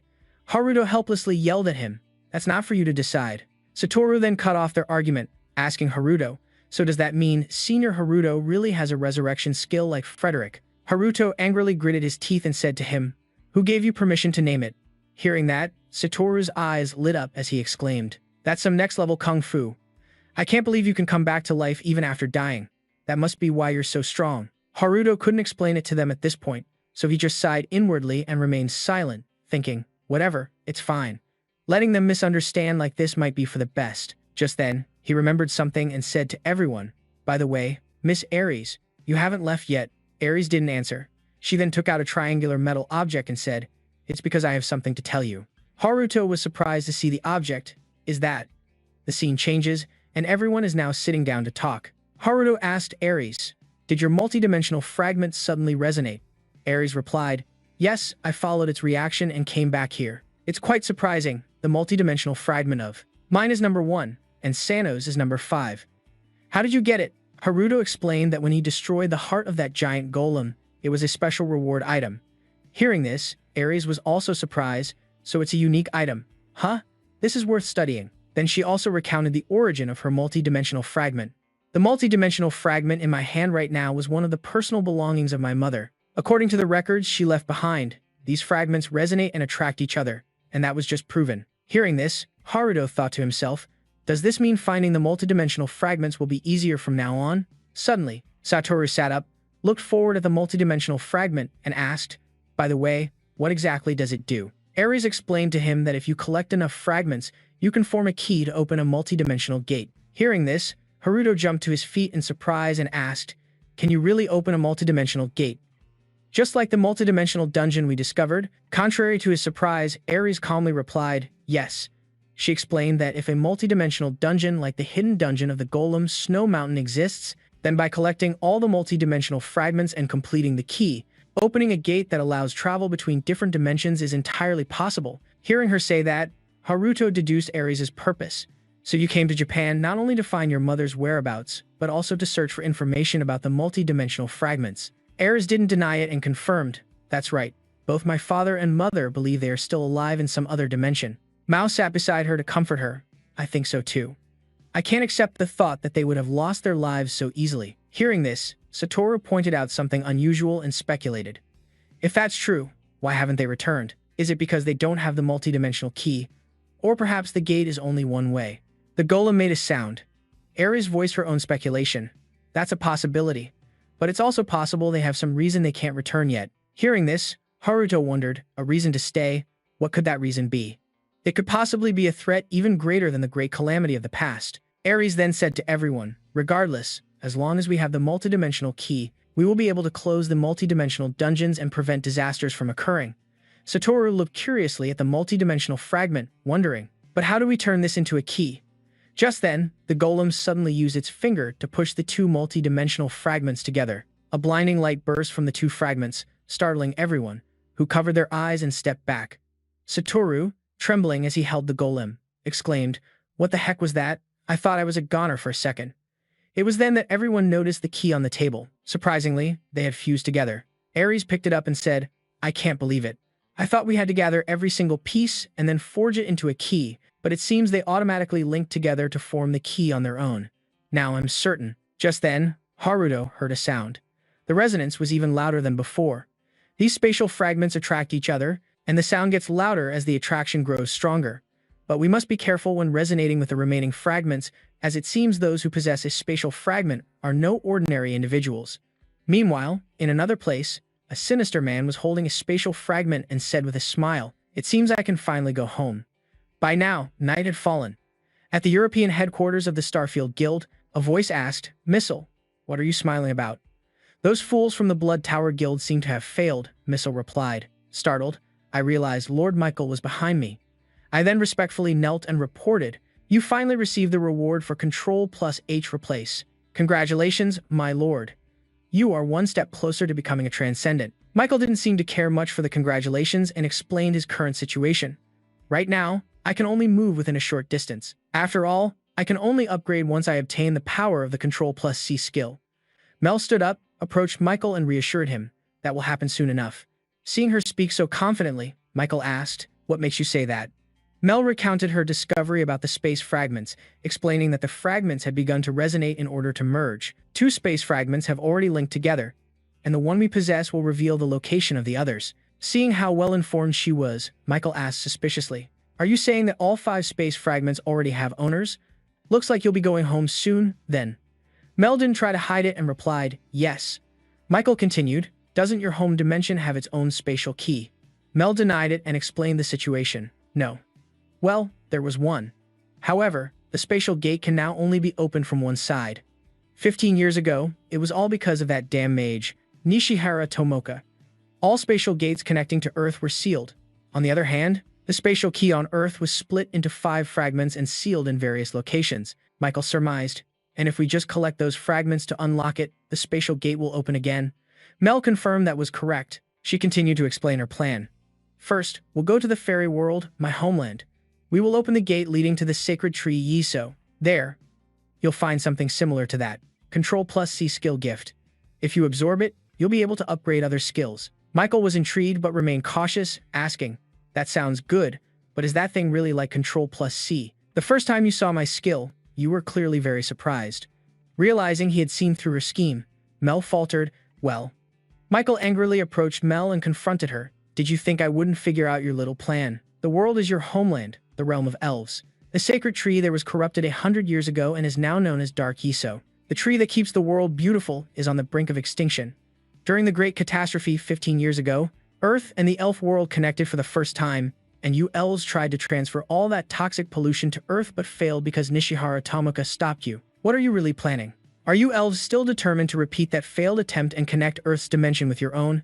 And are you using me to do it?" Mel, seeing her entire plan exposed by Michael's questioning, was at a loss for words. "Well," Michael then continued, "but I don't give a damn." Hearing this, Mel looked up in surprise. "What?" Michael then revealed his own plan. "I just want to use you to open as many multidimensional dungeons as possible and absorb as many skills as I can to become worthy of the title Transcendent. Whatever happens to this world is none of my business. From now on, I'll act on my own." Seeing him about to leave, Mel stood up to persuade him. "You can't go now, Lord Michael. You are the head of the multinational guild, Starfield. If you leave without a good reason, it could attract unwanted attention and make people wary. I anticipated this possibility, so I ordered Lucas to implement Plan B. Once everything is ready, we will have enough justification for Mr. Michael to personally make an appearance." Scene change. Right now in Japan's high-level Purple Forest dungeon, there is a level 90 gnoll, a monster that's a hybrid of a goblin and a wolf. Although each individual has low combat power, they are very cunning and act in packs, which makes them incredibly formidable. The pack of gnolls then charged forward, and a worried Satoru turned to ask, "Haruto-senpai, aren't there a few too many of these monsters?" Haruto didn't answer him, but most spoke up. "That's right, we should retreat." Haruto was laughing to himself, thinking of a plan. "I've finally set foot in this dungeon. After consulting with Hunter Nanas, there's no way I'm retreating this easily. This is the perfect opportunity to level up my little golems." With that thought, he turned back to Mo and Satoru with an excited tone. "What are you two waiting for? Hurry and get over here." The gnolls let out a terrifying roar, and Satoru was so scared he started trembling and crying. "Senpai Haruto, what are you doing?" The gnolls then charged, attacking the 3 of them. Haruto began to activate his power. Control V, using the modified Golem Core to create a Snow Mountain Golem. Control V, using the Golem Core modification to create a Golem. Control V, using the modified Golem Core to create a Golem.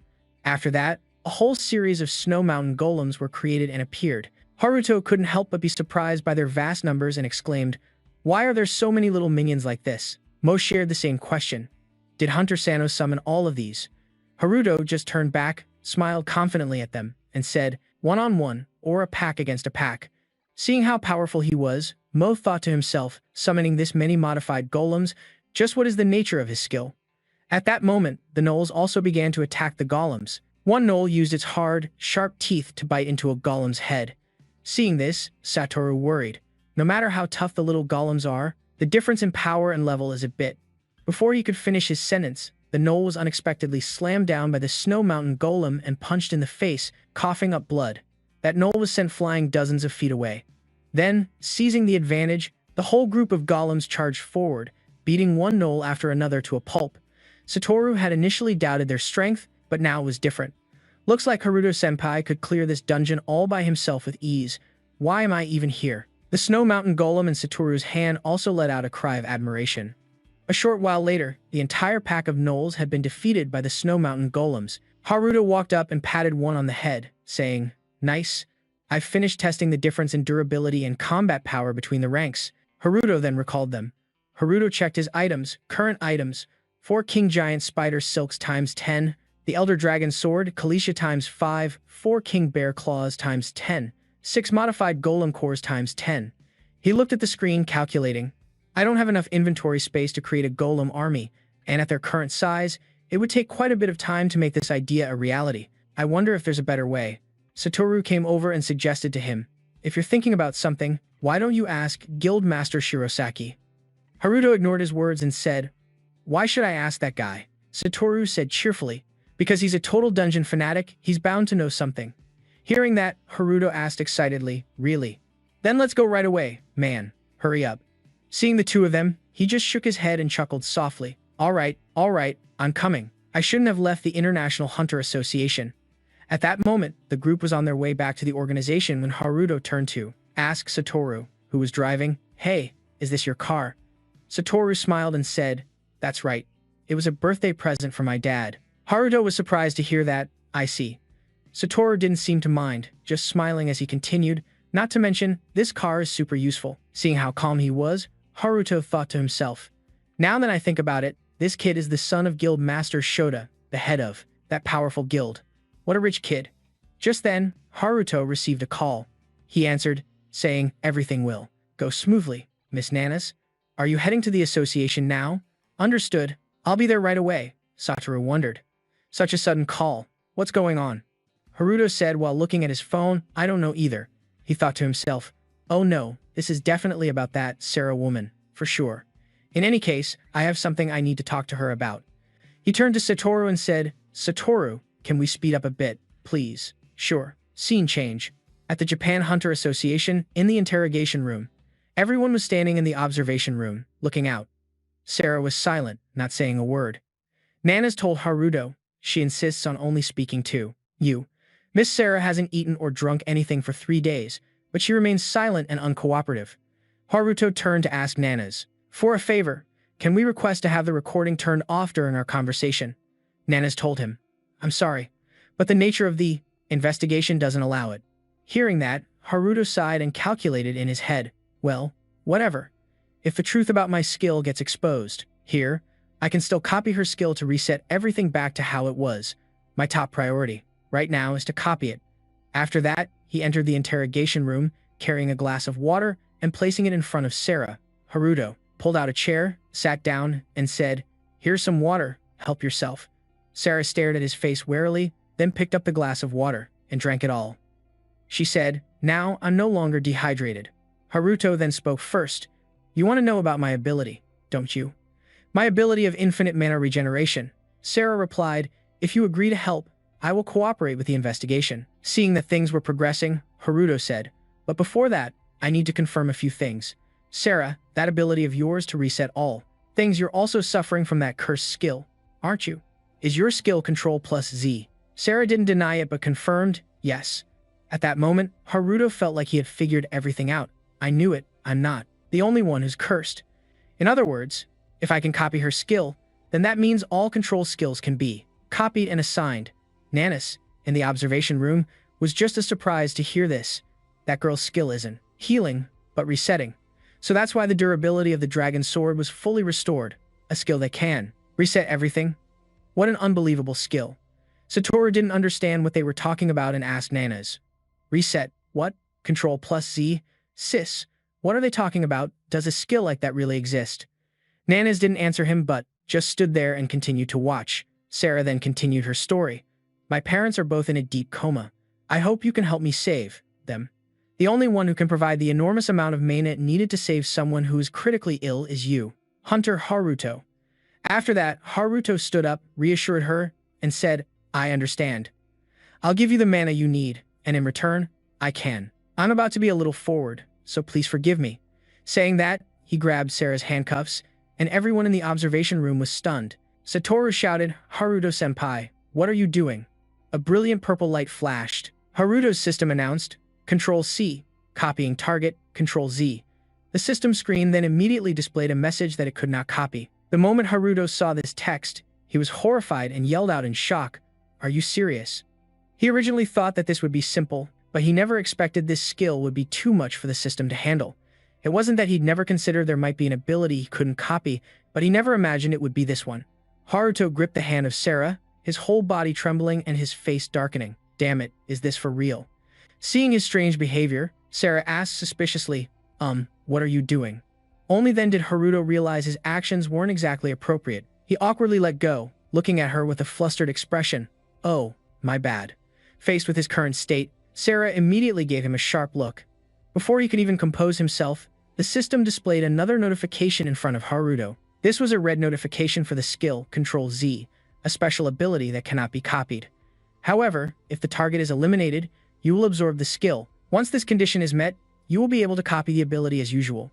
As soon as he finished reading this, Haruto's face instantly darkened. Huh? Eliminate the target means to kill them. His mind was now in a state of intense conflict. If I do that, I'll be able to copy it like normal? Are you kidding me? He looked over at Sarah, who was still staring with wide, bewildered eyes, silently cursing this damn system in his head. In short, if he wanted to copy the skill to reset everything, he would have to kill Sarah. It sounded like a sick joke, and Haruto's heart and mind were in constant conflict, but he still coveted that skill. Is there no other way? I can't just wait for her to die of old age, can I? Suddenly, Shota Satoru pointed forward and asked the girl next to him, Why do you think the window suddenly opened? Faced with this question, not only was Nane stunned, but Momo was also speechless. Nane stepped forward and picked up the microphone. She looked at the other party and saw that his expression had suddenly become unusually serious, so she asked, Hunter Haruto, is something wrong? When Haruto heard Nane's call his name, he turned around, scratched his head, and laughed it off. It's nothing. Everything's totally fine. Hearing his reply, Nanes didn't press the issue. In reality, hidden behind that goofy smile were deeper calculations. Haruto decided to bide his time and wait for an opportunity. Alright, then it's time to test my patience. First, he would fulfill Sarah's wish and try to gain her trust, and then he would soon find a better solution. With that thought, he immediately turned back to propose to Sarah, Let's go see your parents right now. With tears welling in her eyes, Sarah happily replied, Okay. The moment he saw her expression, Haruto's resolve wavered, and if he really couldn't find a better way, he could just team up with her. That same afternoon, at the Central Hunter Hospital, the six of them walked down the hospital corridor, listening to Sarah tell her story. After listening, Haruto asked in shock, Mana poison? Sarah calmly replied, Yes, my parents were attacked by a mystical monster during the Great Cataclysm, and this hospital is the only place that accepts patients with mana poisoning. Haruto looked at the petite girl before him and suddenly felt a strange sense of pity. So they're being treated here? She must be. Remembering that he had to side with Takumi to cover the hospital bills, he turned and asked Nanas, Is Takumi also being treated here?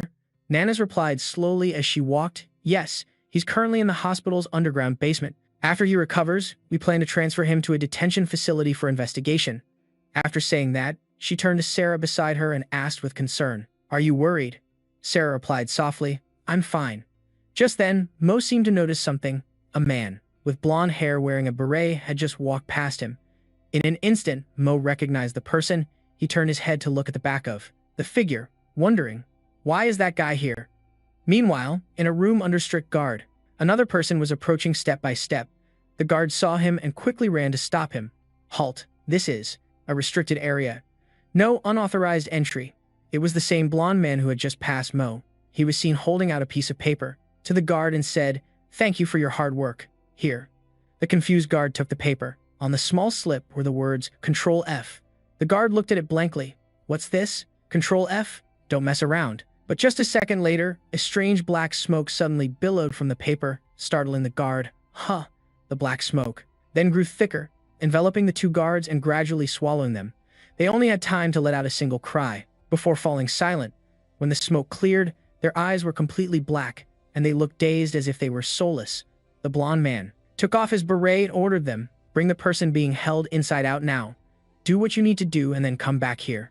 The two guards immediately replied, "Yes, sir," and then ran inside together. The man entered the room, approached a strange object. He summoned a sphere of dark energy in his hand and calmly looked at it. He recalled Miso's previous instructions. "Lord Lucas, I have a task that only you can accomplish." Lucas asked in surprise, "A task that only I can do?" Miso summoned a sphere of dark energy, carefully instructing, "In case things with the Blood Tower Guild fail, I want you to set this up at the Tokyo Tower." The moment Lucas saw it, he covered his mouth in horror. "What is that thing?" Miso explained, holding the plant-like object in her hand. "This is something I brought from my homeland. It's the fruit of the world tree that has been corrupted. Miso, after using this fruit to set up a barrier, you will be able to open a subspace." Lucas was surprised. "A subspace? What's inside it?" Miso didn't answer directly, but piqued his curiosity. "You'll probably have to see it to believe it." And so, Lucas's expression gradually changed, and he stared in terror at the scene that appeared before him. The fruit in Miso's hand opened, releasing a stream of corrupt energy, and behind her was a terrifying, giant demon. Seeing his expression, Miso seemed quite pleased, smiling. "This is just one fruit, and I can only show you this. I want to create a justification for Starfield on the day Miso operates openly." Back in the present, Lucas looked at the fruit in his hand and thought, "So she wants to stage a prison break right in the center of Tokyo. Damn it." Lucas reached out to enter the password. Deep down, he still felt guilty. Because of this family, he had now become too deeply involved with Starfield, and at this point, there was no turning back. In a hospital room, a patient suddenly woke up from a daze. He grabbed the respirator and looked around in confusion. "No way. Am I still alive? What the hell?" He then turned to look. Looking at the bed next to them, a child was sobbing while hugging their mother on the hospital bed, both of them shedding tears of happiness. The man opened his mouth and called for Sarah, and the little girl replied cheerfully, "Daddy." When Satoru heard this, tears were already streaming down his face. He was afraid that if the story continued, he would flood the entire hospital with his tears. While Satoru was moved, Nana's, standing beside him, had a look of disgust. She angrily bonked her younger brother on the head. "Why are you such a crybaby?" Satoru cried out in pain while still weeping. "Ouch." Satoru wiped his tears and happily turned to Haruto. "I knew the infinite mana of yours was top tier, Senior Haruto, but I never expected it could restore someone who was in a coma." He was truly moved by Haruto, wondering if even the best healer in the world could do something like this. In contrast to Satoru, Nana's was thinking more deeply. "Recovery? This is unbelievable. Just one small mistake and she would have to force the association to detain this girl." She looked at Sarah, sobbing by the bed, and thought, "No, I have to experience it for myself." Suddenly, Haruto noticed someone was missing from the group. "Now that you mention it, hey, where's Mo?" Hearing this, Ares turned around in shock. "Huh, I just noticed now that you said it." At that moment, on the other side, Lucas was following a man, walking slowly down the hospital corridor. The man wore a hood that concealed his face, walking with a calm expression. Suddenly, a system notification appeared in front of Lucas. "A person with the control ability has been found near you." Lucas broke into a cold sweat, suspicious. "There's someone with the control ability in the hospital." The man walking in front heard that and immediately turned his head. "What?" He then remembered something. "That's right. Sarah's parents are being treated here. Don't tell me that guy is with her." At the same time, a voice came from behind them. "Lucas." Lucas glanced behind him. Mo walked over coldly, adjusting his tie and putting on a hat to hide his face. "Ha, I almost didn't recognize you, Lucas." Turning his head, Lucas was stunned when he saw him, Mo. He pointed at the two of them mockingly. "I was wondering what would bring a member of the International Hunters Association to Japan. Turns out you're following Takumi, the dog of Starfield." Lucas didn't back down, immediately retorting, "I heard you left the association. What are you doing here?" Mo drew his sword, his expression grim. "Takumi is a criminal, and you want to help him escape. That makes you an accomplice." Noticing the commotion, the surrounding patients all stopped to look at them. Lucas held out a hand, trying to de-escalate. "You're as arrogant as ever. Huh? Can't you see this is a hospital?" Just then, Takumi stepped forward and said excitedly, "Hey, give me a weapon." All the items in my inventory were confiscated. "Since you've delivered yourself to me, let me teach you a lesson." What can a weakling like you possibly do? It's not about showing up first, but showing up at the right time. Haruto, from out of nowhere, suddenly appeared behind Mo, radiating an intense killing intent. You've got me to deal with too. The moment Takumi saw this familiar power, he couldn't contain his anger. You bastard. My skill. How dare you? In front of Lucas, the notification appeared once again. The user of Control-C, Control-V is right in front of you. Seeing this message, Lucas let out a strange smile. Finally, I found Control-C. Before the two sides could even clash, a female voice interrupted. What a shame. One person after another. First Takumi, and now even an international criminal. A cold spearhead appeared, and as soon as Takumi saw it, his face turned pale. It was the shaman, Lucas. Seeing Takumi's expression, he also guessed the identity of the newcomer. So this is the final boss stepping up to finish things quickly. Huh, Nana said, brushing her hair back with a hint of anger. Come to think of it, my horoscope said I'd be super unlucky today. She found a random excuse to blame for the series of events that had been happening and walked step by step closer to them. Nanis's appearance immediately attracted a large crowd from outside who gathered around to see what was happening. It's the hunter, Nanas. Oh my god, she's holding a weapon. What's going on? Takumi glanced at the person beside him and smiled. Looks like we're not getting out of this peacefully. Lucas just remained silent, not responding. He then tossed two handcuffs on the ground right at their feet. Looking at the strange cuffs, they quickly recognized them as suppression devices. Nana said with a blank expression, if you two put these on voluntarily, we can resolve this peacefully. Understand? The sooner this was over, the sooner she could go home. But to her surprise, Takumi scoffed, Hey, are you trying to insult me now? With that, he immediately grabbed the collar of a girl next to him, causing her to scream in fear. Takumi didn't actually want to fight them, so he made a threat. Get it? We're in a hospital. I can just grab any patient and have a hostage. If you don't want anyone to get hurt, then let this go. The moment he finished speaking, Nanas leaped up like a gust of wind, aiming a kick straight down at Takumi.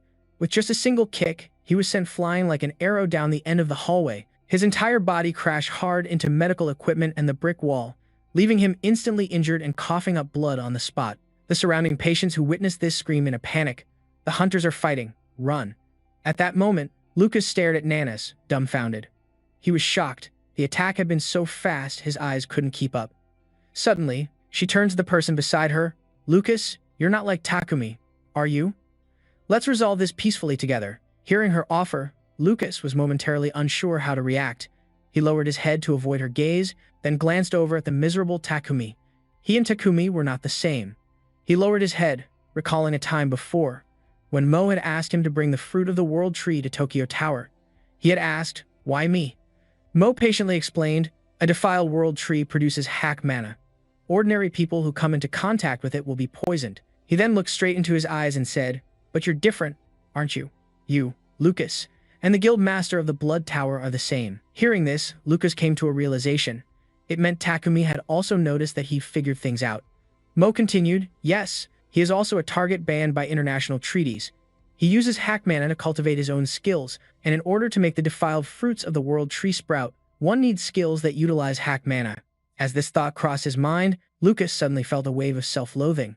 In other words, Thinking about what he had done to those two guards, he sighed, letting the rest of his sentence trail off. Am no different from Takumi. With that thought, Lucas replied remorsefully, I'm afraid I can't accept your offer. Nanas frowned, clearly dissatisfied. Lucas slowly drew his sword and said, you see, I need him. I have to get him out of here at all costs. The moment Nanas saw the weapon in Lucas's hand, her expression turned serious. That sword was Mo, who from behind them gritted his teeth in anger and said, Angela Rapier. It seems that Lucas guy is finally getting serious. As soon as Haruto heard him say that, surprised, he asked, what? Mio looked at Lucas holding the sword and coldly replied, that is the treasured sword passed down through generations in the Lucas family, the family of holy knights from England, and it's also the only holy sword in the world. Although it's also a weapon of the same class as Gao An's long sword, that sword is more suited for piercing techniques than slashing. The more Haruto heard, the more surprised he became. The same class as Gao An's long sword, Lucas had already charged into battle, his eyes filled with determination as he thrust towards Nanas. Mio continued to explain, yes, it's different from the long sword in that it doesn't increase in rank and doesn't possess offensive power, but because of that, it's also known by another name, the Heretic Judge. It can nullify all skills or weapons that it deems abnormal. Hunter Nanas, with her cursed sword, Vu Dao, was at a disadvantage. The tip of Lucas's sword was already close to Nana's. She could only reluctantly use her blade to block in front of her chest. The two weapons clashed violently, but as expected, Angelo's Sapia had the upper hand. Its sharp tip actually pierced through Vu Dao, leaving Nana's momentarily stunned. She was pushed back, seemingly completely overwhelmed. Haruto, standing behind, shouted worriedly, "Hunter Nana's!" Nana's used her combat skills to push the sword's blade over her head, narrowly escaping danger. She said to Haruto behind her, "Don't interfere, Mr. Sano. It'll be a hassle if we cause a big scene in the hospital." With that, she used her strength to push Lucas's sword away and escaped his pressure. Lucas couldn't react in time, staring at his opponent in shock. Nana swiftly gripped Vu Dao and attacked him. Lucas was no slouch either, nimbly dodging the blow. "Are you holding back on using your skills because we're in a hospital? Do you think you stand a chance against my treasured sword like that?" Lucas broke into a cold sweat as he looked down at the piece of his tie that had been severed. Without giving him a chance, Nana's attacked again.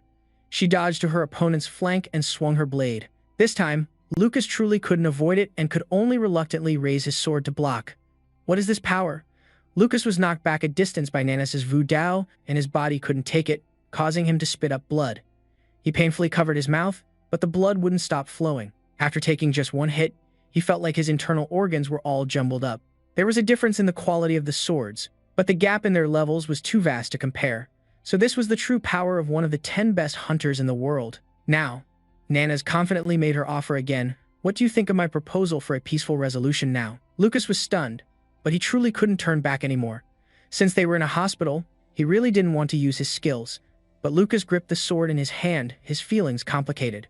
Suddenly, a familiar voice rang out, "Damn you, Shinoda, Nana's." They all recognized who it was and instinctively turned their heads. Takumi had regained consciousness after a critical blow from Nana's. He staggered to his feet, holding the bloom-tainted fruit of the world tree, and dark mana quickly enveloped his entire body. Takumi's eyes were filled with hatred as he gritted his teeth and growled, "This wretched hospital that you're trying so hard to protect, I'll turn it to dust in an instant." As soon as he finished speaking, he released all the dark mana from the tainted fruit outward. Witnessing this, Lucas couldn't help but shout, "Stop! This is a hospital, don't you know?" Takumi retorted as if reminding him, "You have to place these things in key locations in Tokyo, right? In that case, this hospital should get its share too." Very quickly, the dark mana enveloped the entire hospital, as if wanting to swallow everything whole, everyone living here. Haruto was on guard, ready to fight, and worriedly asked Takumi what he had just done. Mo also tightened his grip on his sword. "This is dark mana." Haruto frowned, raising a hand defensively. "Dark mana." Mo, beside him, immediately explained that this is something possessed by those with dark skills, and it seems Takumi is one of them. But this amount of dark mana is not normal at all. At this rate, the ordinary people here will also be affected and poisoned by the toxic mana. In the pitch-black darkness where not a single ray of light could penetrate, Haruto's notification window appeared. Skill, control, and use of giant spider silk and shadow movement technique have been activated. At the same time, Haruto gritted his teeth in anger. "Tisk, that bastard." He immediately unleashed his skill, teleporting behind Takumi. "Stop it right now." Takumi was now wrapped in a cloth like a mummy. He turned to look at him, flashing a bizarre smile. Too late. Haruto was instantly startled and confused for a moment. "What did you say?" The tainted fruit had now fully bloomed, and the dark mana acted like the wind, sowing the seeds of the tainted fruit onto the ground. From beneath the floor, a series of roots shot upwards, attacking them. Haruto and Nana's jumped back to dodge the increasingly dense roots that were destroying the entire hospital. The patients attacked by the roots screamed incessantly, and the scene instantly turned tragic. From the outside, the towering hospital was completely covered in roots and had even sprouted a gloomy, purple canopy. A giant trunk burst through the ground, pulling fractured pieces of the floor apart with it, causing a female patient to fall. She looked up in fear. "Please, save me." Fortunately, a doctor managed to grab her hand in time, but he couldn't hold on for long, and his hand slipped from hers. The female patient was in free fall, screaming, "Ah!" Just as she was about to hit the ground, Haruto used his skill from below to catch the female patient. As soon as they landed, still in shock, she stared blankly at the threads wrapped around her body. Haruto quickly helped her up, hastily instructing, "Are you okay? Quickly evacuate with everyone else." The patient looked at him gratefully and replied, "Okay." As she ran off, she kept frantically saying, "Thank you so much." Haruto smiled back, thinking to himself, patients who can still move like her are not the main concern, the problem is. As he thought this, his expression suddenly turned serious. He looked down at the patients who were seriously injured and had to rely on family and nurses, feeling a sense of unease. Those who can't move. After that, he glanced over at his friends. He saw Nana's comforting a small child and Mo kindly giving another patient some water, which suddenly put him at ease. It's a good thing Miss Nana's and Mr. Mo are still taking care of them. But the entire hospital has been invaded by dark mana. At this rate, everyone will be affected by the toxic mana. Haruto looked up at the lush canopy and thousands of branches above his head, and an idea struck him. There's only one way to reconstruct this place. The dark seed of the world tree has severely ravaged the hospital, turning this place into a pile of rubble just a little higher. At that moment, the Snow Mountain Golem was using its small body to struggle to hold up a giant boulder. Thanks to that, Satoru quickly pulled the person out from under the rock. All right, try to head this way. Suddenly, Haruto appeared out of nowhere right behind him, calling out, Satoru. The boy turned his head, supporting a patient with one hand, and hastily asked, Senior Haruto, what's going on? Seeing that the person was saved, the golem swung its arm and threw the boulder, which weighed several tons, to the side. He walked over and asked if everything was okay here. Satoru replied that thanks to Miss Aries, this area wasn't in too bad of shape. Haruto asked in surprise, Aries? To explain, Satoru picked up his little subordinate and led him to a giant crystal pillar. Haruto lightly tapped the crystal with his finger, asking skeptically, Is this ice? At that moment, Aries and the other patients revealed themselves. She explained that yes, it was an ice barrier. Aries replied while reinforcing the barrier, we can protect this area from being destroyed, but we can't completely block the spread of the dark mana. Suddenly, the outer surfaces of the ice shattered and the debris fell on the golem's head, annoying it. Haruto saw that Aries, Sarah, and the other patients were all safe and breathed a sigh of relief, glad that everyone was all right. Then, he approached Sarah to give her a quick rundown of the situation. The entire hospital has been devastated by that strange tree, and now dark mana is spreading at an alarming rate. The situation is critical, and the best solution I can think of is to reset the hospital to its original state. Can you do it? Sarah looked at him with determination and said bluntly, I can. I was even able to distort space-time in the dungeon. Besides, with you here, Haruto, I won't have to worry about running out of mana. Once the plan was settled, the four of them immediately advanced towards the tree trunk. Satoru, holding the golem, widened his eyes in shock at the sight before them. It's even more massive than I imagined. Is this the source of everything? Where did it come from, and how did it do this? Haruto turned to explain that it was Takumi. He had escaped and summoned this thing. As soon as they heard the name, all three of them wore the same expression of shock and surprise. Satoru couldn't help but yell, Takumi escaped. Thinking of him, Sarah couldn't hold back her anger. Mentioning him filled her mind with nothing but hatred. He knew her parents were inside but still acted without hesitation. How could he? So he didn't care whether her parents lived or died. Mr. Aries seemed to understand how Sarah felt. She lowered her head in silence for a few seconds. Haruto approached Sarah and said softly, Let's get started. She gave a firm nod. Okay. After that, Haruto stood behind her, continuously supplying her with mana. Sarah placed her hand on the tree trunk and began to use her skill. The entire space suddenly began to fluctuate, and everything became distorted. Even Haruto was affected by this power, overwhelmed. He struggled just to stay stable. The tree seemed to sense the threat, and the roots that were burrowing into the ground suddenly pulled back. On the other side, Nana's also seemed to sense something was wrong, as did Ma, was no exception. He stared, unmoving, in the direction of the commotion. From the outside, the roots also began to pull back, revealing massive holes. Inside, all the roots pulled back to form a barrier in front of Masara as dark mana began to gather from all directions before surging towards Sarah to attack. She struggled to endure it, trying to stop the dark mana from entering her body. Haruto immediately sensed the abnormality and became worried. Did the tree just unleash dark mana?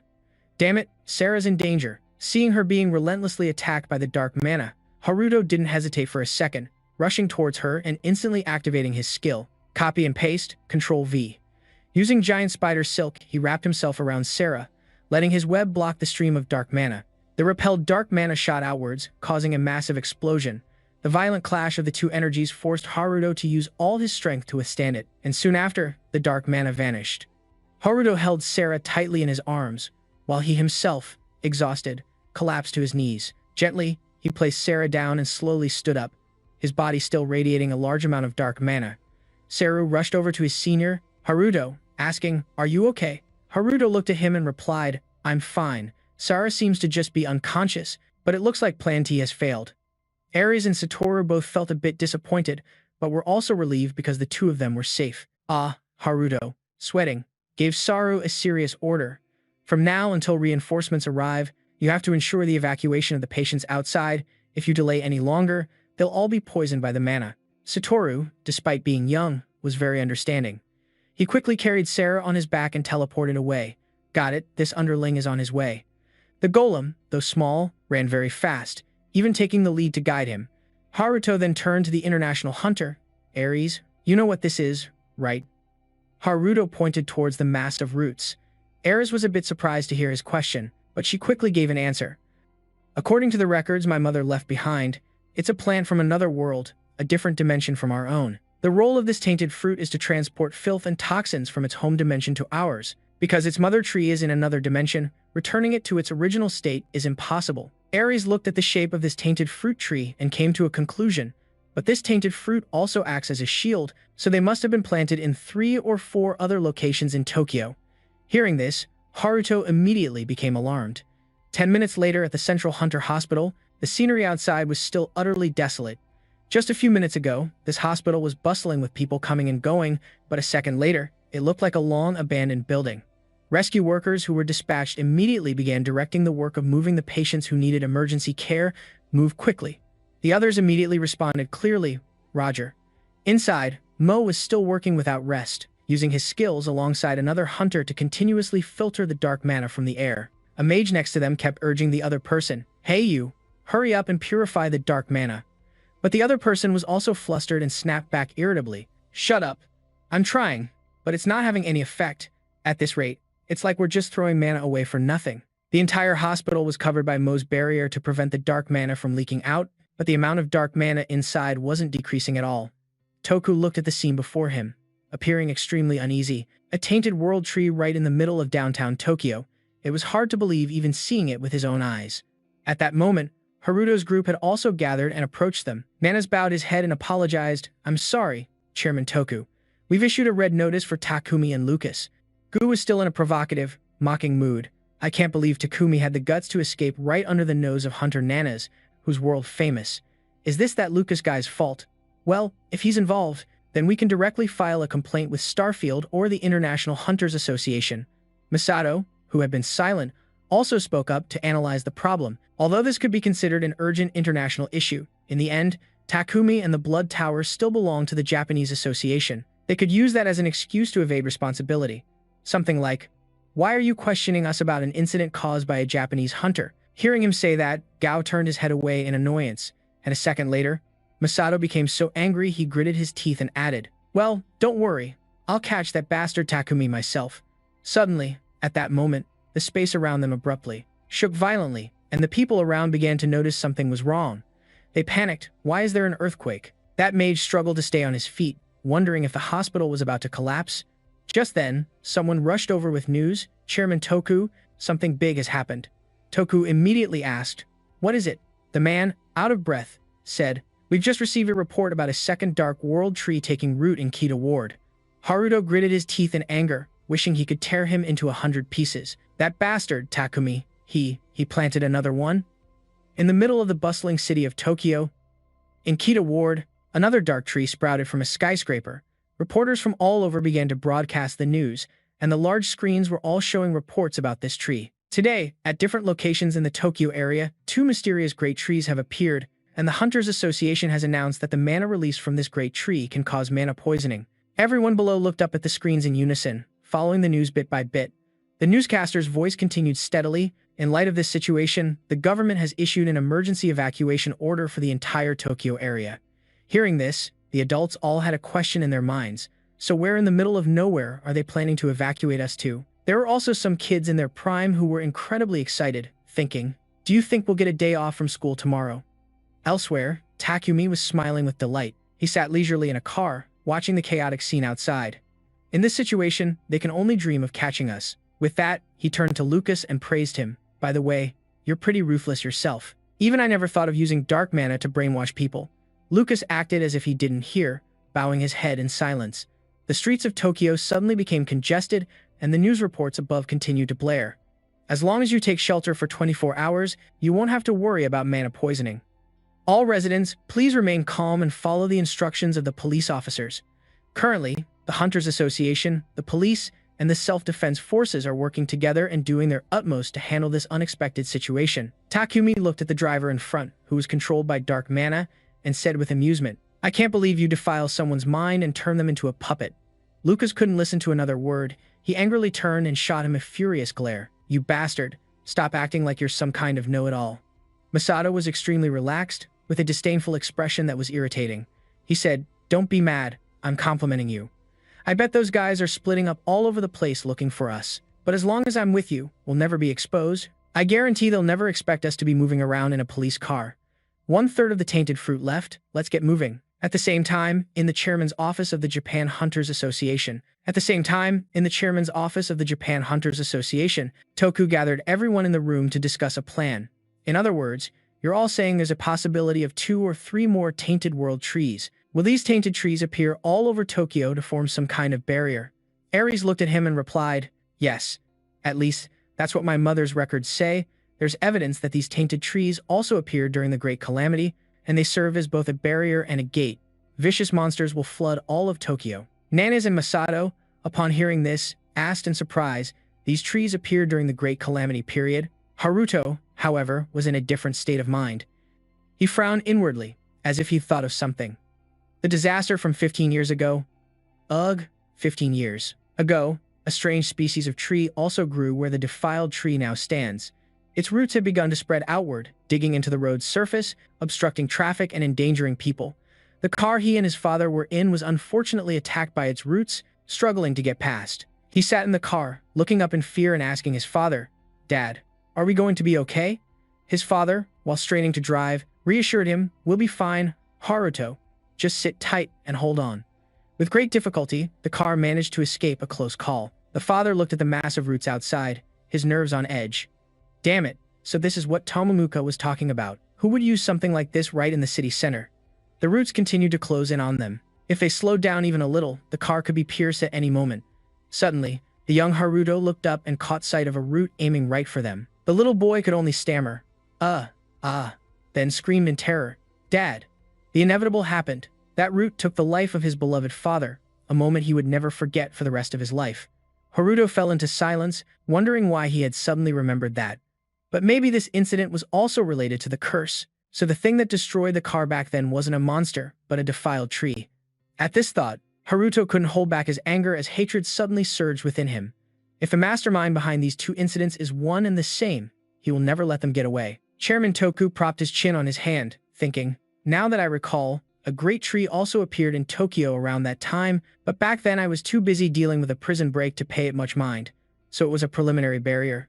Ares pushed up his glasses, his expression turning serious as he explained, "According to the records my mother left behind, a barrier created by a defiled tree acts as a gate connecting to another dimension, and it also opens a subspace."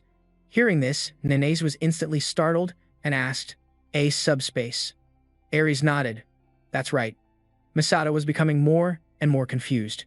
He asked doubtfully, "But if that's the goal, then why create a barrier at all? Why would they accept the drawback of using a defiled tree from another dimension anyway? Wait, don't tell me it's to open the Healing Green Mall's subspace." Nanase followed his train of thought, adding, "To open the Black Spirit's subspace, you definitely need to create a barrier of defiled trees, or at least that's what I've heard. The Spirit's subspace requires black mana, that black stinking aura, and a single defiled tree isn't potent enough." Hearing this, Ares expressed his concern. "The current situation looks like that subspace is going to open, but in the worst-case scenario, a gate to a tainted dimension will also be opened."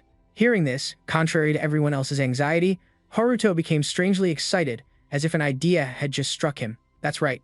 A subspace means it connects to an infinite space, right?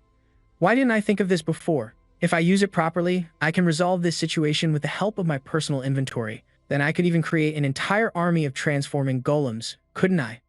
Haruto couldn't let this opportunity slip through his fingers. He didn't care if it was black mana or something else. He would definitely find the mastermind and seize the subspace. Suddenly, Haruto's attention was caught by Gao's voice. "Why doesn't everyone talk about something more practical?" He sighed, putting on a carefree expression. "All this time, you've just been talking about the key. Space? All that jazz, but like hell something like that actually exists? I'd never even seen one. Angered by his attitude, Haruto couldn't help but hold up two golden cards, asking, "Are you talking about these?" Gao was astonished the moment he saw them, suddenly jumping to his feet. Are those really spatial keys? Nana's was just as agitated, no less, and couldn't resist slamming the table. Aries held it in her hand, hastily explaining to them, "This is an artifact my mother left me. It's combined with the fragment that Hunter Sano retrieved from the golem Snow Mountain." Gao was so stunned he could barely stand, so it really does exist. But you can't do anything with just two fragments, right? Aries continued to share what she knew with everyone. According to my mother's records, ever since the Great Cataclysm, a tainted spatial gate has been open in England. I believe the tainted tree and the spatial fragments didn't just appear at the same time by coincidence. It seems the one who brought the tainted tree here from another dimension is also holding the remaining spatial fragments. Masato's expression turned complicated upon hearing this, but Chairman Toku remained even calmer. He spoke deliberately, just as Miss Aries said. The greatest tragedy would be if that tainted spatial gate were to truly open. This is no longer a problem for Japan alone. I will immediately submit a request to the International Hunter Association and the American Hunter Association for cooperation. Masato propped up his chin and refuted, "They won't have it. One fragment already belongs to my guild." The meeting concluded an hour later.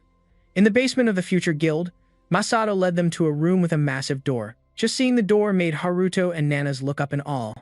What kind of vault door is so magnificent? Gao, still with that scornful attitude, taunted. "Guildmaster Shirosaki, I knew you were a dungeon fanatic, but I never expected you'd be holding onto a spatial fragment."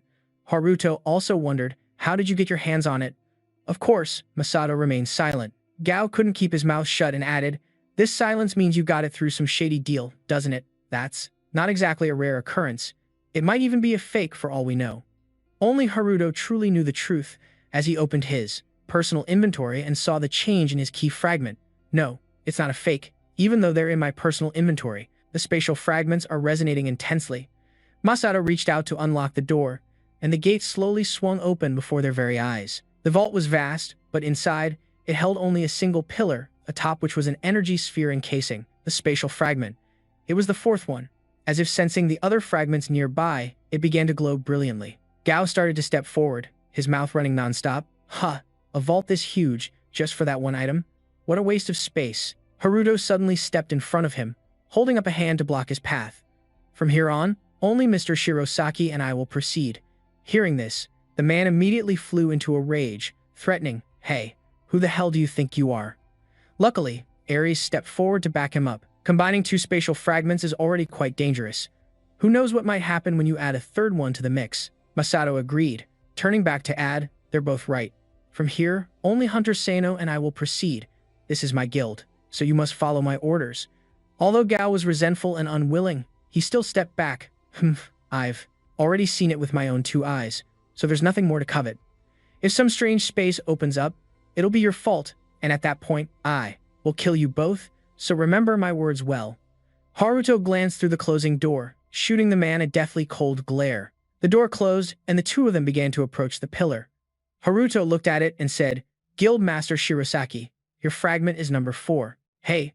Masato stood to one side with his arms crossed, looking at him, as the system displayed a notification, "Space fragment 1 out of 5. The 4th fragment." Haruto wouldn't let it go, wanting a reason. "Can you tell me where you got it?" Masato, of course, still wanted to avoid the question.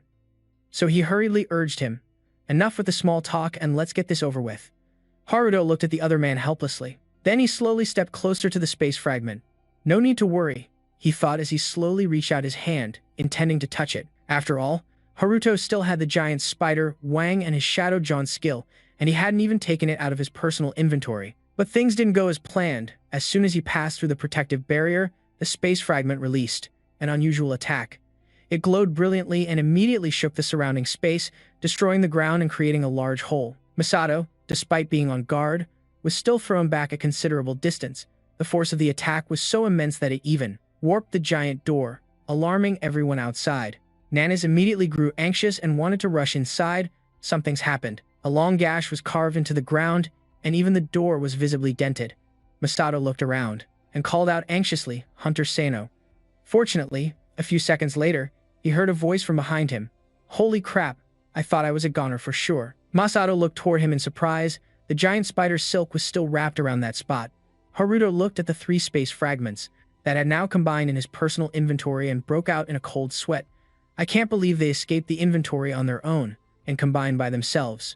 Without Shadow Jaunt, I would have been a goner. That firepower is terrifying. When I combine the 4th piece, I'll have to be extremely careful. Masato stared at him, horrified. From start to finish, Hunter Seino had done nothing but shock him to his core. What was that? This guy, he just used a high-level stealth skill. Shadow Jaunt. Who on earth is he? Filled with suspicion, he shouted loudly, "Hey, you." Haruto turned his head and even joked around. "Whoa, Guildmaster Shirasaki, don't scare me like that. Are you yelling at me? Why so loud?" But unexpectedly, just as he turned around, Misato grabbed him by the neck, leaving him no time to react. He slammed Haruto straight into the ground, the force of the impact shattering the floor and sending debris flying everywhere. Caught by the surprise attack, Haruto coughed up blood from the pain, not understanding why he was being attacked. Cough.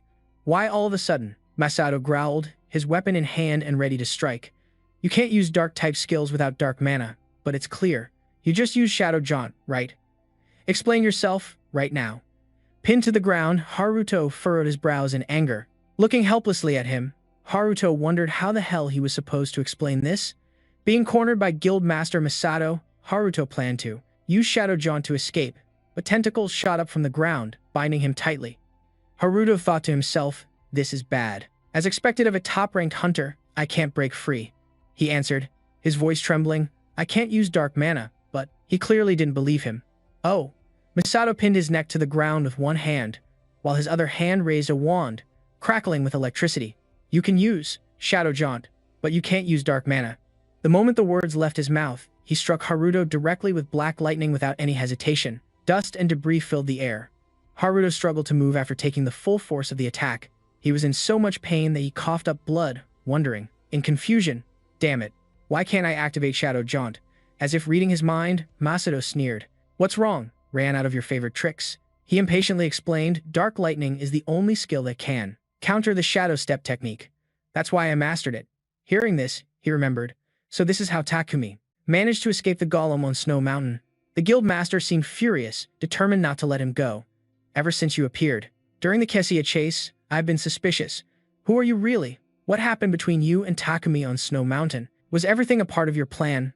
Under threat, he silently felt regret. Does he really think I'm working with Takumi? It was a mistake for just the two of us to come in here. I have to find a way to stop Guildmaster Shirasaki. After weighing the situation, Haruto gritted his teeth through the pain and explained, just thinking about it drives me crazy. I couldn't even use any of my skills, but that was actually just a stalling tactic, so he could use the giant spider silk. Haruto frantically duplicated it with Ctrl+V and yelled at him, Are you trying to kill me or make my life a living hell?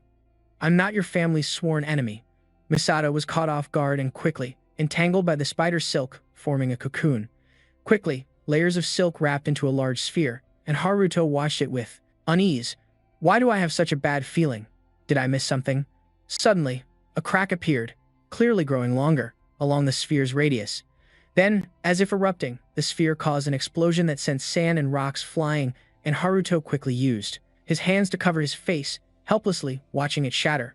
In the end, the spider silk sphere couldn't contain Masato as he used lightning to tear it apart. The lightning shot out towards Haruto, but luckily he used the silk as a shield just in time. The dark lightning was too powerful, piercing through the silk shield in front of him. Masato stood inside his spherical shield, coldly looking at Haruto's bleeding hand. He was even more enraged by the surprise attack. If it's something you can't talk about, then it must be Starfield, right?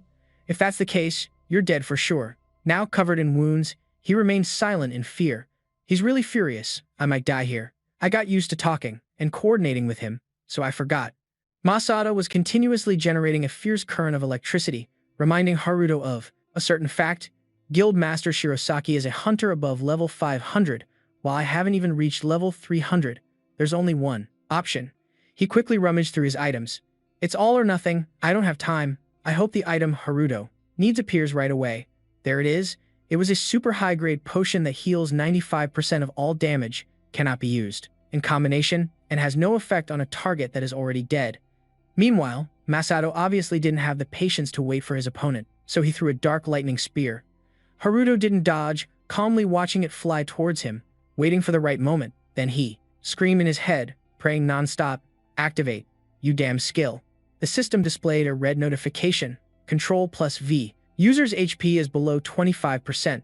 A series of panels kept appearing, activating the second unique skill of the Cassian Longsword, Berserk. Control plus V, equip Cassian Longsword to use the skill. A sword immediately appeared in Haruto's hand, helping him block the Guild Master's lightning. Next, he slowly raised it, aiming straight at his target as Haruto swung down. Its immense power created a slash that blew away sand and rocks, rushing towards the person opposite him. Masato used all his strength to maintain his spherical defensive barrier. That bastard, could it be? The two streams of power finally collided. Even the lightning shield was overwhelmed. Masato watched in astonishment as the massive energy from the longsword continued to rush toward him. A deafening explosion obliterated the area around its epicenter, leaving Masato in a dire state, spitting up blood, and wounds began to appear on his face. Suddenly, a memory flooded back, a voice from the past echoing in his mind. "Hey bro, our guild's name should represent our hope of becoming the strongest in the future, so let's call it the Future Guild, okay?" Masato immediately agreed. "I love it. Let's make our guild #1 in the world." The person he remembered was his younger brother, Shirosaki Suda. "But first, bro, I'll help you become the top hunter in the world," he said, while raising his glass, clearly fond of his brother. Hearing this, Masato laughed heartily. "The strongest in the world, huh? I like the sound of that." 10 years ago, he and his brother were always by each other's side. Whether their opponent was a single demon or all of hell, they were never afraid. Until one day, just like any other raid, Suda warned him, "Hey bro, do you have a bad feeling about this? That unidentified hunter over there is watching us." But Masato persuaded his brother, "Suda, this dungeon isn't controlled by the Maz Guild or any major power. It's a hidden dungeon, super famous, and no one has jurisdiction over it. This is the key for our future guild to join the list of the top 10 major guilds in the country." He said confidently, "Why are you scared now? Your return skill can pull us out of hell itself. Don't worry, I've got your back." Although he still found the guy covered in bandages suspicious, Suda couldn't stop his brother. Just as he predicted, after defeating the final monster, something terrible happened. Masato's cursing voice rang out, "Hey, you bastard. Are you insane?" He held his brother, who was being corrupted by dark mana, and roared at the other guy. "What the hell are you doing?" The psycho didn't explain, only speaking vaguely to Masato. "This is a dark mana addiction. The more mana they absorb, the more their consciousness will be corrupted. If they live, they'll turn into a bunch of low-class monsters, not even on par with demons or ghouls." Masato frantically demanded, "Give me the antidote. My brother is dying." But the man didn't care, replying with cryptic words. "You two were the most active in the Dakatsu slaughter, weren't you? You deserve a special reward, the Shadow Shift art." Although he didn't understand, Masato's intuition told him it was definitely not something good. As expected, the guy threatened him, "Give it to me, and I'll tell you how to save your brother, or else leave your life behind. Besides, without dark mana, that skill is useless to you anyway." For his brother's sake, Masato no longer hesitated and agreed, "Fine, I'll give you the skill. Now hand over the antidote." Right after getting what he wanted, the guy tossed out a line, "Alley of the British Association, the family's heirloom sword. Brilliance. That's the only way to save yourself from the poison mana." Masato's face turned pale, in fear. "Hey, aren't you going to give me the antidote?" In the middle of the wasteland, his voice echoed in despair, "You damn bastard." The guy watched his panic calmly. "There's no antidote for dark mana addiction. Besides, this is a mobile dungeon. Once the clearing mission is complete, it will move to another location and the entire space will collapse." As he spoke, he began to teleport away. Even if there were an antidote, it would be meaningless if you can't get out of here alive. Now, of course, he knew he had been tricked from the very beginning. "You wanted to kill us." The guy laughed demonically, not hesitating to admit the existence of the black mana and dark skills. Now is not the time for the world to know about them. With that, the man vanished, leaving the two brothers in despair. Inside the dungeon that was about to collapse, "Suda, hang on, can you use the return skill?" With his last breath, he handed something to his brother, a space fragment. "I found this earlier at the boss monster's location. I'm not sure what it is, but it's definitely no ordinary item." Tears streamed down Masato's face as he choked out a scream, unable to accept reality. "Is this really the time to talk about that? Hurry, use the skill now." But Suda, with tears of regret, gently spoke, leaving his final words, "I can't keep my promise. Return target, Masato. Horrified, he tried to stop him. Wait, Suda. Why? Light from the magic circle appeared instantly, and despite his brother's desperate attempts to hold on, he let Masato go. Brother, I'm sorry. He was forcibly teleported away, screaming endlessly. Suda. The place Masato was sent to was the very guild office the two brothers had founded. Tears of regret streamed down his face as he remained motionless, still in the posture of holding his younger brother. Masato sobbed in agony and filled with rage. He clenched the final item Suda had given him so tightly it seemed he would break it. His anger exploded. Masato roared, frantically unleashing lightning and destroying the room. Back in the present, after taking a sword strike from the boy, the two of them took a brief rest. Masato slowly continued. For the next 10 years, I searched through all the dungeons, but I could never find that one again. He stood up, walking closer to Haruto. I suspect that my younger brother is still alive. But now, everything became clear to Haruto. So that's why you're trying to find him, even if it's just a trace. No wonder he was called the Dungeon Maniac. Haruto drank a recovery potion, sighing to himself. But the price for angering the guild, Master Shirosaki, is really steep. Luckily, thanks to the swords, Kyunshi's rampage poison, I was able to achieve the power of a level 600 for a short time, but my body couldn't handle it. Masato further clarified his motives. That's why this time I decided to research about dark mana and dark skills. I don't care about international sanctions or anything. Shadow Step is a rare move, and the skill of dark arts has also been abolished. Now, only that freak can use it. After hearing his story, Haruto couldn't help but sympathize with him. So you're asking how Takumi and I were able to use that skill? Fine, I'll tell you. But he thought to himself, adding, I'll tell you some of it, but not everything. Surprisingly, Masato refused. There's no need. Haruto froze as he explained further. The skill you just used belongs to the longsword Kalasan, right? How did you even manage to get a hold of that thing? These moves, where did you learn them? Just like the longsword, you acquired Shadow Step using CP. I'm sorry for accusing you of conspiring with Takumi, but it was unclear if he was apologizing or just taunting him when he added, so you're just a skill thief. Haruto was furious. If you're going to apologize, then do it properly. Don't call me a thief. But he didn't stop there. He continued to expose him. You secretly took that item during the operation to capture Kuya, didn't you? Haruto weakly retorted, you're the real thief. Suddenly, Masato changed the subject. Let me tell you two things. When the space key is completed, I will join you. The door opened, and it was unclear what they had agreed upon. They finally came back out. Seeing Haruto's battered appearance, Momo asked curiously, what happened? You look all beaten up. He gave a vague smile. It's nothing. Just had a little trouble while combining the space fragments, that's all. Nanas urgently reported. While you two were in there, I received word that the third corrupted tree has appeared, leaving Masato completely stunned. He flew into a rage, grinding his teeth. Takumi, where is that damn bastard hiding? Ares immediately replied, based on the location of this third corrupted tree, we can predict Takumi's next route. He lost his patience and cut her off. Where is it? Just tell me. Despite Masato's impatience, she remained calm and laid out the plan. We need to gather the hunters in the Jinja area first. Looking at the scale and location of the barrier creating the subspace, they intend to open a very large one at Jinja. Nanas sensed how terrifying it was and grew worried. How large is it? If that's the case, the number of monsters appearing through the spatial rift will be enormous. Listening to their conversation, Haruto silently analyzed the impending invasion of monsters. If that happens, no matter how strong the hunter forces are, it will take a considerable amount of time to stabilize the situation. It'll be a real pain if the wolf monsters show up. I can't handle them with just giant spider silk. Masato spoke up with a suggestion. The hunters from the future guild will go to Jinja, and I'll chase after Takumi. I just need to catch him before the fourth tree appears, right? Nanas agreed. Then I'll return to the association to call all the guilds. After saying that, she turned to Haruto and Mo and asked, are you two planning to coordinate with the association's guilds? Haruto refused without hesitation. No need. I'll prepare what I need myself. Nanas thought she misheard. You're preparing. To do what?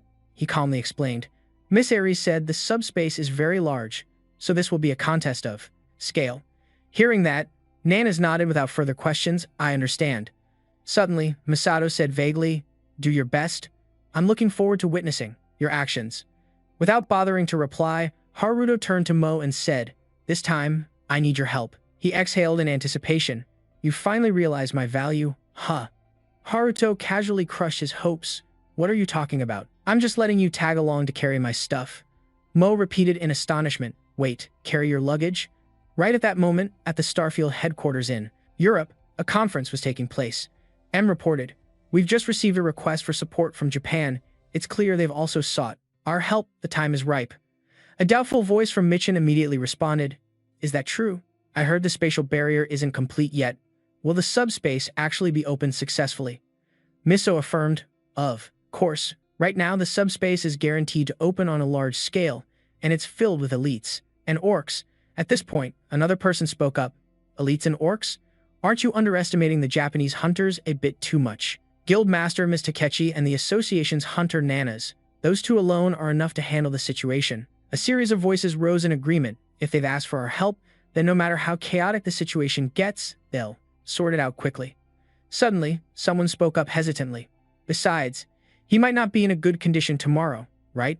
"Ah, I assure you, there's no need to worry. I can handle our European branch manager. That's why I paid close attention to the placement of the corrupted trees." He laughed slyly. "To make this spatial gate open as wide as possible." The other guy was relieved to hear that. Inside that space, are there only monsters? If that's the case, even with American aid, they won't be able to control the situation. M smiled mysteriously. "If that space opens in Tokyo, it will be a heavy blow." Michael suddenly spoke up. "Miso, for your homeland and for Jas, we must succeed this time." Miso assured them again, "Please don't worry. This isn't the first time I've opening a subspace." At the White House in the United States, the president and his confidants are holding a meeting. The U.S. President John Romeo begins. "Secretary Logan, are you aware that the corrupted tree from the other space has appeared in Japan?" The commander of Shia, Mr. Logan, confirms the information. "That's right, they first appeared in the United Kingdom 15 years ago, and they originate from the same space as the Dark Spirit space." The president worries, "So, are we in danger?" Logan reassures him, "The space gate hasn't opened yet, so there's no direct threat, but we have received a request for aid from the Hunter Association in Japan." The president is still hesitant. How did the International Hunter Association react? Mr. Logan reports, "Michael Starfield is the commander of the Japanese Hunter Association. I heard they're already on their way to the scene." The woman who had been silent until now speaks up. "What reason would a world-famous hunter like him have to intervene personally?" He doesn't know the answer either. "Our intelligence has no information on that case, so we don't have the full picture." Suddenly, she receives a call. "Wait, what?" She turns to inform the president. The chairman of the Hunter Association is video calling. The president is surprised. "The chairman?" He then orders, "Put him through." She immediately brings up the screen for him. The chairman of the U.S. Hunter Association, Simon D. Frey, appears. "Mr. President, we have a big problem." The president becomes tense as well. "If you're talking about the incident in Japan, I'm already aware. We were just planning to provide equipment and tool support." But Simon interrupts. "Well, the situation seems to have escalated beyond our control." He continues with some bad news. The Ouroboros Guild's aircraft has been reported en route to Japan. Hearing this, Commander Logan becomes agitated. "What? Wait, Turner isn't going there himself, is he?" But contrary to his hopes, Simon reluctantly reports, "No, this is an unforeseen situation. Turner has mobilized the entire guild." Logan holds his forehead, feeling uneasy. His power is on par with our military. Sending a hunter like him abroad is no different from deploying a nuclear weapon there. Moreover, Japan is a peace-loving nation. If things go south, it'll be a huge mess. He continues to ask about the association's opinion. What is the Hunter Association's stance? Simon's voice is filled with helplessness. There's not much we can do. Stopping Turner is nearly impossible. President Duemon suddenly speaks up. "This is no longer just." He trails off for a moment, then continues. "Japan's problem alone. Assemble our most elite hunters immediately and dispatch them to Japan, but do it covertly." The situation in Japan is now dire. The corrupted tree continuously emits a demonic miasma. Directly across from it, a person is currently standing on a high vantage point, observing.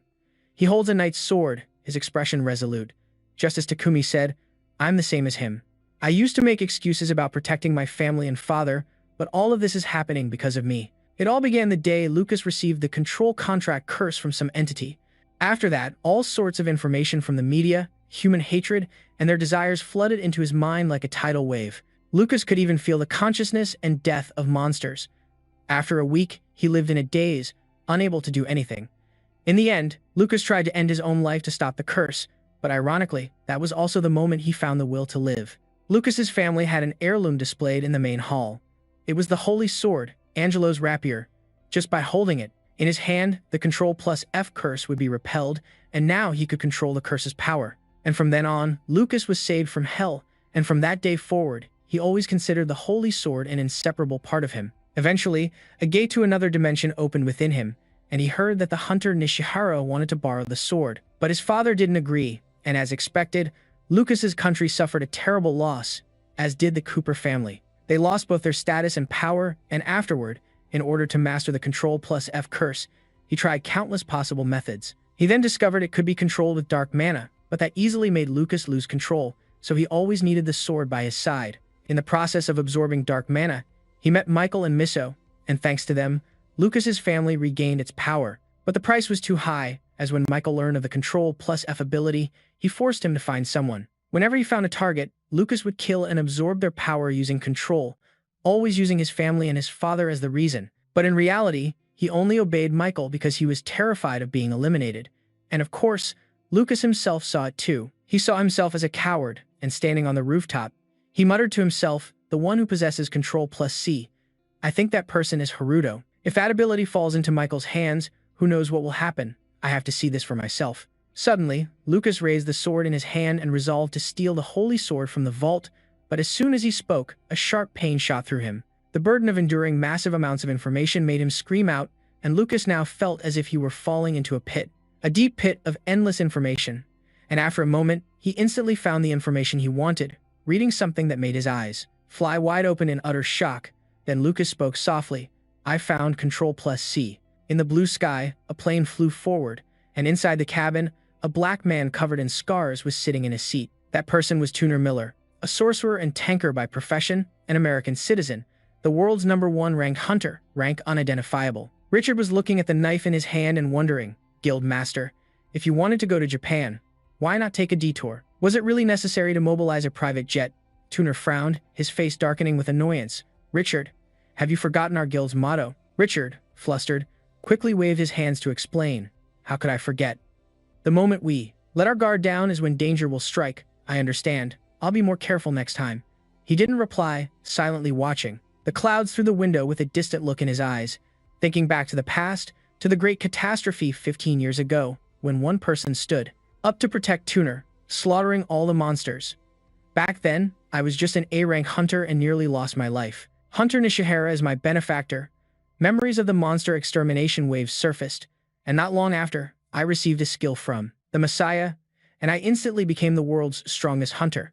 Returning to the present, he tightly gripped the pendant in his hand. The pendant was emitting a golden light as he thought to himself, Hunter Nishihara gave this to me before the great catastrophe ended. Tuner opened his hand to look at the beautiful, sparkling, golden triangular pendant. For the first time in 15 years, the spatial fragment was resonating. He clenched the pendant, frowning, his eyes filled with worry as he pondered, what in the world is happening in Japan? It must be what Hunter Nishihara feared would happen back then at Jinja, Tokyo. Wisps of purple, dark energy snaked through the main street as a voice rang out. The subspace we were told about is about to open. Are you sure this is the right location? Nanas replied. Yes. This place has the highest concentration of contamination. Toku asked, what's the word from the other guilds? She quickly reported, Guild Master Shinoda of the Dainun Guild is neutralizing the contamination caused by the corrupted trees at the Central Hunter Hospital. The guild members are dealing with the corrupted trees in the northern district and searching for a solution to handle it. Nanas continued, Guild Master Takachi of the Midas Guild has sent members to assist in all areas while he himself is waiting alone at the Dori CH in Jinja. He'll be able to handle anything that emerges from the subspace. Toku was pleased. Well, with Takachi there, we have nothing to worry about. So what are the other guilds doing? She answered, they're protecting and guiding the residents who haven't escaped yet. He suddenly remembered and asked, speaking of which, I don't see Hunter Haruto around here, do you? Nanas immediately said, Hunter Haruto is currently on a different mission.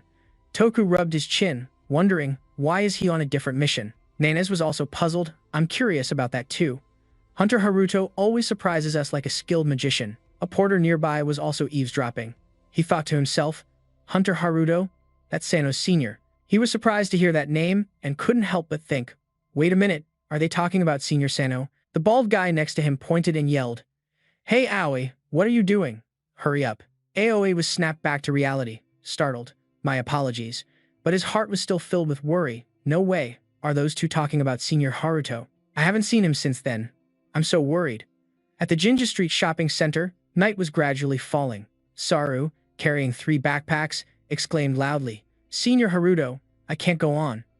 The Snow Mountain Golem, despite its tiny body, also had to carry a backpack as big as itself, dragging its feet. Kusuma agreed, "Me too, I'm at my limit." Haruto was tense, his eyes glued to the screen as he typed. A notification popped up, Ctrl+V, the user does not have enough mana to unlock the longsword field. Haruto gritted his teeth and scowled in frustration. Damn it, it's still not enough. There's no way this is enough. Saru broke out in a cold sweat and ran over anxiously. One item bag can hold 100 items, and we have 13 bags here, which means we have 1,300 items, and it's still not enough? Haruto's face went blank. Well, basically, it's not enough yet. Kusuma asked, "Is this enough for you to stop it though?" He immediately replied, "Maybe. Although it hasn't reached perfection, there's still a certain chance of success." Haruto tensed up, grimacing slightly as he thought to himself, "Either way, I need that space. I will definitely copy and paste it at all costs." Their steps suddenly halted. The 3 of them and the Snow Mountain Golem froze at the sight of a figure standing with a sword right in front of them. A confused voice uttered, "Lucas Mo?" He frowned and asked, "How do you know this place?" Lucas scowled, "Be quiet, I need to talk to you." Haruto's face turned serious. "If you want to talk, put the sword down first." Suddenly, Haruto smirked as if an idea had struck him.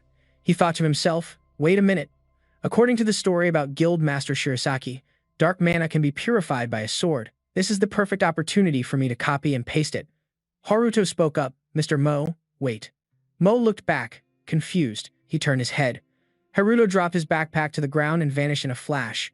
Haruto had already reappeared in a puff of smoke behind Lucas, reaching for the sword, full of confidence. "The level of my copy and paste skill has advanced a lot, so this time, it's bound to succeed."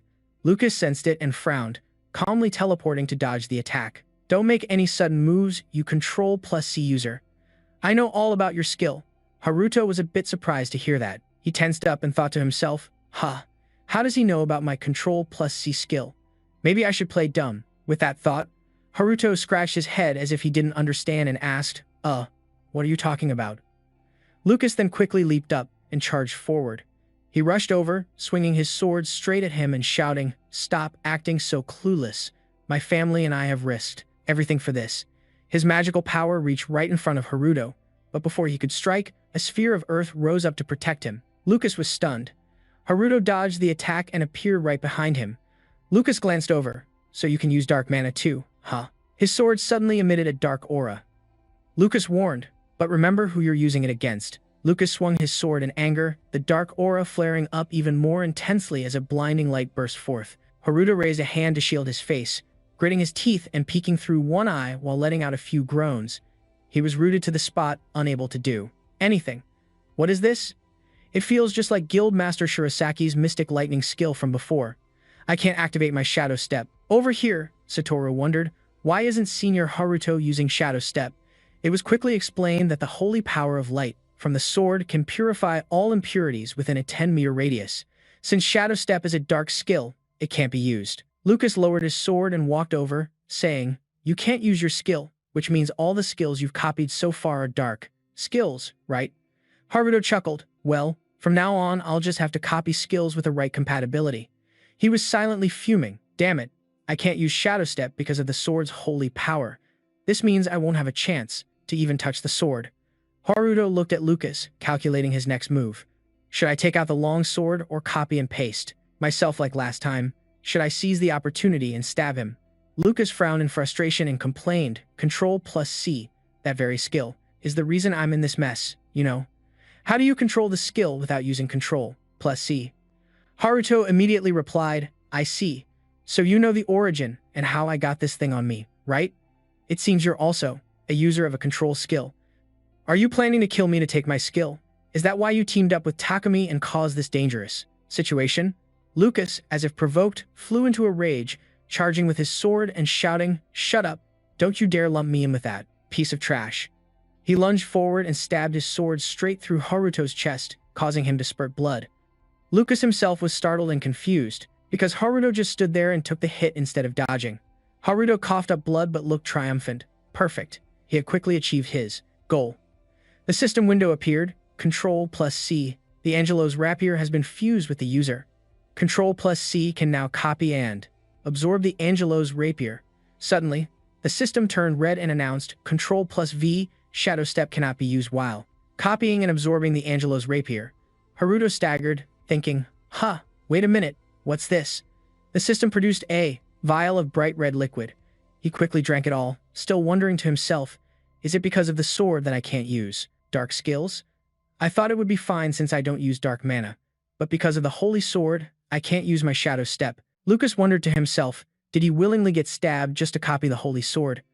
Haruto also thought, just as I expected. It can't be copied with Control C, not even when I was stabbed. Lucas clenched his fist and raised his sword. I'll ask you one last time. What do you plan to do with that Control X skill? Haruto replied firmly. Isn't it obvious? I'm going to become the strongest hunter, a hunter who can surpass even the almighty being. Lucas charged forward, his voice tinged with sarcasm. Hey, is that all? He thrusted his sword straight at him. He easily dodged the attack. Haruto said, exactly, even before I became a hunter. Because of the curse, my time is constantly being taken away. Lucas was confused. Time? He shouted. Wait, didn't you hear that when the curse was cast? There are only 5 years left until the catastrophe happens. Lucas became even more curious. What catastrophe? He frowned and glanced at the hourglass mark on his neck, thinking to himself, I'm being hit with too much information at once. I didn't have time to pay attention to that. Does this hourglass represent the remaining time? Is it counting down to the day of the next great catastrophe? Suddenly, a screen appeared in front of Haruto, making him ask in surprise. What are you trying to do? The system announced. Control C. Copy time limit has expired. Please approach the target again. Haruto frowned, clearly showing his displeasure as he thought, Tisk. I even let myself get stabbed to copy it. One more time. Suddenly, purple magical energy gathered in the sky, and rays of light slowly descended. Haruto looked up in surprise. Satoru and Mo also looked up at him, their faces full of worry, stammering. It's starting. Lucas also looked up in confusion to observe. The red system screen appeared again with a notification. An alternate dimension, the dark spirit space, has opened in Tokyo. When the subspace opens, a contaminated zone will form within that area. Hunters' health and mana will be reduced by 30%, and there will be some restrictions on mana-based skills in the Shinagawa district. Just before the subspace opened, purple smoke spread everywhere, and massive wooden vines pierced through all the buildings, leaving them in ruins. The red system displayed a notification. The corrupted tree spatial barrier is complete. A different dimension, the dark spirit space, has opened in Tokyo. Once opened, the contaminated zone will cause the HP and MP of all hunters to decrease by 30%, while also restricting all skills that require mana. Takumi looked at the screen with a satisfied expression. Once this space fully opens, Tokyo will become a living hell. The elf's mission is complete. Should I go report it?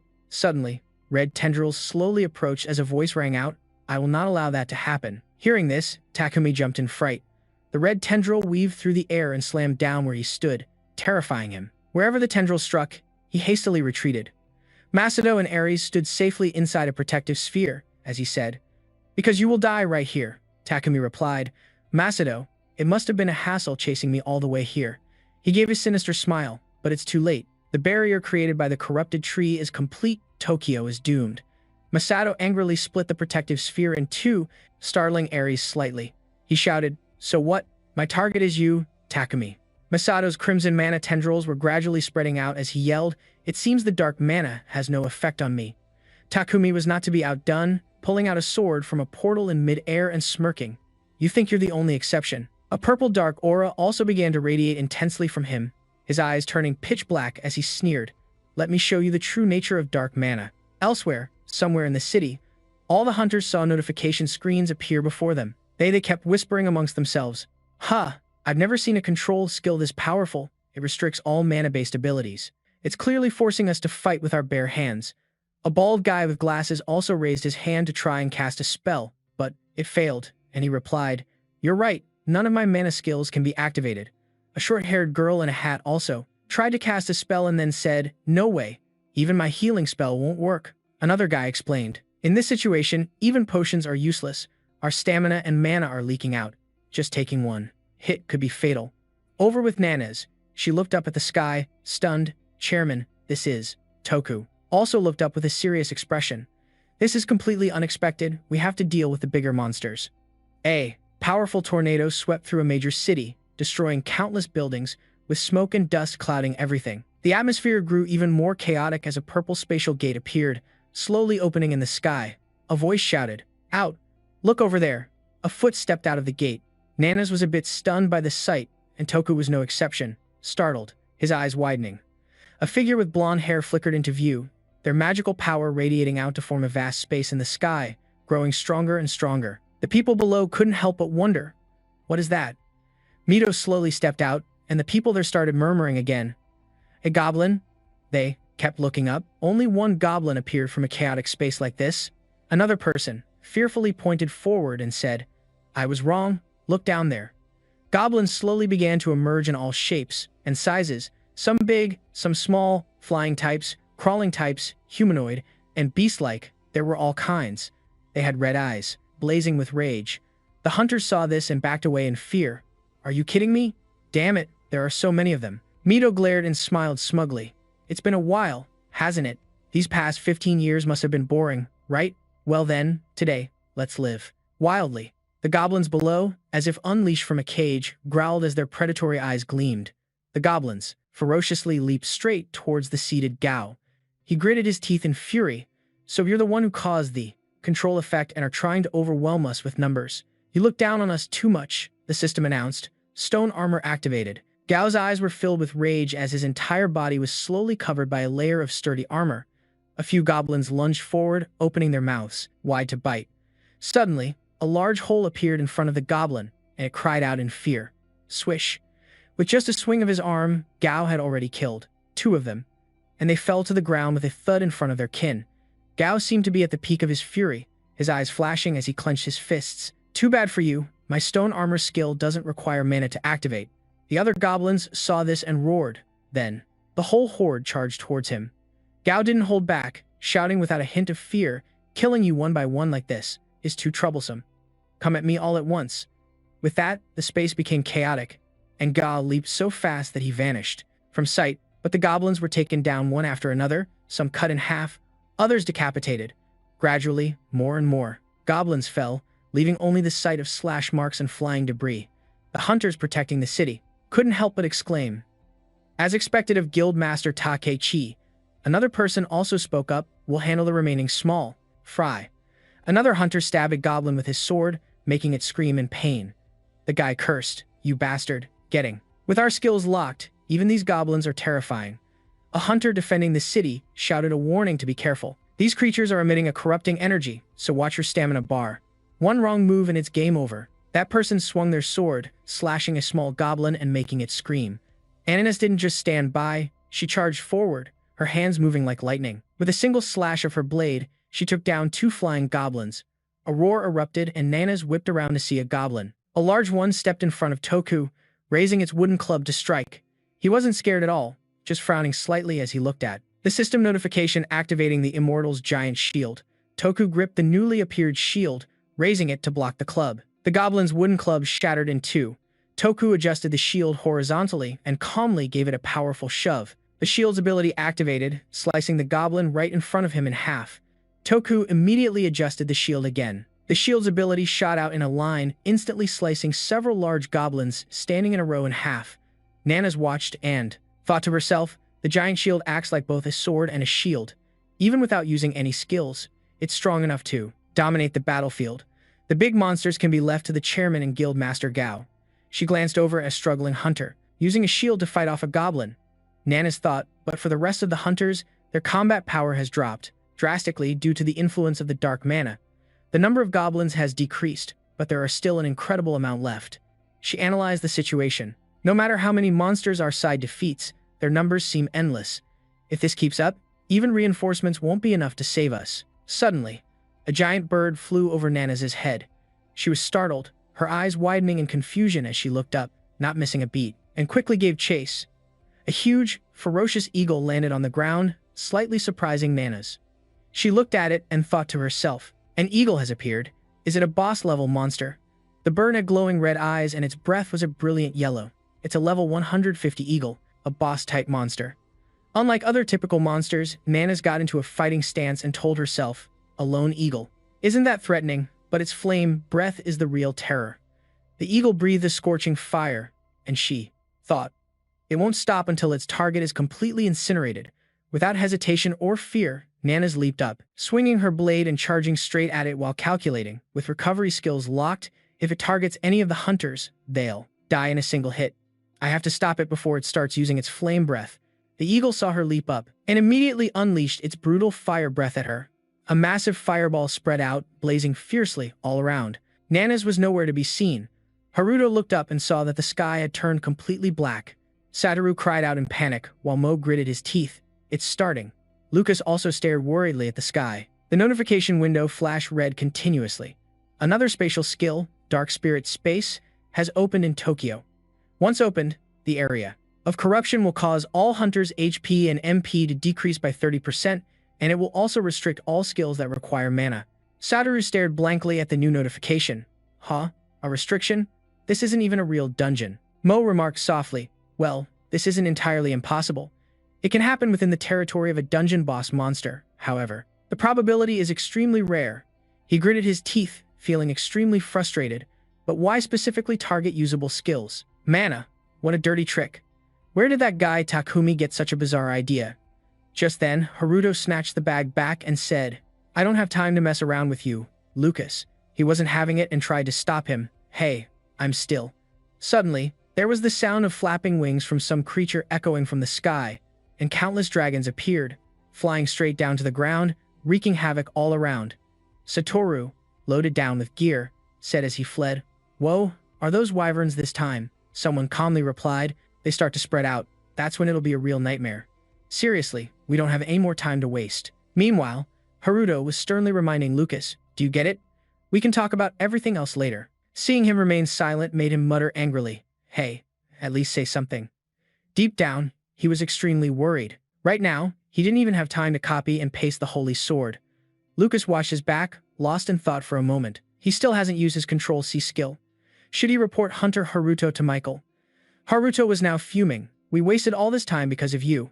Lucas asked him, a bit curious. I don't know what you've prepared, but what would happen if you used it right now? Haruto yelled, I want to, but this thing has a specific procedure. As he ran, he thought to himself that initially, he wanted to upgrade based on monsters from simpler lands. As for Nanas, she was currently charging straight into the blazing fire. Thoughts kept racing through her mind. Nanas is too slow, it's already used its flame breath.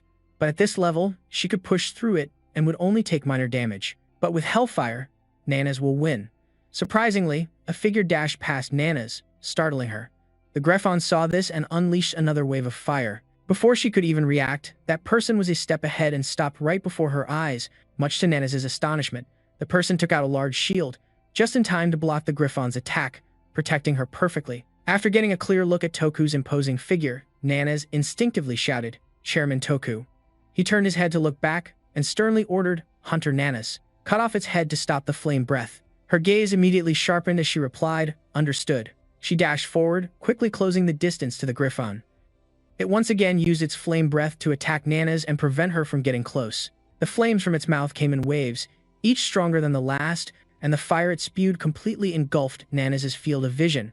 However, she tapped her toes on the ground, and from there, Nanas launched herself high into the air unexpectedly. She swung the weapon in her hand straight down, but it only grazed the Griffon's head. Seeing the blood fly through the air, she was slightly surprised. To avoid being decapitated, it had intentionally redirected the slash to another part of its body. Before Nanas had time to attack again, the Griffon thrust its claws out in front of her. Nanas quickly brought her spearhead up to block it, creating a piercing clang. She gritted her teeth, trying to push its claws away, but it opened its mouth to breathe fire again, intending to defeat her. However, an unexpected event occurred that made it a little wary. A spinning wave suddenly cut between Nanas and the Griffon, forcing it to retreat. The wave had just been created by Toku's shield. Nanas recognized it immediately. He landed on the ground from the air and calmly asked, Are you all right? She replied softly, Thank you, Chairman Toku. He didn't reply, simply. Jian remarked, I meant to help, but it seems I've just made things worse, haven't I? He tilted his head back to look at the Griffon, saying calmly, It's entered a state of high alert, so it probably won't land on the ground anymore. If I throw the Jigen shield and it dodges, we're screwed. Suddenly, the Griffon opened its mouth and spewed a massive fireball. Damn. Toku said in a low voice, "Get down," and remarked, "It's in the air. That means it'll only attack with its flame breath." Hunter Nanas was hiding behind me, but she rushed forward, leaving him with a single sentence, "Don't worry, just throw the Gigan shield." The corners of his mouth curved up into a trusting smile. Got it. He decisively threw the shield in the direction Nanas was running. The shield hit the wall and ricocheted back toward the griffin, while Nanas leaped up, appearing behind it. She brought her weapon down hard in a single strike straight to its head, and after one sharp cut, the griffin's head was severed by Nanas. She landed successfully after the spectacular attack. Toku looked at the griffin's corpse lying on the ground and murmured in admiration. That timing. Perfect. Nanas glanced at the waves of purple gas emanating from it and said softly, "A large amount of polluted air is leaking from the griffin's body." Toku, standing beside her, replied, "It's a boss monster, after all." "Tisk," she made a comment, "the higher the monster's rank, the more polluted air I think it will release. In other words, the more we kill, the more danger the hunters will be in." In another corner of the city, a monster was continuously attacking a team of fellow hunters. Aoi turned his head and shouted, "Are you picking fights with these weaklings just because you can't use your skills? Don't be stingy with your items, use them." His teammate retorted irritably, "We're not holding back. This is my last magic scroll. Everyone, get down." As soon as he finished speaking, the monster was sliced into 4 separate pieces. The magic scroll in the hands of the young man with glasses turned to ash. Aoi said cheerfully, "See. With an item, it's a one-shot kill." The young man with glasses gritted his teeth.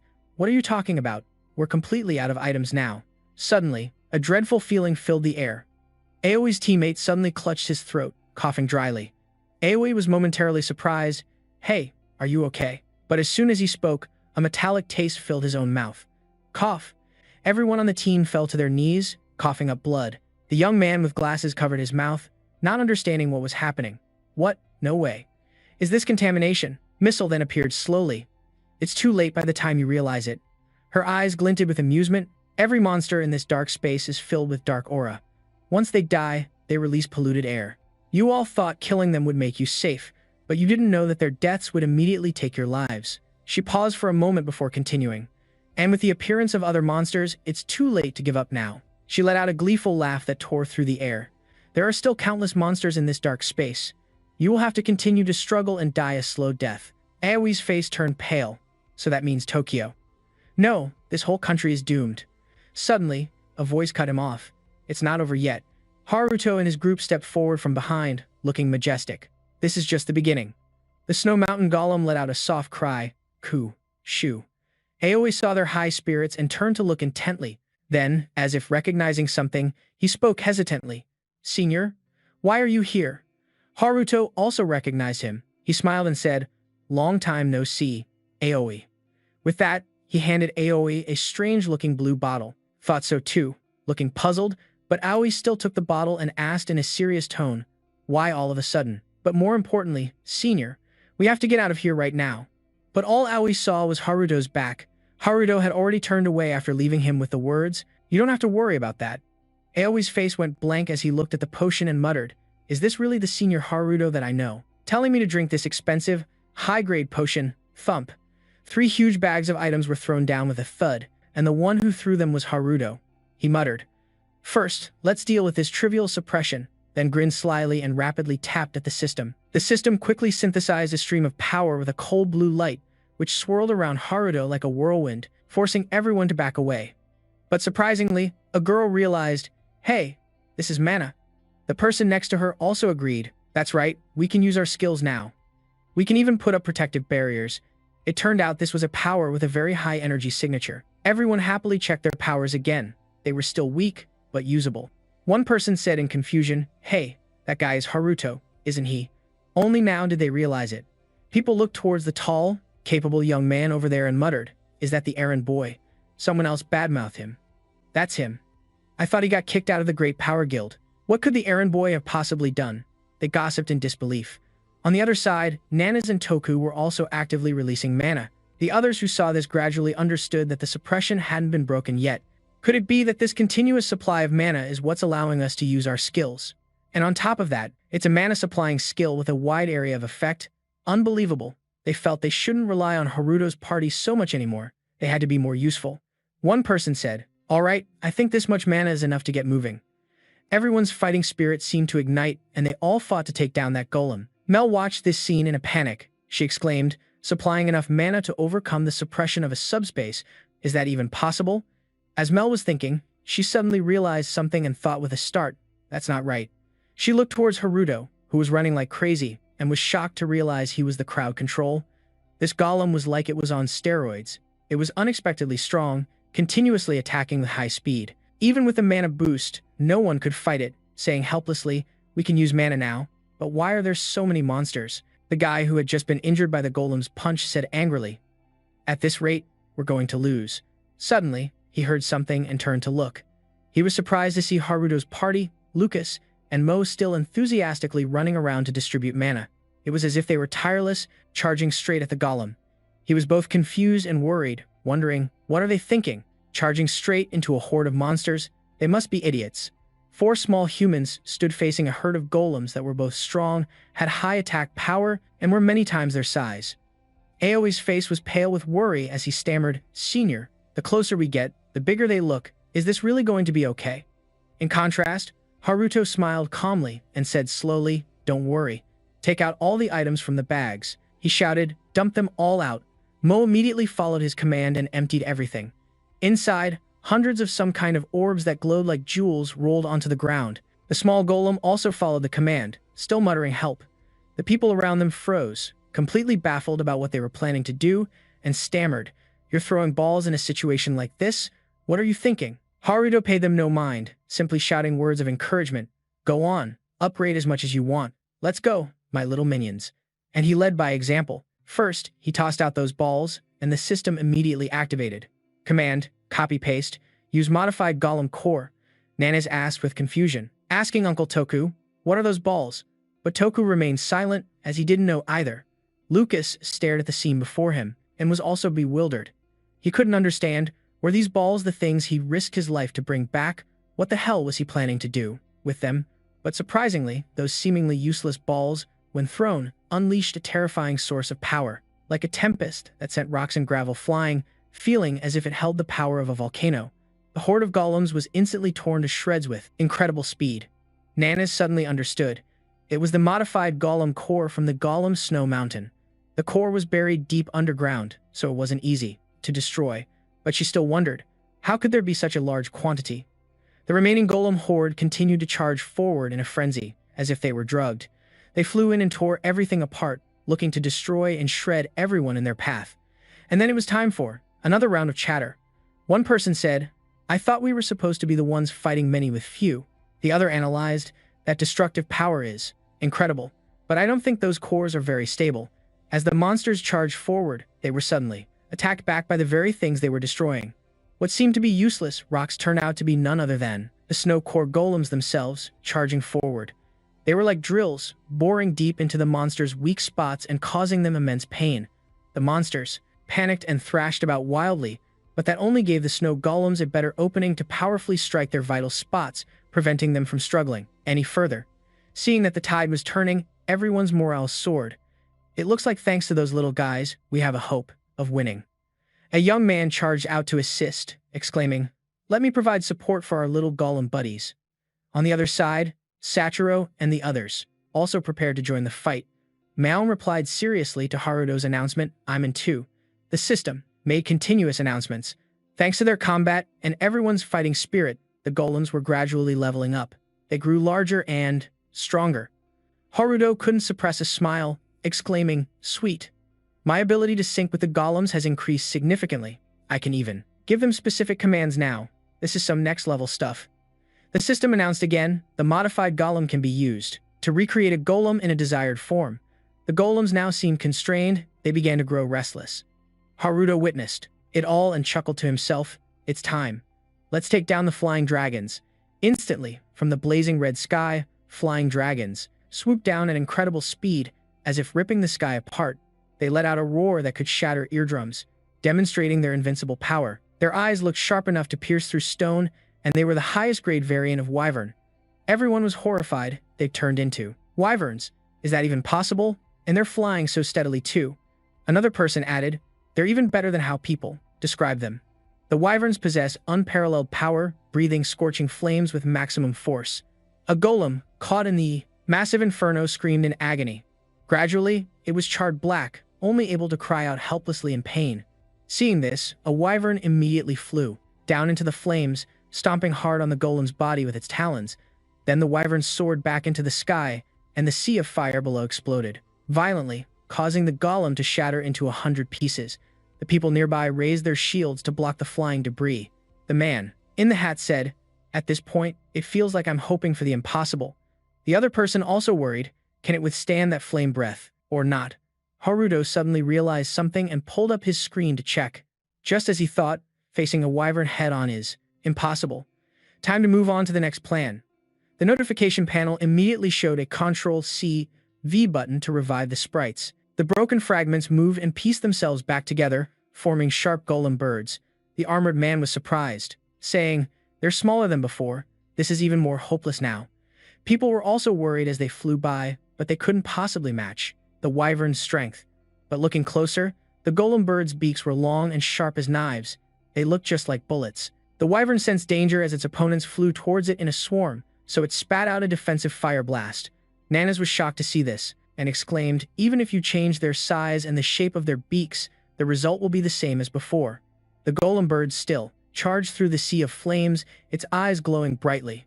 It spun its body, creating a small whirlwind, and quickly dispersed the flames into sparks. The sparks swirled together, compressing while still radiating heat, as sharp blue outlines extinguished the fire from before. The wyvern was stunned by this and roared, "Roar!" Before it could even recover, blue flashes of light pierced through its body, riddling it with wounds.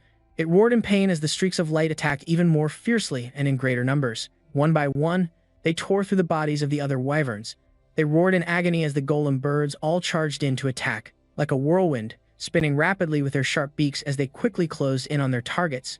The once ferocious wyverns were now nothing but hundreds of pieces under the assault of the sturdy golem birds.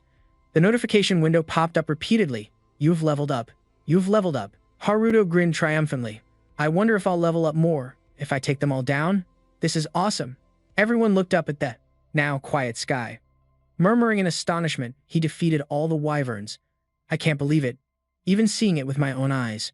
Nanas immediately grabbed his spear and ran to rally the others. "Let's wipe out the remaining monsters." Everyone replied, "Right." Meanwhile, Haruto crossed his arms and summoned small golems. He ordered, "The skies around here are clear now, so it's time to deal with the small fry on the ground." Haruto flashed a delighted grin. From this moment on, let the automated hunt begin. Gao had already charged forward and delivered a painful punch to the monster, making it roar loudly. He jumped down, his strong, toned body connected by fiery red streaks like lava. Over here, the small golems had begun to move, their footsteps quick and hurried. Gao noticed the small creatures continuously charging forward in a swarm. He remarked, "So those are the golems summoned by Sano the blacksmith. They look small, but they seem pretty useful." Suddenly, a loud impact occurred as if something had just rushed at him. Gao turned his head, and it turned out a small golem was climbing on his back. Other small golems also leaped up one after another, rushing towards him. Surprised to see them clinging to his body, he exclaimed, "What the?" While Gao was confused, Satoru, along with the group of golems, ran over and explained, "The little golems are wearing stone armor, just like Guildmaster Gao, so they see you as an ally." He was speechless. Gao asked, "Is your shield a golem?" Satoru held up his golem-shielded hand and replied, "Yes. This is the first golem that Senior Haruto gave me. If I level up more, it will become a full-body armor." Hearing this, he thought to himself in silence, "Humph, that golem armor is nothing like my stone armor." Suddenly, a ferocious monster was approaching. Gao quietly observed it and gathered his strength, and with a single leap, he sent the small golems scattering and also pierced through the monster's body. He declared, "Don't lump me in with them." After saying that, he quickly moved on to the next one. More slashes cut them in half. The horrifying monsters from before fell to the ground, lying motionless. Satoru saw that they died instantly and was a bit surprised. "I didn't mean for that to happen. I was in a hurry to chase the golems, so I spoke without thinking." Scene change. Outside the city district, Lucas is surrounded by the corpses of wyverns. He observes a crushed head and thinks to himself. He copied and pasted to evolve the golem. He even wiped out the wyverns. So this is the true power of Ctrl+C, far surpassing us. His face darkened, worried about the evolution of the curse if the demon machine gets this ability. Before he could finish his thought, someone suddenly called out to Lucas, startling him as he turned his head to find where the sound came from. It turned out to be Haruto running over, who immediately asked, "Who opened this subspace?" Lucas gritted his teeth, his expression turning ugly. "I'm risking everything. My family is hanging by a thread. Do you think I would betray them?" Hearing this, he approached the other man, affirming, "Yes. You haven't wanted to do this from the second you faced me until now." Lucas was startled by this, and Haruto continued, "You look like you're worried, preoccupied with something." Thinking about it, every word he said silenced him. Haruto asked again, "Opening the subspace only benefits the vile enemy, right?" "It's fine. You all don't know anything anyway." Hearing this, Lucas just scoffed. The real chaos hasn't even begun. Suddenly, he screamed, "Oh, what is this?" As soon as he spoke, the ground where the two were standing began to shake and crack. One by one, purple vines emerged from the ground, knocking Lucas to one side. While Haruto was being tightly bound by the vines, he could only raise his hands to struggle. Lucas jumped up and said, "Miso's skill, corrupted branches." He calculated, if those corrupted branches catch you, the poisonous mana will spread twice as fast. If this skill is being used, then, before he could think, a vine suddenly shot towards Lucas. He could only watch its path and continuously dodge it. Seeing this, he grew tense. The situation doesn't look good. This thing might throw me out of the subspace. Lucas suddenly had an idea. Is his ability different from my sword? He gripped his sword tightly, making a decision. I will use light to purify this place. Rank Hunter. Suddenly, Lucas froze. Hey, what's happening? Two vines intertwined and wrapped around each other, combining to rush at him. It managed to grab Lucas's arm. His face darkened in shock. Gradually, more and more vines came and bound his legs. Lucas's pupils dilated, both shocked and confused by this sight. He used his remaining strength to raise his sword for a counterattack, but unfortunately, the vines quickly chained Lucas's body. In the city, a massive thicket of intertwined vines held its prey tightly. The others saw this and panicked. Didn't we already take care of them all? The other person replied, "This isn't just a barrier." Nanas arrived and assessed the situation. It's not fixed in one place, but is constantly shifting. She widened her eyes in surprise. The one controlling this is nearby. In front of Nanas was the figure of a cloaked person standing on a vine. She was even more surprised when she saw the person's appearance, exclaiming, "An elf? So I wasn't wrong. But why is he in this dimension?" On the other side, black lightning was activated, creating a significant shockwave, but it was unexpectedly shattered by Takumi's dark mana. Masato felt a momentary chill from this demonic energy. He, in disbelief about his black lightning. Takumi smirked, pleased with his spectacular opening move, as he slowly explained that there is only one way to use dark mana. One must overcome the addiction to it and touch the abyss that lies beyond. Only then can you control dark mana.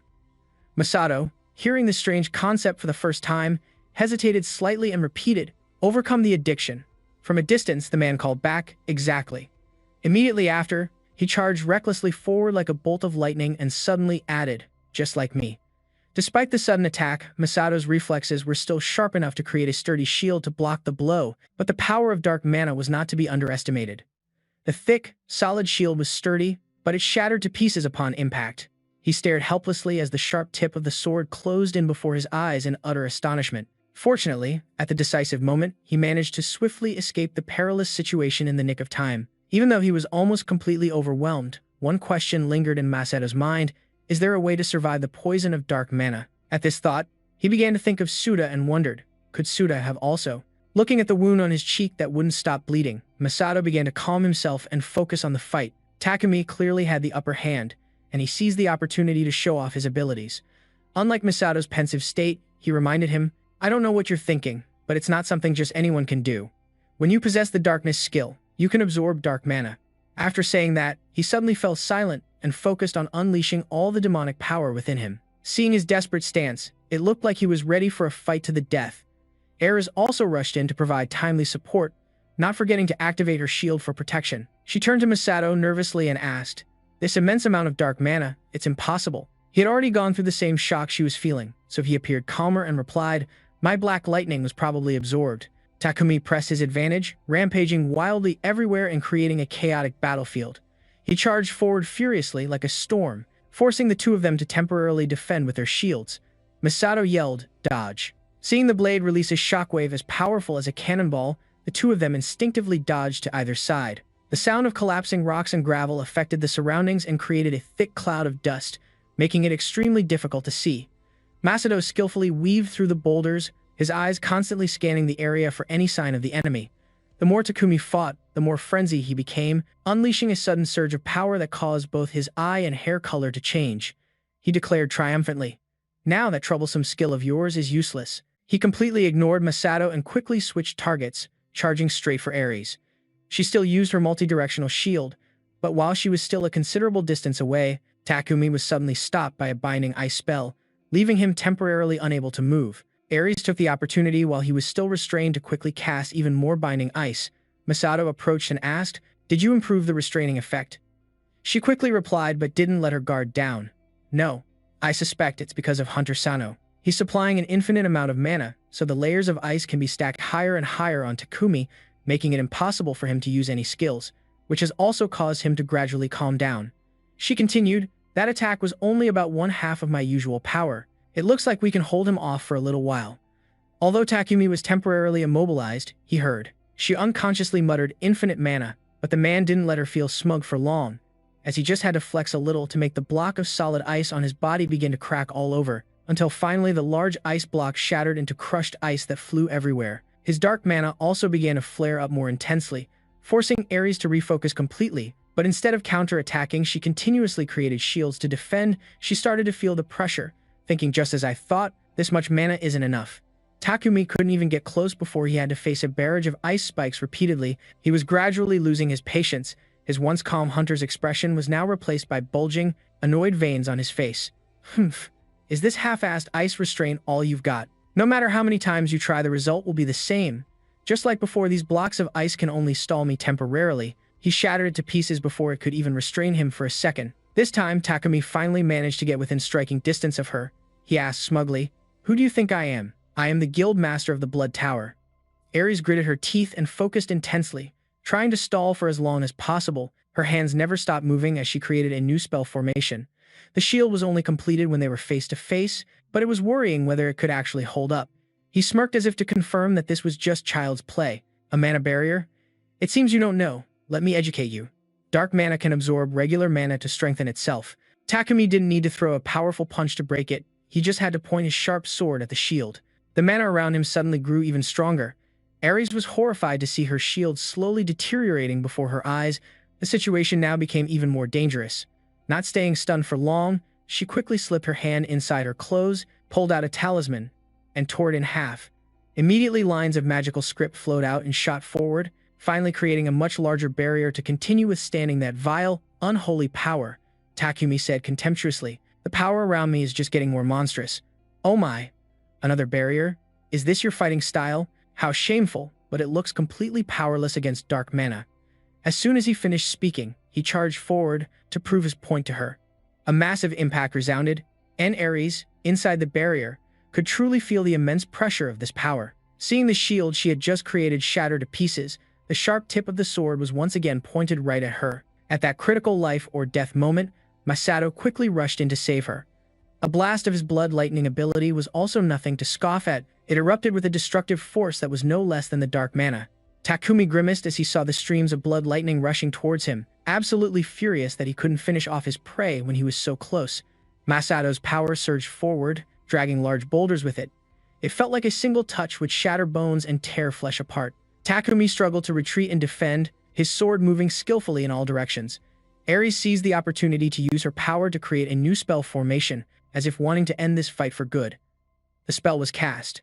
She slammed her power into the ground, causing a terrifyingly large crater to appear. The shockwave and ice shards erupted like a giant spear, shooting straight up and pushing Takumi back so fast he couldn't react. His triumphant expression vanished, completely overwhelmed by the scale of the attack. Expanding like this, it was hard to stay alive, and he unconsciously cried out in pain. Yes, the battle was finally coming to an end, as he was helplessly crushed by blocks of ice from all sides. The upper hand now belonged to Masato, who smugly approached and asked, "Isn't it a bit early for the leader of an assassin organization to be calling himself the guild master?" With his hot-headed nature, Masato no longer had the patience or mood to mock him, getting straight to the point and asking, "The image projection technique? Where did you get that skill? If you want an easy death, answer me now." Takumi looked up, still defiantly refusing to answer directly. "You chased me all the way here just to ask that?" Looking at the enemy who was ready to kill him, the man continued to beat around the bush. "I guess I'm the only one who realized it, huh? This sarcastic attitude truly enraged Masato completely, who gritted his teeth and threatened. I told you to answer me now. Where did you get that skill? Who taught it to you, huh? Answer me now. The man leisurely began his story. You know, I heard some interesting things from Lucas. Hearing him mention that name, Masato was surprised and asked, why are you suddenly? Before he could even finish his sentence, Takumi seemed to have bought enough time, looking at him cunningly as dark mana flared up all around him. Without a word, he unleashed the mana straight at Masato, catching him off guard.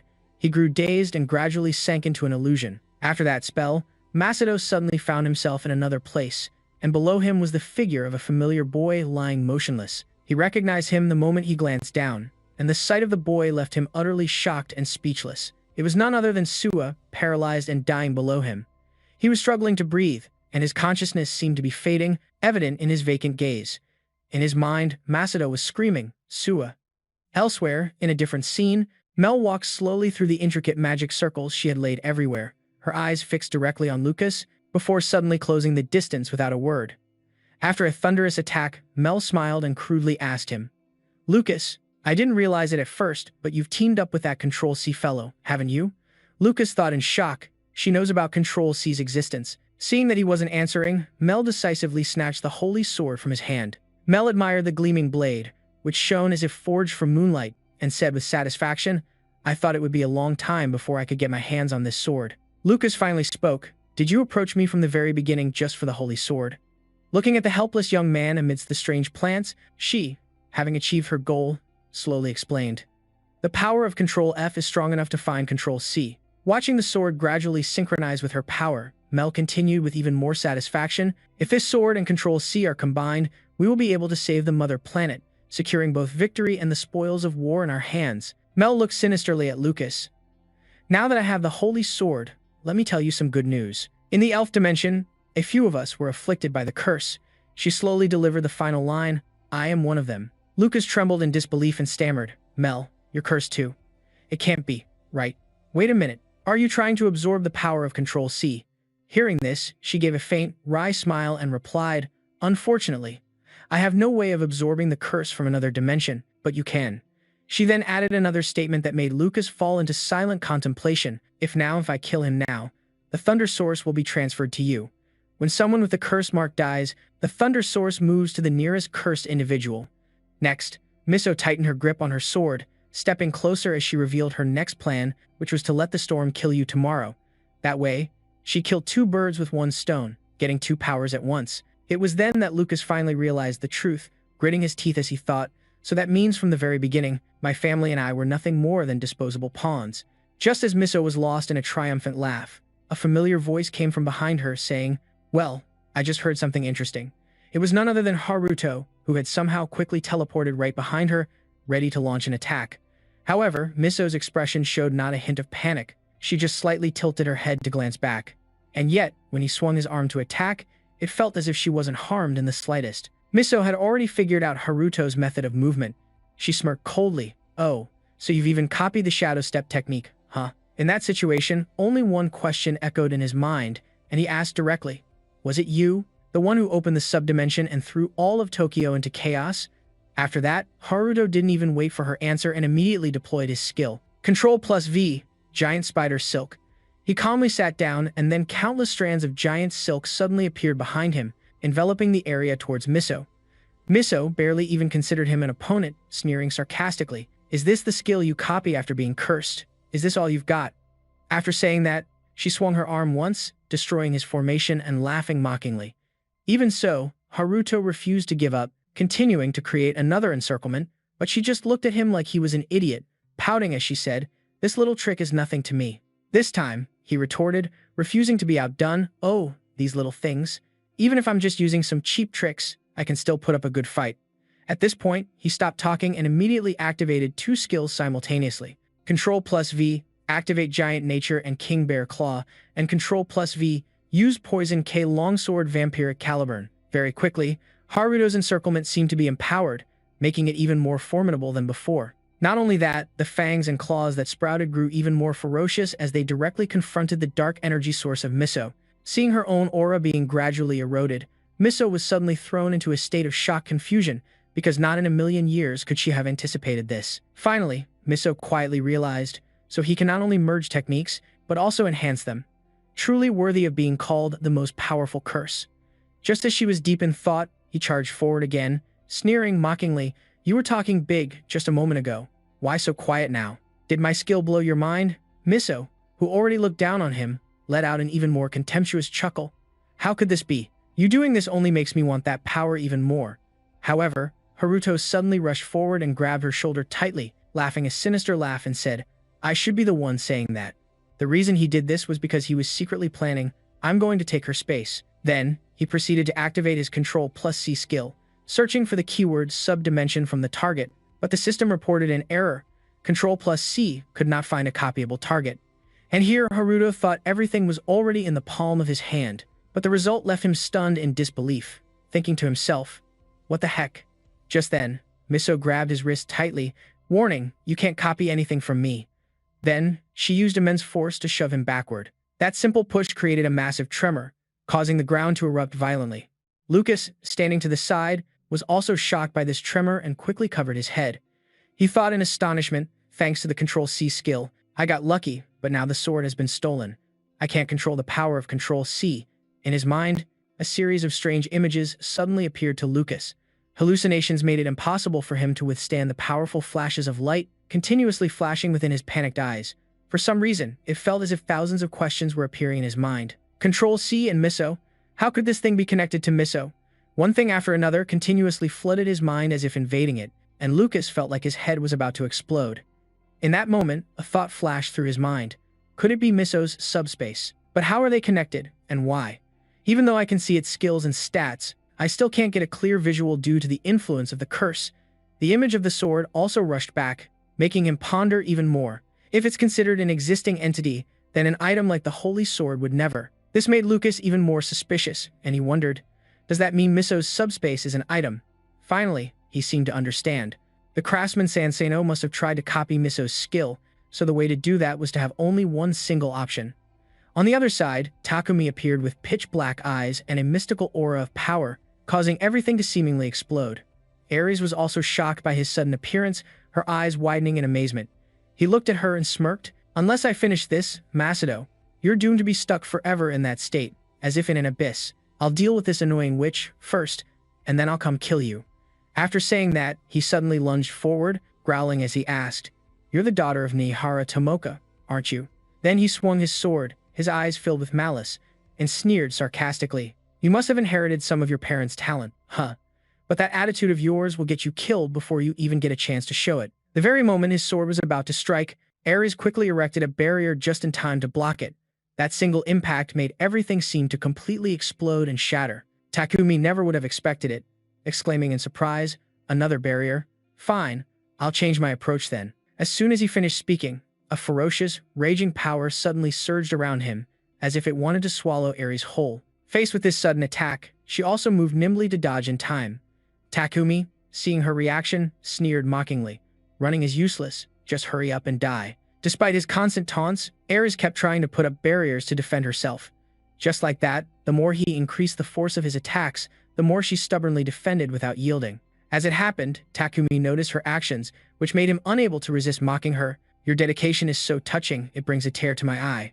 Finally, Ares couldn't take it anymore and retorted scornfully, "One-dimensional thinkers like you are the most disgusting people in the world.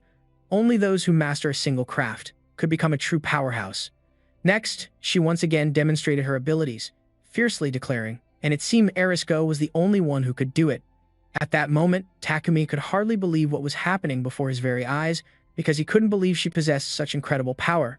Her strength had seemingly created a sphere of ice that was slowly descending on Takumi, making him tremble and exclaim, "I didn't realize." Shortly after, that sphere created a terrifying shockwave, making everything look like it would explode in an instant. Takumi was also stunned by the impact, trying to raise his hands to block it. It was unbelievable that Ares' power had such a massive area of effect. Faced with such immense power, he had to scramble to get up, all while cursing non-stop.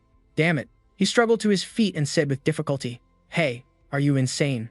Dropping something like that in the middle of the city? We let them live for a reason." Everything that was happening was beyond Takumi's control, leaving him wide-eyed in astonishment time and time again. Ares then spoke calmly, Everyone has already been evacuated, so there won't be any casualties. Guildmaster Masato is also just like you, he's also the best of the four. Faced with one surprise after another, Takumi couldn't believe his ears and blurted out in shock, "Huh, what are you saying?" He then looked up at the seemingly corrupted Masato and shook his head in denial. It's impossible. Never in a million years would he have expected this. He spoke in shock, there's no way you could have escaped from there. But the man's gaze only grew colder and sharper, his killing intent rising significantly. Takumi suddenly froze as he realized, wait a second, did he absorb the inner demon? Hearing that, Masato didn't bother to deny it and simply declared coldly, I promised I would finish you with my own two hands.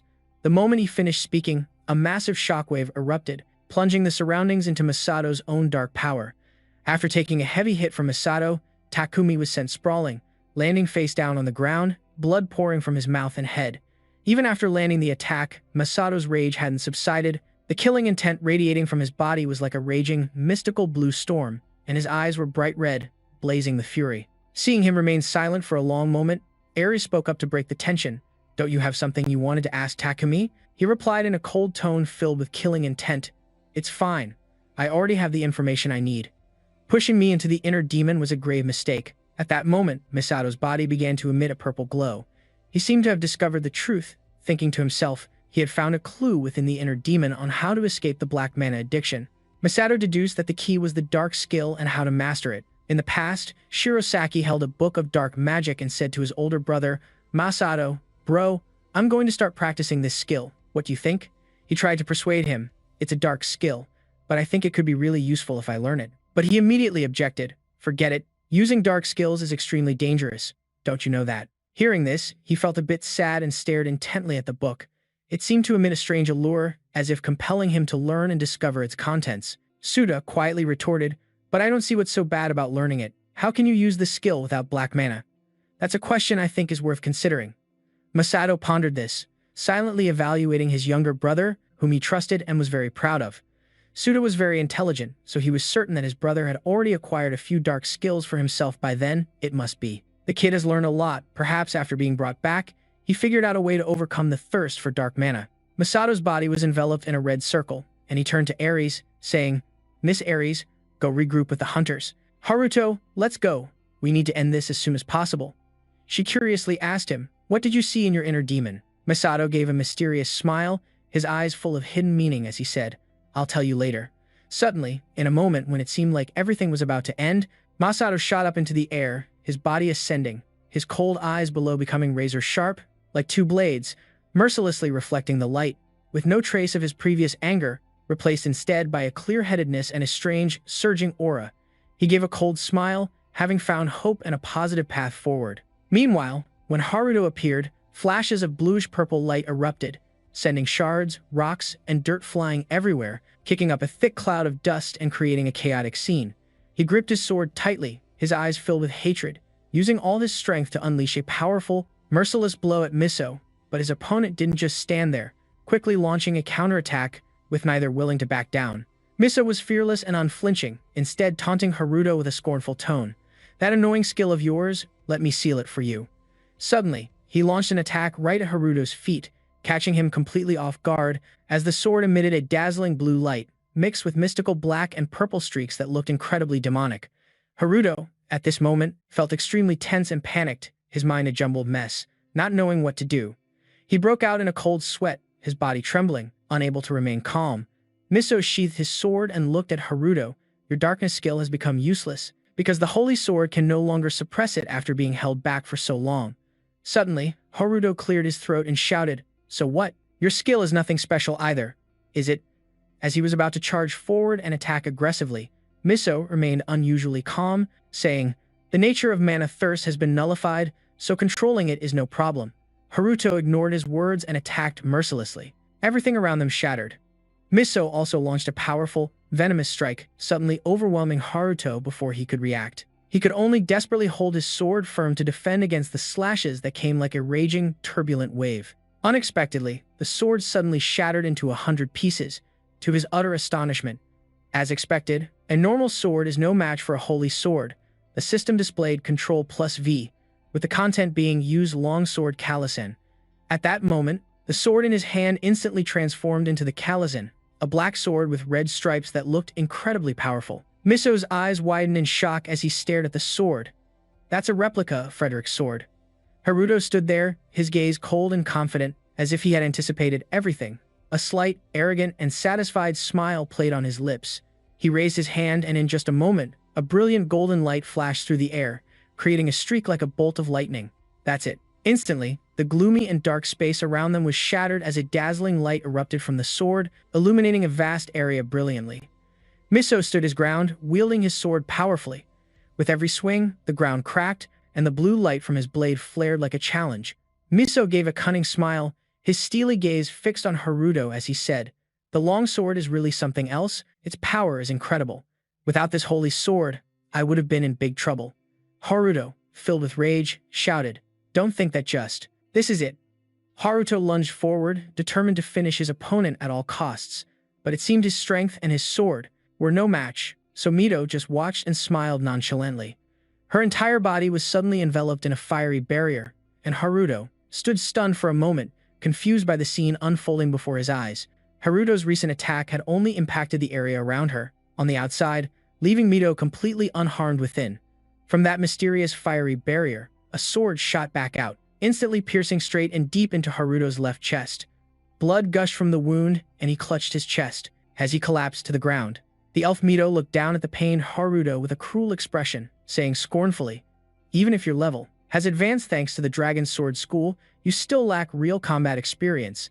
Then, suddenly, he shot back up, as if he remembered something. Haruto thought to himself, space can be used as a teleportation gate. He was starting to covet it more and more. What the hell do I have to do to copy and replicate that ability? And then, Haruto pulled out a mysterious blue potion, adorned with an aquamarine bead. Ignoring his bleeding wound, Haruto brought the potion to his lips and chugged it down. The system then displayed a message.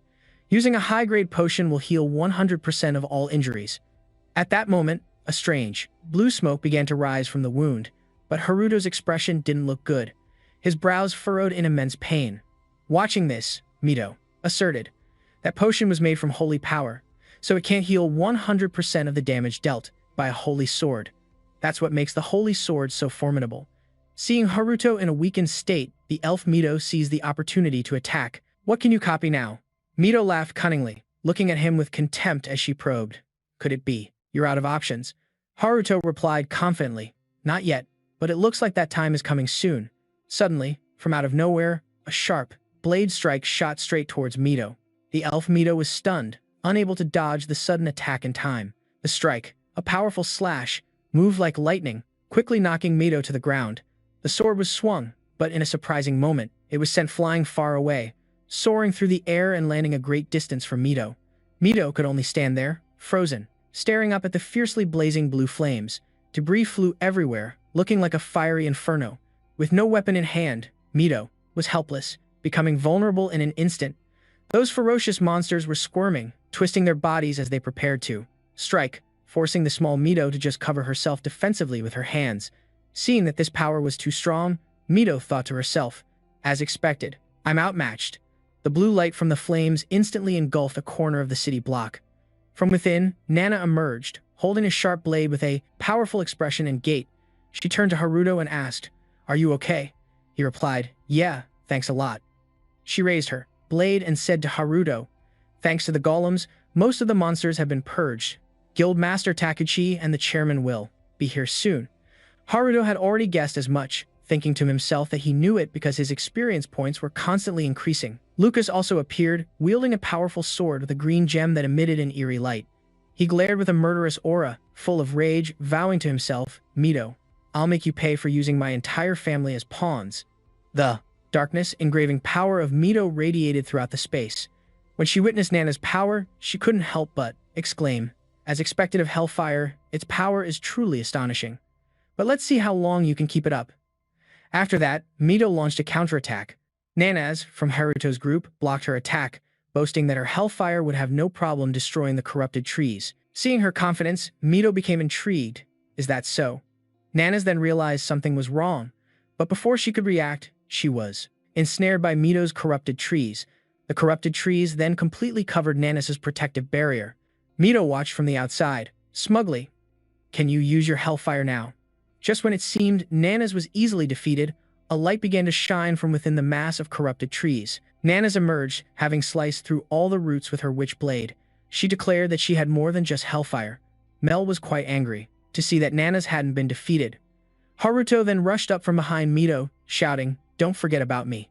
He landed a powerful blow, right where she was standing. Both Haruto and Nana's remained vigilant, knowing that Mito couldn't be defeated so easily, and they were right.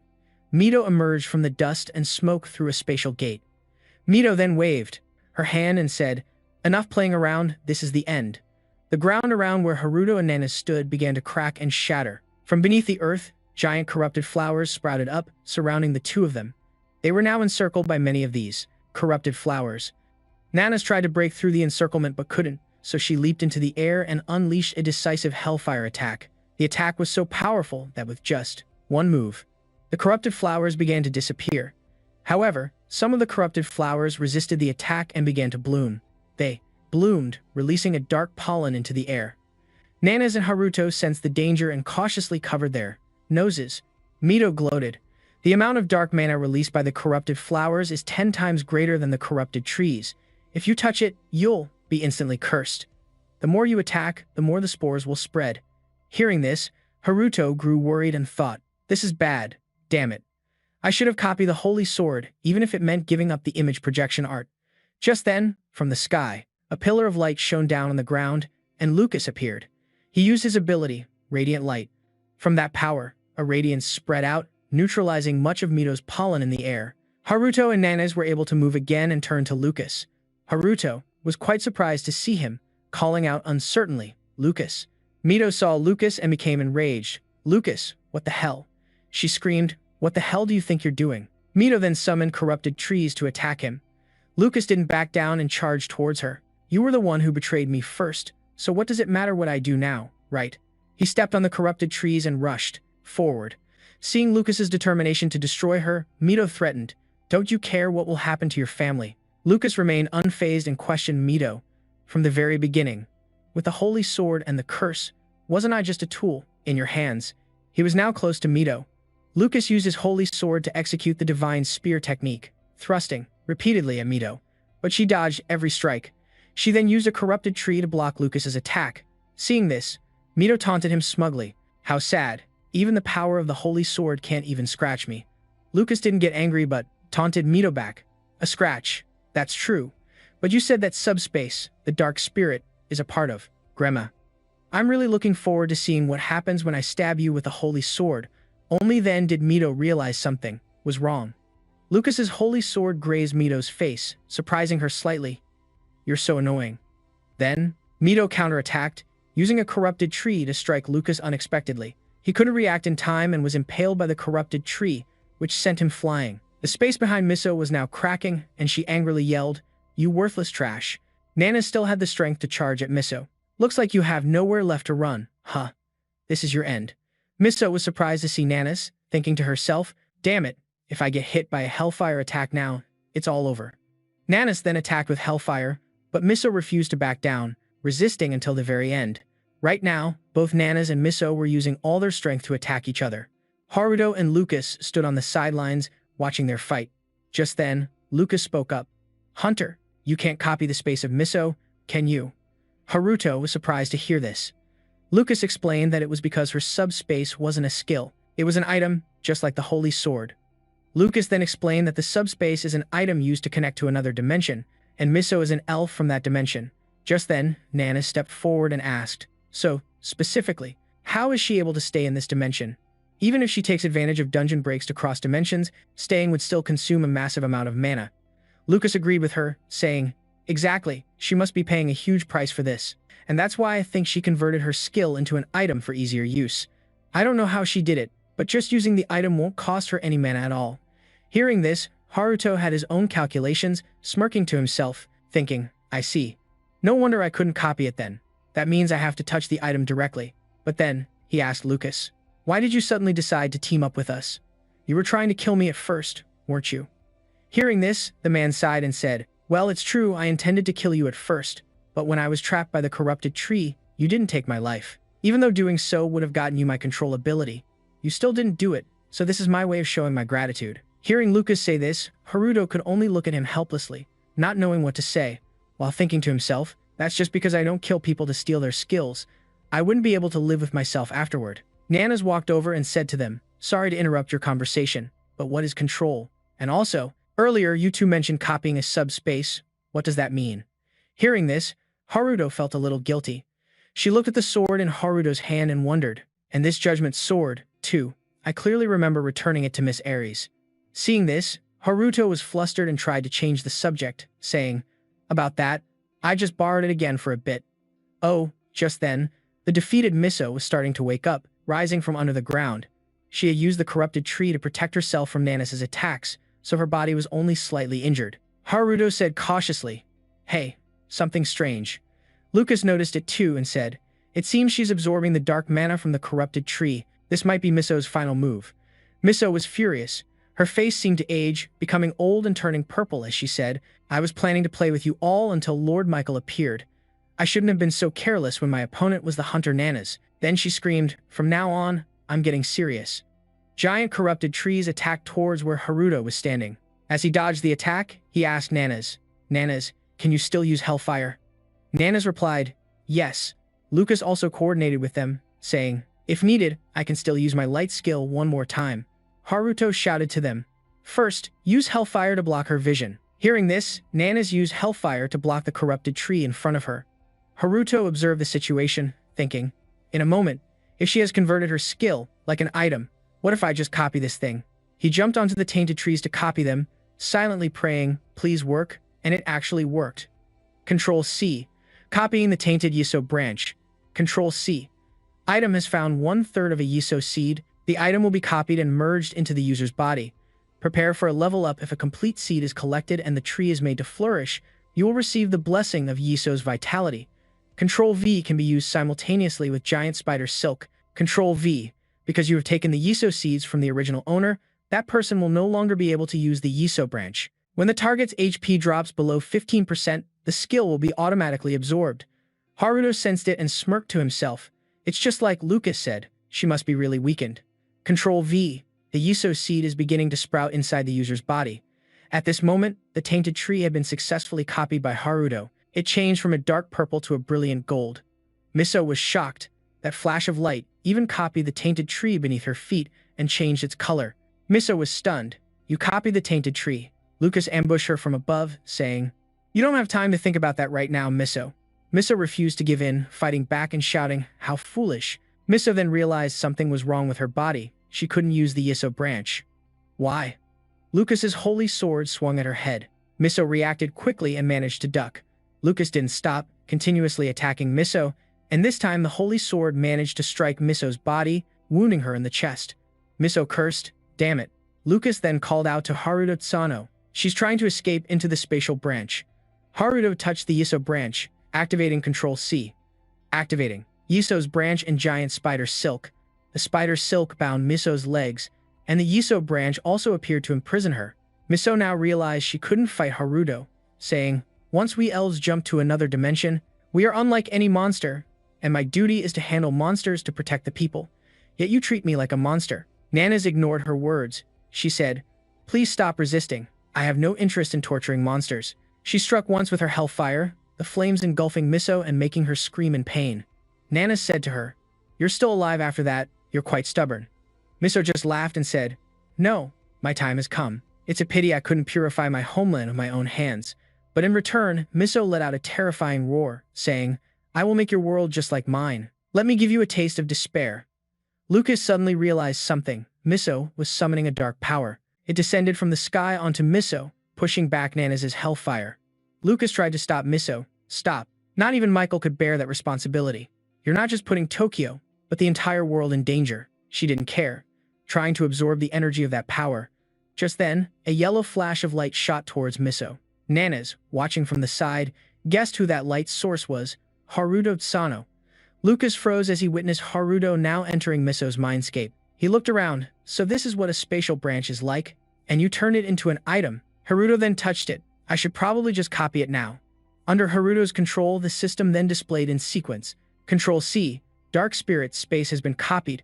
Control V, a spatial key is required to open the space. branch of another dimension. Continuing the Control-V command, the display showed, synchronizing the user's inventory with subspace. Items stored in the inventory can be retrieved from the space using Control+V. A notification is inserting the 3/5 space fragment into the subspace. After completing the operation, Haruto chuckled to himself, thinking he could really use it just like an item inventory.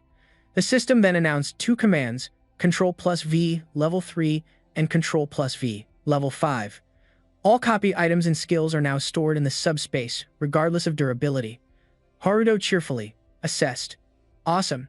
He busily copied and thought to himself, if he copies Lucas's holy sword and puts it in the space, then he won't have to give up his shadow step technique. But a voice suddenly rang out from behind, startling Haruto and putting him on guard. Control+C is truly beyond my expectations, the elf, Mito, said with his head lowered in a slightly surprised tone. I never expected it could even copy items from another dimension. Haruto replied pensively, yes, even if it's just a small part of the object. Mito retorted bluntly, his face darkening. What else did you expect? Initially, only a part of the subspace was brought here, and you thought that was too much trouble and said, why bother with all that? Mito glared sharply at Haruto. It doesn't belong to me. As I said, it was brought to this dimension, stolen by the one who pushed my homeland to the brink of annihilation, the fallen spirit king, Jima. Haruto asked in confusion. So to end this, I have to defeat that guy first. Mito scoffed at Haruto's foolish question and replied, defeat him? You want to defeat the one who single-handedly brought my homeland to its knees? I was just incredibly lucky that a dimensional gate opened right before he was about to take my life, allowing me to escape to this dimension.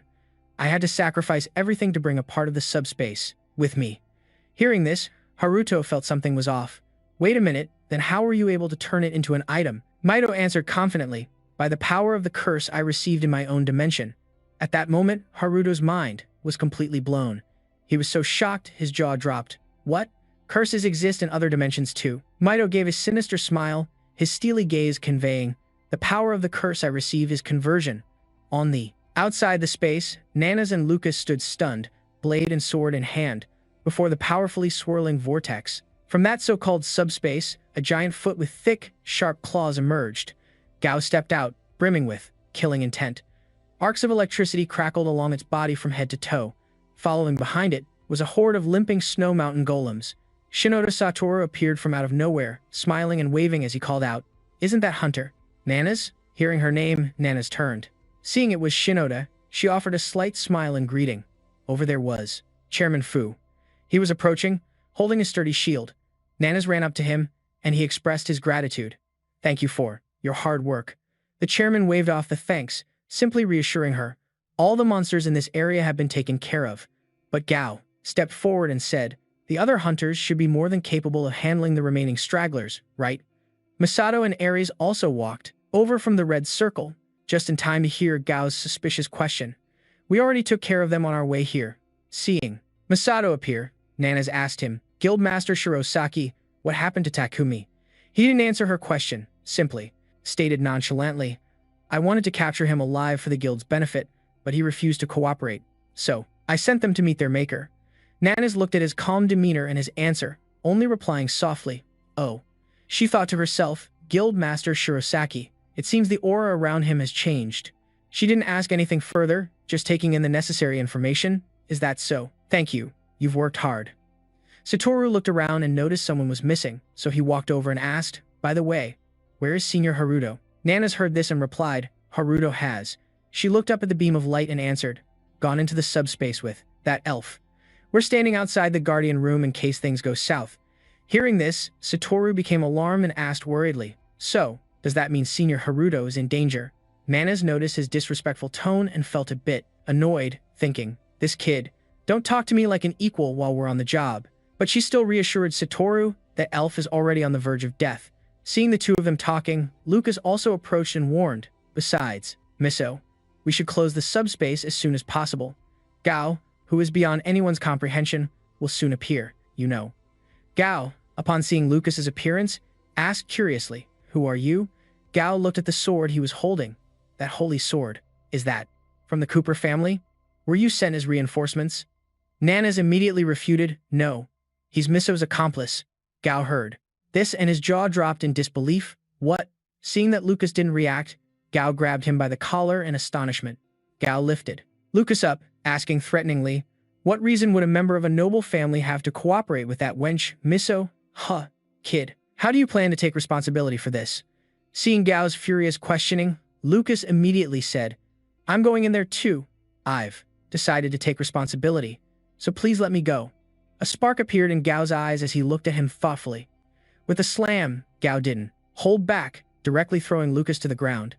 Gao turned his back, ignoring him, and said confidently, "Do whatever the hell you want. When this is over, I will hold you and your family responsible. I swear on the honor of the Mao's Guild." Lucas heard Gao's firm declaration but said nothing, only thinking to himself, even so, that's only if Lucas is still alive. Then, he suddenly dashed off somewhere, his expression extremely tense. If that thing gets out of the subspace, it'll be a disaster. Lucas had to close it before that happens. Inside the subspace, Haruto was still astonished, so curses also exist in other dimensions. Miso, with a vicious expression, propped herself up on the ground, her entire body emitting a blue glow, as she said, "I was shocked when I found out too. However, I realized that I cannot absorb the curses from the cursed beings of this dimension. At least not through conversion." "Ah," she then told Haruto. "But if it's your control plus C, perhaps I could even copy the curses of other dimensions." Haruto's face darkened as he looked at Miso coldly and asked, "So, you did all of this just to steal my control plus C?" Miso gave a mysterious smile and explained further, "Lord Michael will kill you and take your control plus C himself. If I open the dimensional gate and link it to our home planet, he will definitely come to this Earth." Miso, filled with years of hatred, said angrily, "If it weren't for Joe Nishihara Tomoka, I would have succeeded 15 years ago." Hearing Miso say this, he replied contemptuously, "But in the end, you failed again. Are you sure it's okay to spill everything to me like this?" Miso laughed loudly and replied, "You're going to die anyway." Miso's eyes widened and she bared her teeth. In a mocking grin, "Even if I die here, the plan remains the same, no matter how you struggle." Before she could finish, Miso suddenly transformed into a ferocious beast and relentlessly attacked Haruto, forcing him to defend with only his hands, and he panicked. His face was covered in sweat as he looked up in disbelief at the scene before him. It was a monster with teeth as sharp as blades so sharp they would make anyone shudder. Haruto knelt on the ground in terror, his face grim, guessing it was a dragon. What? How could something like this be in a subdimension? Wait, could it have been sealed in here? The dragon raised its giant claws. It struggled frantically, moving closer to Haruto. He couldn't believe it, thinking, "This is horrifying. Are they planning to release it? Release it into Tokyo?" By now, his face was drenched in sweat, and he told himself, "You've got to be kidding me. If this thing gets out, we're doomed." It looked at him with a ravenous expression. Terrified, Haruto ran with all his might, not daring to look back, but he ran and couldn't find an exit. He cursed in frustration, "Damn it, where's the way out?" The monster roared and growled, when suddenly someone rushed in and launched an attack on it. Haruto, surprised and curious, looked toward the flash of light and saw it was Lucas.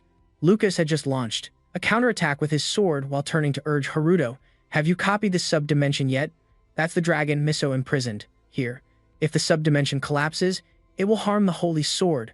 I'll hold it off. You get out and close the subdimension." Haruto listened to him and ran, but how was he supposed to do it? He worriedly turned back and asked him, "What about you?"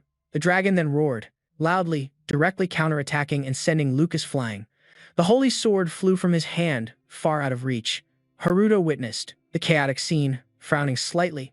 Tisk, the sword. The dragon saw Lucas was weakened. It spread its wings, its eyes filled with fire, and lunged towards him. Everything was in chaos. Lucas collapsed in pain on the ground, and in just a moment, the dragon would seize the holy sword. His face hardened in anger as he thought, "Damn it." Suddenly, the system displayed Control plus V. Use giant spider silk. Time rewound to 10 minutes earlier. Nana stood before the system panel, which repeatedly displayed the same message, notifying that you have received 5 experience points. Nana's placed her hand on the system panel, thinking to herself, "Normally, a high-level hunter like me wouldn't get experience points for defeating a monster of this level. That elf must be dead." Mo cursed angrily to herself to think they'd treat me like a monster. She thought, she's furious because she was treated like a monster, but because she's from another dimension, Earth space just sees her as nothing more than a monster. The system displayed specific information about Miso. The level 354 elf has been eliminated. Contribution 75% and experience points are 200. At that moment, Mo walked over to Satoru and asked, "Mo, are you okay?"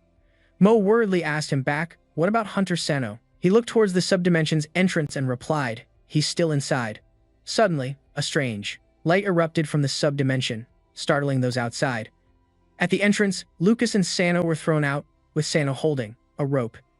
He had tightly wrapped the rope around Lucas's body and tied it to the holy sword. The onlookers couldn't help but be horrified and amazed. Sano. The scene was chaotic, the ground shattered, and both of them fell hard to the ground. Satoru looked on, extremely worried, his mouth agape as he shouted, "Senior Haruto." Since they weren't out of danger yet, Sano warned everyone to back away. Meanwhile, he ran towards the subdimension's entrance, trying to close the gate. The system now displayed Control plus V is closing the dark spirit space. Sano used all his strength to try and close the gate, telling himself, "I can do this, just close it." And finally, the door closed with it. The stream of light slowly narrowed, gradually weakening, leaving only the last faint rays slipping through the crack of the door. Gao watched, not understanding what he was up to, and curiously asked, "Is he trying to close the subspace?" As the subspace door shut, he let out a sigh of relief. It's finally closed. But surprisingly, the system displayed a screen with a red gate error warning. Because of a force from within, the subspace could not be closed. To protect its integrity, the subspace will be opened. At that moment, Haruto stood frozen, his eyes wide, breathing heavily in a panic. What? Wait! Before he could even recover, the subspace door once again slowly opened, an eerie light piercing through from within, spreading out mysteriously. The monster, with its colossal body, covered in bulging veins and rock-hard scales, its fiery red eyes filled with hatred and a thirst for destruction, was trying to force its head out. Its roaring sound echoed violently, as if it wanted to tear space itself apart. Everyone panicked. "Hey, what's going on?" "It's a dragon." The dragon stuck its giant foot out of the subspace. When its foot made contact, the ground shook violently. Seeing the situation was bad, "We don't stand a chance against it. Run." Instantly, they realized that monster was a dragon. 15 years ago, a single dragon destroyed all of Great Britain. If it gets out of here, we're definitely done for. Because the force was so strong, the dragon seemed to unleash all the hidden power in its body, knocking Sano to the ground. Again, Sano grew angry. A sense of helplessness and regret washed over him, as if he had missed the only chance to prevent this disaster. "Damn it, I was too slow. Just a little more, and the dragon will be out of the subspace." Haruto tried to stay calm and focus, telling himself he had to find a way to stop it. Then he placed one hand on the ground, and the system announced, "Control V," using a branch of Yggdrasil. As expected, it was truly effective. The Yggdrasil branch slowly began to glow, wrapping around the dragon, restricting its movement and actions. Everyone who witnessed it couldn't believe their eyes. What the heck?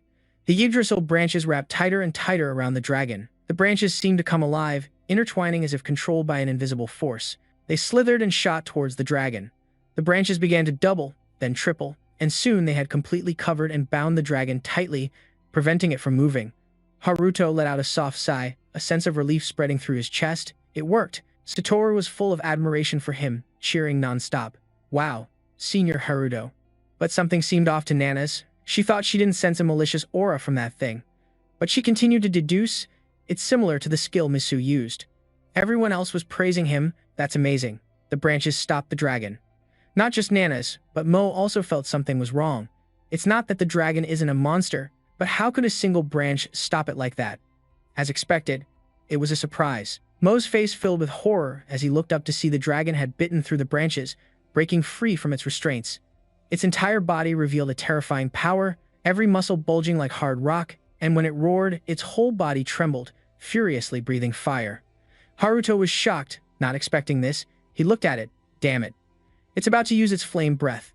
Everyone, get back.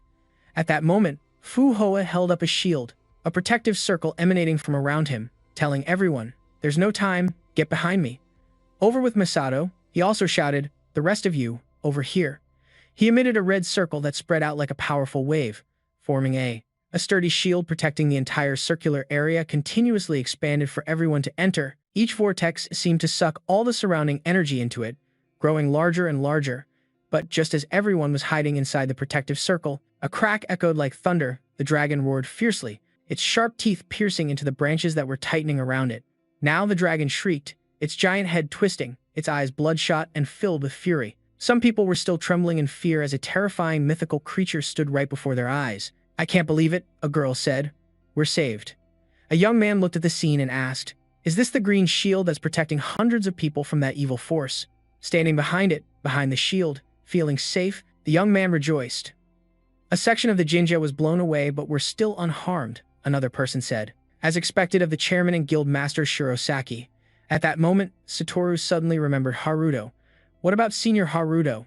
Haruto was sitting dazedly amidst the burning trees, brushing off the layers of scorch marks still clinging to his clothes, the black patches from the dragon's hot sparks, and sighed softly in disappointment. "I couldn't stop it completely." Suddenly, a voice rang out, startling Haruto. "But you still managed to block that flame breath. That's pretty impressive." Looking over, he saw it was Lucas, and he said angrily, "Lucas, who said you could come in here?" Lucas replied innocently, "I just happened to be lying nearby." His mood was just as bad as Haruto's, and he said, "It still got out in the end. We need to evacuate the regular hunters first. Even S-rank hunters won't have an easy time dealing with it.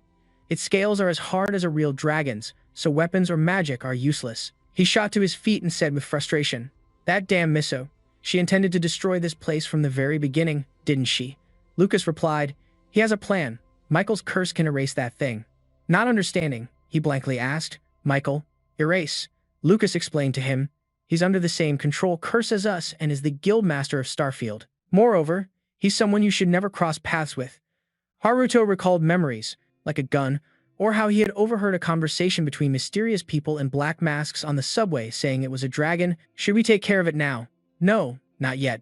Or should we act when the resonance of the spatial fragment is stronger? In another place, Michael silently looked at the spatial fragment floating in his hand. Missile said hesitantly, "I will give it to you, sir." Sir Michael looked at the constantly glowing spatial fragment in his hand, rested his chin on his hand, and asked coldly, "What are you planning to do?" Immediately, Missile knelt and reported, "This way, you will be the only one who can open the spatial gate." Without waiting for Michael to ask further, Missile quickly analyzed, "I'm afraid Nishihara Tomoka has done something to prevent that gate from being opened again. She tried to link this dimension with the dimension of love because she discovered what I had done." Hearing what Miso said seemed reasonable, so he replied, "Fine. It's just a part of the plan anyway." With that said, he handed the spatial fragment to Miso. Miso bowed respectfully and took it. "Thank you, sir." Then, Miso presented him with a sparkling purple crystal and said, "And this is the talisman stone passed down among the elves of our tribe. When I die, it will glow and inform you who the killer was." She thought to herself, "That will be the perfect time for you." Michael launches his plan in another location. The ground is ablaze everywhere, with thick smoke billowing high into the sky. Kuya, the strongest monster of the Rainbow Dungeon with blazing red eyes, is relentlessly spewing fiery breaths. In the sky, a battle fleet is flying, and inside sits Masato, his face dark, holding a purple crystal in his hand. From that crystal, a beam of light projects the image of Japan's top 5 hunter, Nanas. A thought flashes through his mind, "I'll make sure this plan includes revenge for you." On the other side, Kuya is now attacking relentlessly. Its roars echo, shattering the ground, as the sword-wielding hunters scream in panic and flee. One of them suddenly exclaims, "Damn, that thing's a beast. We can't do anything to it." Suddenly, crackling sounds are heard as black lightning bolts appear and gather in one spot. It's black lightning. Masato is casting a spell, and a thunderous bolt of lightning strikes down on Kuya. The area falls silent, but the attack seems to have had no effect on it. It glares at him with its blood-red eyes. And Ares, sweating behind him, speaks up. It seems magic is completely useless. Masato glares at her angrily, "So we're just supposed to give up?" Ares Hill, with a serious expression, assesses the situation. Perhaps physical attacks would be more effective, but the power gap is too wide. At this moment, the monster seems to have gone berserk, roaring as it raises its sharp fangs to attack the small, armed figures on the ground. Faced with this stalemate, Misato feels enraged. If the regular hunters try to force it, the casualties will be immense. Damn it. If Guildmaster Gao were here, he would have a way to control it. Where did he go? With that, he turns his head, searching for any sign of him. One of the hunters speaks up. "Hey, over there," he says, looking at a black, gooey pile. The Guildmaster was just standing there, right? Another replies, "I thought so too." "No way. Did he melt? It can't be possible." He can't believe it, staring at the shapeless, melting thing. The two of them tremble in fear. One of them speaks up. "The flame breath didn't hit him directly, did it?" The other says doubtfully, "That's true." But before he can finish, he seems to realize something. The gooey pile suddenly stirs, squirming as if it were alive. Then it suddenly explodes. A figure emerges from within with blazing red, furious eyes. It's Guild Master Gao. He roars. That damn lizard. The two hunters from before cheered joyfully. Guild Master, we knew it. There's no way. A single breath attack could melt you. Gao looks towards the monster, which has now completely lost control, continuously attacking the hunters. As he swings his fist forward, he exclaims, "Damn, that thing is huge." Suddenly, hearing a noise, Gao stops and looks back. On the ground, the rock fragments that were shattered earlier are moving. They then combine to form screeching golems, and he is speechless at the sight. At the same time, Nana's is still fighting. She unleashes an attack, and her powerful strike rushes forward and hits Kua, but it seems to only enrage it further. Seeing it charge right at her, she casts a spell, using Yiso's branch, Control+V. Immediately, countless giant tree branches sprout from the ground, tightly binding the monster. It roars and struggles, using its teeth to snap the branches, breaking free in an instant. Haruto watches and remarks, the branches aren't strong enough to hold it back. Its HP had already dropped by 25%. The dragon sword was too dangerous, so Lucas rushed forward to suggest that he push it back into the sub-dimension. Haruto got angry. "If I do that, I won't be able to use it anymore." Lucas asserted with a serious expression, "We can take it down if we use the sword." Haruto shot back, "I don't know what you're thinking, but that precious holy sword of yours is no different than a toothpick to that thing." With that, he glanced at the Keshia. Sensing that this monster's power was far from ordinary, Lucas then turned and called him out. "When we escaped from that sub-dimension, I knew you had already copied the sword." Haruto felt a pang of guilt. That was because Canal's Control+C activated automatically. Lucas looked away and chuckled, "I'm not blaming you. If it weren't for you, I would have died in there along with the sword. I owe you one." Haruto gave a forced smile, breaking into a sweat as he felt this misunderstanding was getting a bit out of hand. To change the subject, he quickly asked, "So, what do we do after we stop it?" He replied, "Use your cursed skill and copy the sword to riddle it with holes. One light attack isn't enough, but what about 10,000 swords?" As he spoke, an image of thousands of swords raining down on the monster appeared in his mind. The suggestion surprised Haruto, and he exclaimed, "That sounds like a solid plan, but how do we push it back into the sub-dimension?" He turned to look, but before he could finish his sentence, he sensed something behind him. Haruto turned around to see Gao, who said, "Hunter Sano, let me borrow your golems for a moment." Haruto was surprised. "Golems? Guild Master, why are you here? What do you plan to do with them?" Gao was silent for a moment before speaking. "I will make those who dared to point their swords at me pay the price." With that, he glared at the monster. Haruto still didn't understand his plan. "If you use the golems, can you even damage it?" Gao clenched his fist and declared, "Damage. More than just damage. I will kill it." Haruto asked no more questions, seemingly trusting his resolve. He replied, "Understood. In that case, I'll open the sub-dimension. Please force that thing inside." Gao, with his massive frame, leaned down towards him. "All right, I also want to see how you pull that off. We can discuss that later." Haruto issued the command, and hundreds of command lines were executed. Use Golem Core Transformation, Control+V. Instantly, countless red stones appeared, and the shattered rocks on the ground began to move.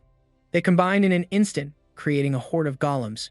Gao slammed a powerful blow into the ground, causing the ground to erupt and send boulders flying into the air. At the same time, the golems rushed toward him, and a giant stone entity appeared amidst the smoke and fire, leaving Haruto completely stunned. The fierce battle between Gao and the monster rat was still raging on. While the Snow Mountain golems were gathering in a circle, busily collecting stones, Gao was also preparing to use his massive hand to trap Rat. The monster quickly noticed, let out a roar, and dodged the attack. Missing his grab, Gao became furious and yelled, "Just you wait." Then, as if using 100% of his power, he unleashed a devastating punch. Gao aimed straight for Rat's head and slammed his fist down, knocking its face sideways. Masato, standing inside the protective barrier, couldn't help but be impressed. "Now that's a powerful punch." Haruto, standing nearby, thought to himself, "Stone armor, huh? It's a perfect match for the golems. I'm definitely copying that skill later." Rat recovered quickly and glared angrily at the one who had punched it. Gao felt. He sighed to himself, so one punch wasn't enough, huh? Then he decided to throw another one. Haruto smirked, thinking everything was going according to his plan. Then, He immediately gave the signal to act, and the pile of rocks in front of Wrath instantly exploded, startling it, while at the same time a swarm of snow mountain golems descended from the sky. They roared and then flew towards Wrath's mouth. Wrath was furious, chomping down and shattering the golems. Haruto gritted his teeth and said, "I'm counting on you guys, my little minions." The golems inside Wrath's mouth struggled violently, and they actually created a massive explosion inside its mouth. Wrath was seen roaring as stone dust from the golems poured out of its mouth, and the area was covered in a layer of white dust. With a loud thud, it collapsed and passed out. Seeing this, the soldiers below cheered with joy, their faces filled with elation. "Those are Hunter Sano's golems. We have to thank them." Hearing these words, Gao gave an unfriendly look towards Haruto, Hunter Sano, so he easily handed over those little golems for this purpose. Haruto was still oblivious, he was lost in thought, but an attack of this level isn't enough to cause any real damage. Suddenly, he dashed forward. "I need to get it into the subspace immediately." Next to Wrath now were the soldiers. They encouraged each other. "Now we can defeat it. Keep attacking." Haruto got closer. He created a circle of his own, and his hands immediately performed the technique using the Dark Spirit's subspace. Behind Wrath, a dimensional gate opened with a purple glow and terrifying sparks of electricity. The soldiers looked at each other in panic. Why did this space open up? Is another monster about to appear? Haruto reassured them, "Don't worry. I just opened the space to send the dragon inside." The soldier nodded. "Is that so?" Haruto looked towards Gao and asked, "Guildmaster, can I ask you to land one more punch?"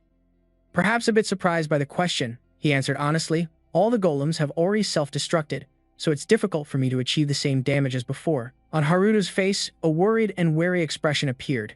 He wondered, should I copy and paste more golems?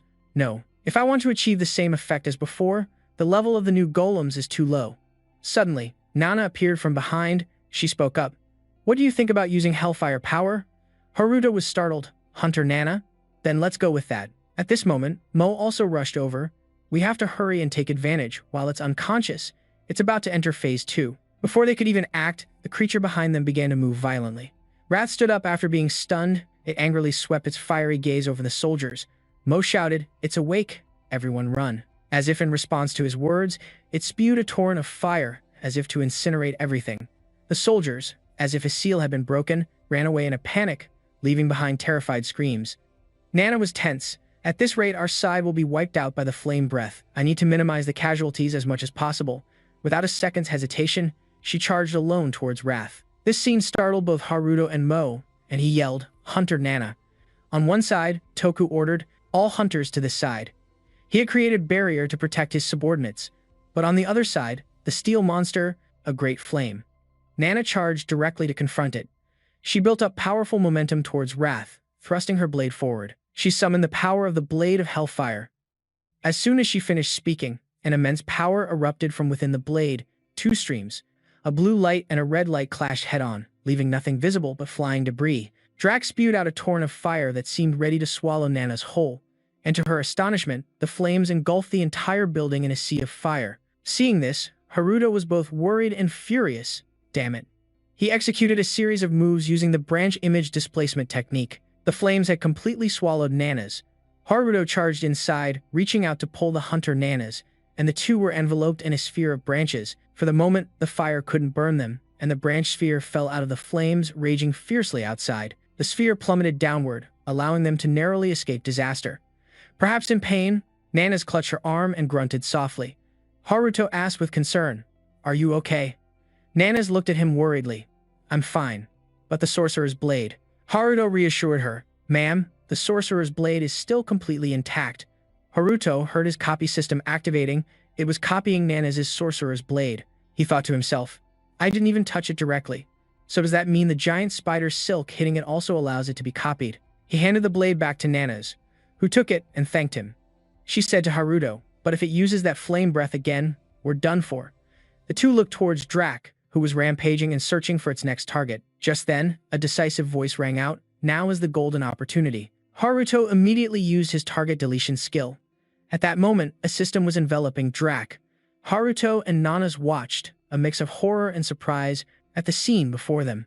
Haruto's face darkened as he thought, "What is this feeling?" Before he could think further, the system began to display Control F. The owner of the control had used it. Lucas looked at the system flow before him, and he immediately thought of a name, Michael. the guild master of the multinational guild Starfield in Europe. Lucas shouted towards Haruto, "You need to get out of the barrier now." Haruto heard him and turned to look. Suddenly, a purple light crystallized from the system in Drac, preventing Haruto from replying to Lucas as he whipped his head forward with only one thought: I have to take Miss Nanas with me too. The system updated again, Control V, using giant spider silk. It seemed Drac's speed and power exploded in that instant. A dark energy crystallized around it, and the malevolent power grew, causing the center of the Jinza district to explode, creating a deep crater. Cracks spread across the ground, growing larger along with a lingering dark energy. The explosion drew significant attention from the people nearby, and a soldier looked down and was too horrified to speak. What just happened? A young man with brown hair suddenly spoke up. A deep crater just appeared out of nowhere in the middle of the Ginza district. Tuku frowned and said, "Who was it?" Suddenly, a voice screamed, "Sister," making him immediately pay attention. Nanas was lying on her back on the ground, coughing up blood. Haruto and Satoru rushed over, but seeing the scene before them, they knew they were too late. Nanas had lost her right arm, was bleeding profusely, and seemed to be in critical condition. Tukugao, Shirasaki Masato, Ares Hill, and Lucas Morgan all looked in the same direction with expressions of shock and fear. Satoru, with a terrified expression and tears welling in his eyes, looked at Nanas, wanting to speak but unable to form a complete sentence. "Ah, your arm." A bystander stammered in fear, "Her right arm is gone." The girl next to him added, "But it looks like she's still conscious." Satoru grabbed Haruto's shoulder, shouting with a trembling voice, "What happened?" "To my sister." "So that's right. Sarah can heal her, can't she?" Haruto looked at him and replied urgently, "Yes, I'll go find her right away." Haruto's voice was soft and trembling as he said, "I'm sorry, if only I had gotten you out of the barrier sooner." At the same time, he used his power to lift Nana up, covering her with a jacket to hide her injuries. Her face clearly showed weakness and pain. As Haruto prepared to take Nana back, Satoru shouted, "Senior Haruto, please make sure you heal my sister's arm." Haruto replied, "Leave it to me," and then vanished. Suddenly, a helicopter appeared, creating a powerful gust of wind that blew away the remaining debris. Two bewildered teammates looked at the helicopter and asked each other, when did that helicopter get here? Reinforcements? The helicopter got closer and closer to the ground, gradually revealing a massive symbol that everyone immediately recognized. "Hey, that's the symbol of the Starfield Guild." Michael stepped out of the helicopter with his group wearing red, white, and green masks, along with blue, purple, and yellow, all exuding a murderous aura. Michael introduced himself. "I am Michael, the master of the Starfield Guild." He continued, "I have come here in response to your request for aid." Michael looked at the lingering devastation and said, "Since this is an emergency, I needed to act quickly." Then he noticed a deep crater in the center of the district and commented, "It seems the incident caused a minor loss." Hearing this, Gao stepped forward and said, "What do you mean, minor?" Michael looked at him, smiled, and said, "That was a monster capable of destroying an entire country, so I had to step in." "Isn't your attitude a bit out of line?" our guildmaster yelled. Gao said in a low, threatening voice, "One of our hunters lost her right arm to that attack." Michael sneered and said, "I wiped out a monster as terrifying as a dragon, so the loss of a mere hunter's arm is a worthy price." Gao exploded with anger. "Hey." He glared at Michael with an overwhelming presence and said in a furious voice, "Are you laughing at us?" Michael looked at him and said provocatively, "This situation reminds me of a Japanese proverb, biting the hand that feeds you, isn't it?" Seeing this, Tuku rushed over to de-escalate the situation and said respectfully, "Please forgive my late introduction, and thank you for dealing with the dragon. I am Tuku, the president of the Japanese Hunter Association." Lucas shouted, "Why are you thanking him?" He approached, holding his sword, the Angelo's rapier. "This is all his fault." Tuku and Gao were shocked to hear this. "What are you saying?" His face darkened. "I mean exactly what I said. He's the one who released the monsters. He reports directly to this guy." Tuku interjected, "But aren't you also a member of the Starfield Guild? We can't just believe you." Lucas denied it, "Not anymore." He looked at Michael and said, "I was ruthlessly discarded because I was no longer useful." Michael, of course, heard this and gave a strange smile, saying, "Lucas, you're spouting unnecessary nonsense. Is this really the time for idle chatter?" Gao, full of fighting spirit, said, "I don't believe Lucas, but I find Starfield suspicious as well. So what's going on? Explain yourself." Michael waved his hand dismissively. "I have no reason to explain anything to you." Michael laughed arrogantly and mysteriously said to him, "Because all of you are about to be erased by me." Michael then began to use the system's Control-A, selecting to delete all. Meanwhile, on the other side, Haruto was trying to find a way back. He saw a door open and said, "This must be the place. I found it. The door immediately swung wide open, revealing hospital rooms inside. He hurriedly ran over. Just as I thought, I can move freely within the barrier thanks to the subspace. The door immediately. He brought her to the hospital room where Sarah was treating a patient. Hearing the noise, Sarah turned around in shock. The patient currently being treated was just as horrified. Haruto's voice was urgent. Sarah, can you heal Hunter Nanas? Sarah looked at him, panicked and at a loss for words. Haruto used the system to support Sarah. Control plus V, clone infinite mana. The system repeated the command countless times. Sarah began to examine Nanas' wounds as Haruto looked on and asked, "She's lost a lot of blood. Will she be okay?" Sarah looked at him and replied, "She'll be fine as long as she gets enough mana." Immediately, she used the system command, Control plus Z, restoring target's arm. Suddenly, the entire system blared with a red alert, startling her. She looked at the flashing red system alert and asked, "What's happening?" The system window announced, Control plus Z, object deleted by Control plus X, cannot be restored. She immediately turned to Haruto, her face pale. "I'm sorry," she said, startling him. With unconcealed panic in her eyes, she stammered, "It can't be restored." Haruto looked like he was about to explode. Why? She didn't know the specific reason either. The notification window had just said it was impossible to restore. It was then that he realized the wound was caused by Control plus X. That meant Nanas' condition was now extremely dire. She was struggling just to breathe. Sarah couldn't continue the treatment and could only surmise that there were others out there who possessed control skills. Haruto still clung to hope. Can you try again?" She believed it was impossible, but I think trying again would just be a waste of mana. He gritted his teeth, frustrated and refusing to accept the reality. He began to analyze how the Control plus X command worked. So, anything deleted by Control plus X could not be restored. What if I use the clone ability? Control plus V, clone Shaman Blade. He tried the clone command and successfully created the Shaman Blade. When Sarah saw it, she recognized it. "Is that Nanas' Shaman Blade?" Haruto explained. "No, it's just a copy I made before it was deleted." Hearing that, she thought there might still be a way to fix it. "So you copied Hunter Nanas' arm?" But he had to deny it. "I can't copy any human other than myself." He proceeded to try the Control plus V command on the blade. The Shaman Blade immediately disintegrated and vanished. The system once again displayed a red alert. Control plus V, object deleted by Control plus X cannot be pasted. He had thought he could counter the Control plus X command, but reality was cruel. The fact that the copied item vanished was a terrible sign. Frustrated and unwilling to give up, Haruto said, "But this was copied before it was deleted."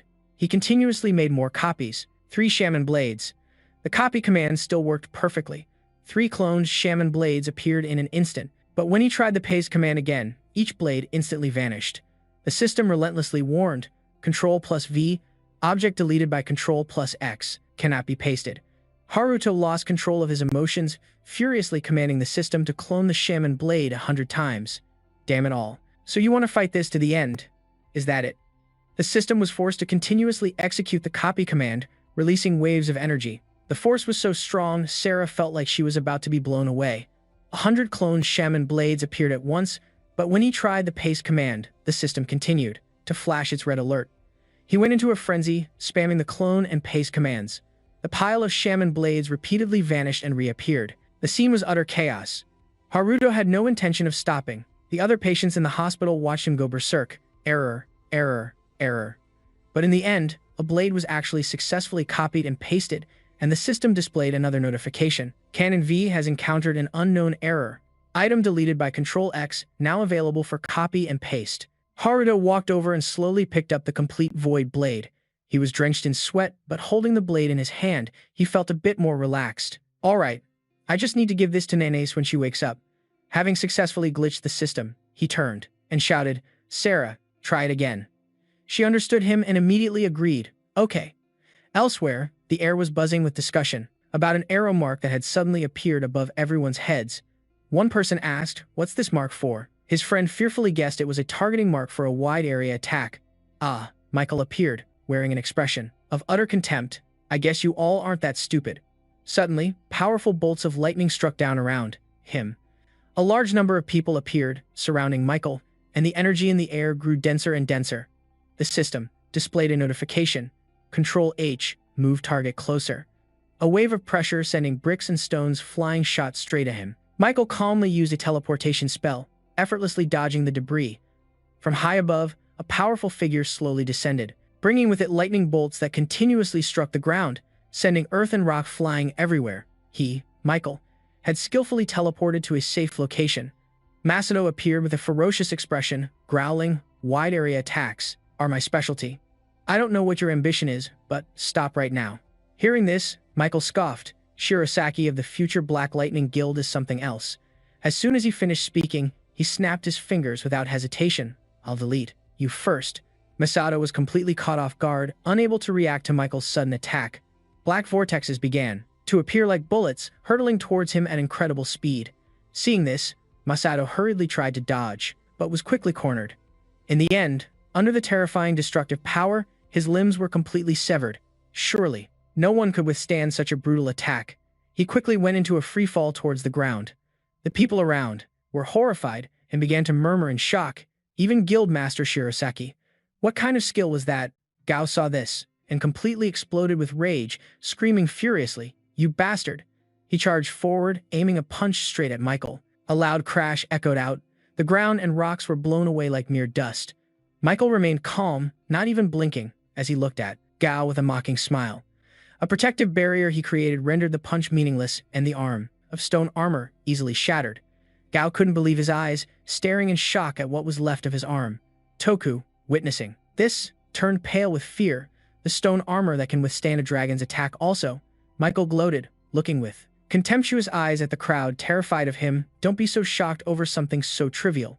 He didn't hesitate to act. Control X, eliminate the target in front of me. A giant black vortex was unleashed, carrying a source of power that was terrifyingly gruesome. The vortex created a thick cloud of smoke and dust, enough to show its incredible destructive force. The smoke cleared, revealing a deep crater in the ground, the aftermath of the recent attack. Michael looked up, his triumphant expression fading into a hint of surprise. Just when it seemed Gao had been blown to smithereens by the attack, Toku had managed to create a giant shield to help protect him. Despite the terrifying experience, Gao still had some sharp words. "Get out of the way, old man." It took a lot of strength for Toku to block the attack. That skill is nothing ordinary. I can stop it. But at that moment, the seemingly indestructible shield couldn't hold and began to crack. The giant shield was breaking apart. Seeing this, Gao was truly terrified of his power. Michael grew even more smug and taunted. "It can't be destroyed by any weapon or skill. The shield is made from the bones of a legendary giant monster. A colossal shield, just as its name implies." Toku was panicking inside but tried to remain calm and reason with him. "If you know that, then stop your attack. Guildmaster Michael, your actions are going too far. If the International Hunter Association finds out about this, your guild will be finished." His words fell on deaf ears as Michael continued to use his special skill, saying, "And what if there are no witnesses or evidence?" Michael's intention was clear. He wanted to destroy the giant shield. Control A, limit search to select all. He locked onto various points scattered across the shield, and finally, he gave the command, Control X, cut all selected targets. A barrage of vortexes shot out, hurtling towards the designated positions. Fierce, deafening explosions erupted. Despite Toku's desperate defense, Michael had no intention of giving them a chance to survive. He swung his arm for the final blow. "Let's see how long you can hold out."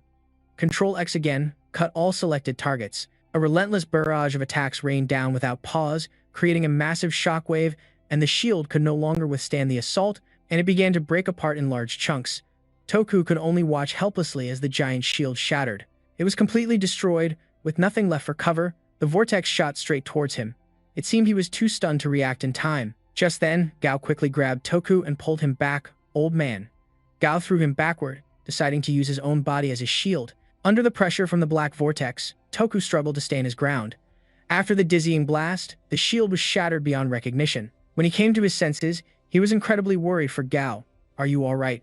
Gao had already collapsed. Half of his body was completely destroyed. Michael walked over and taunted. How pathetic for one of the world's top 5 hunters to end up like this.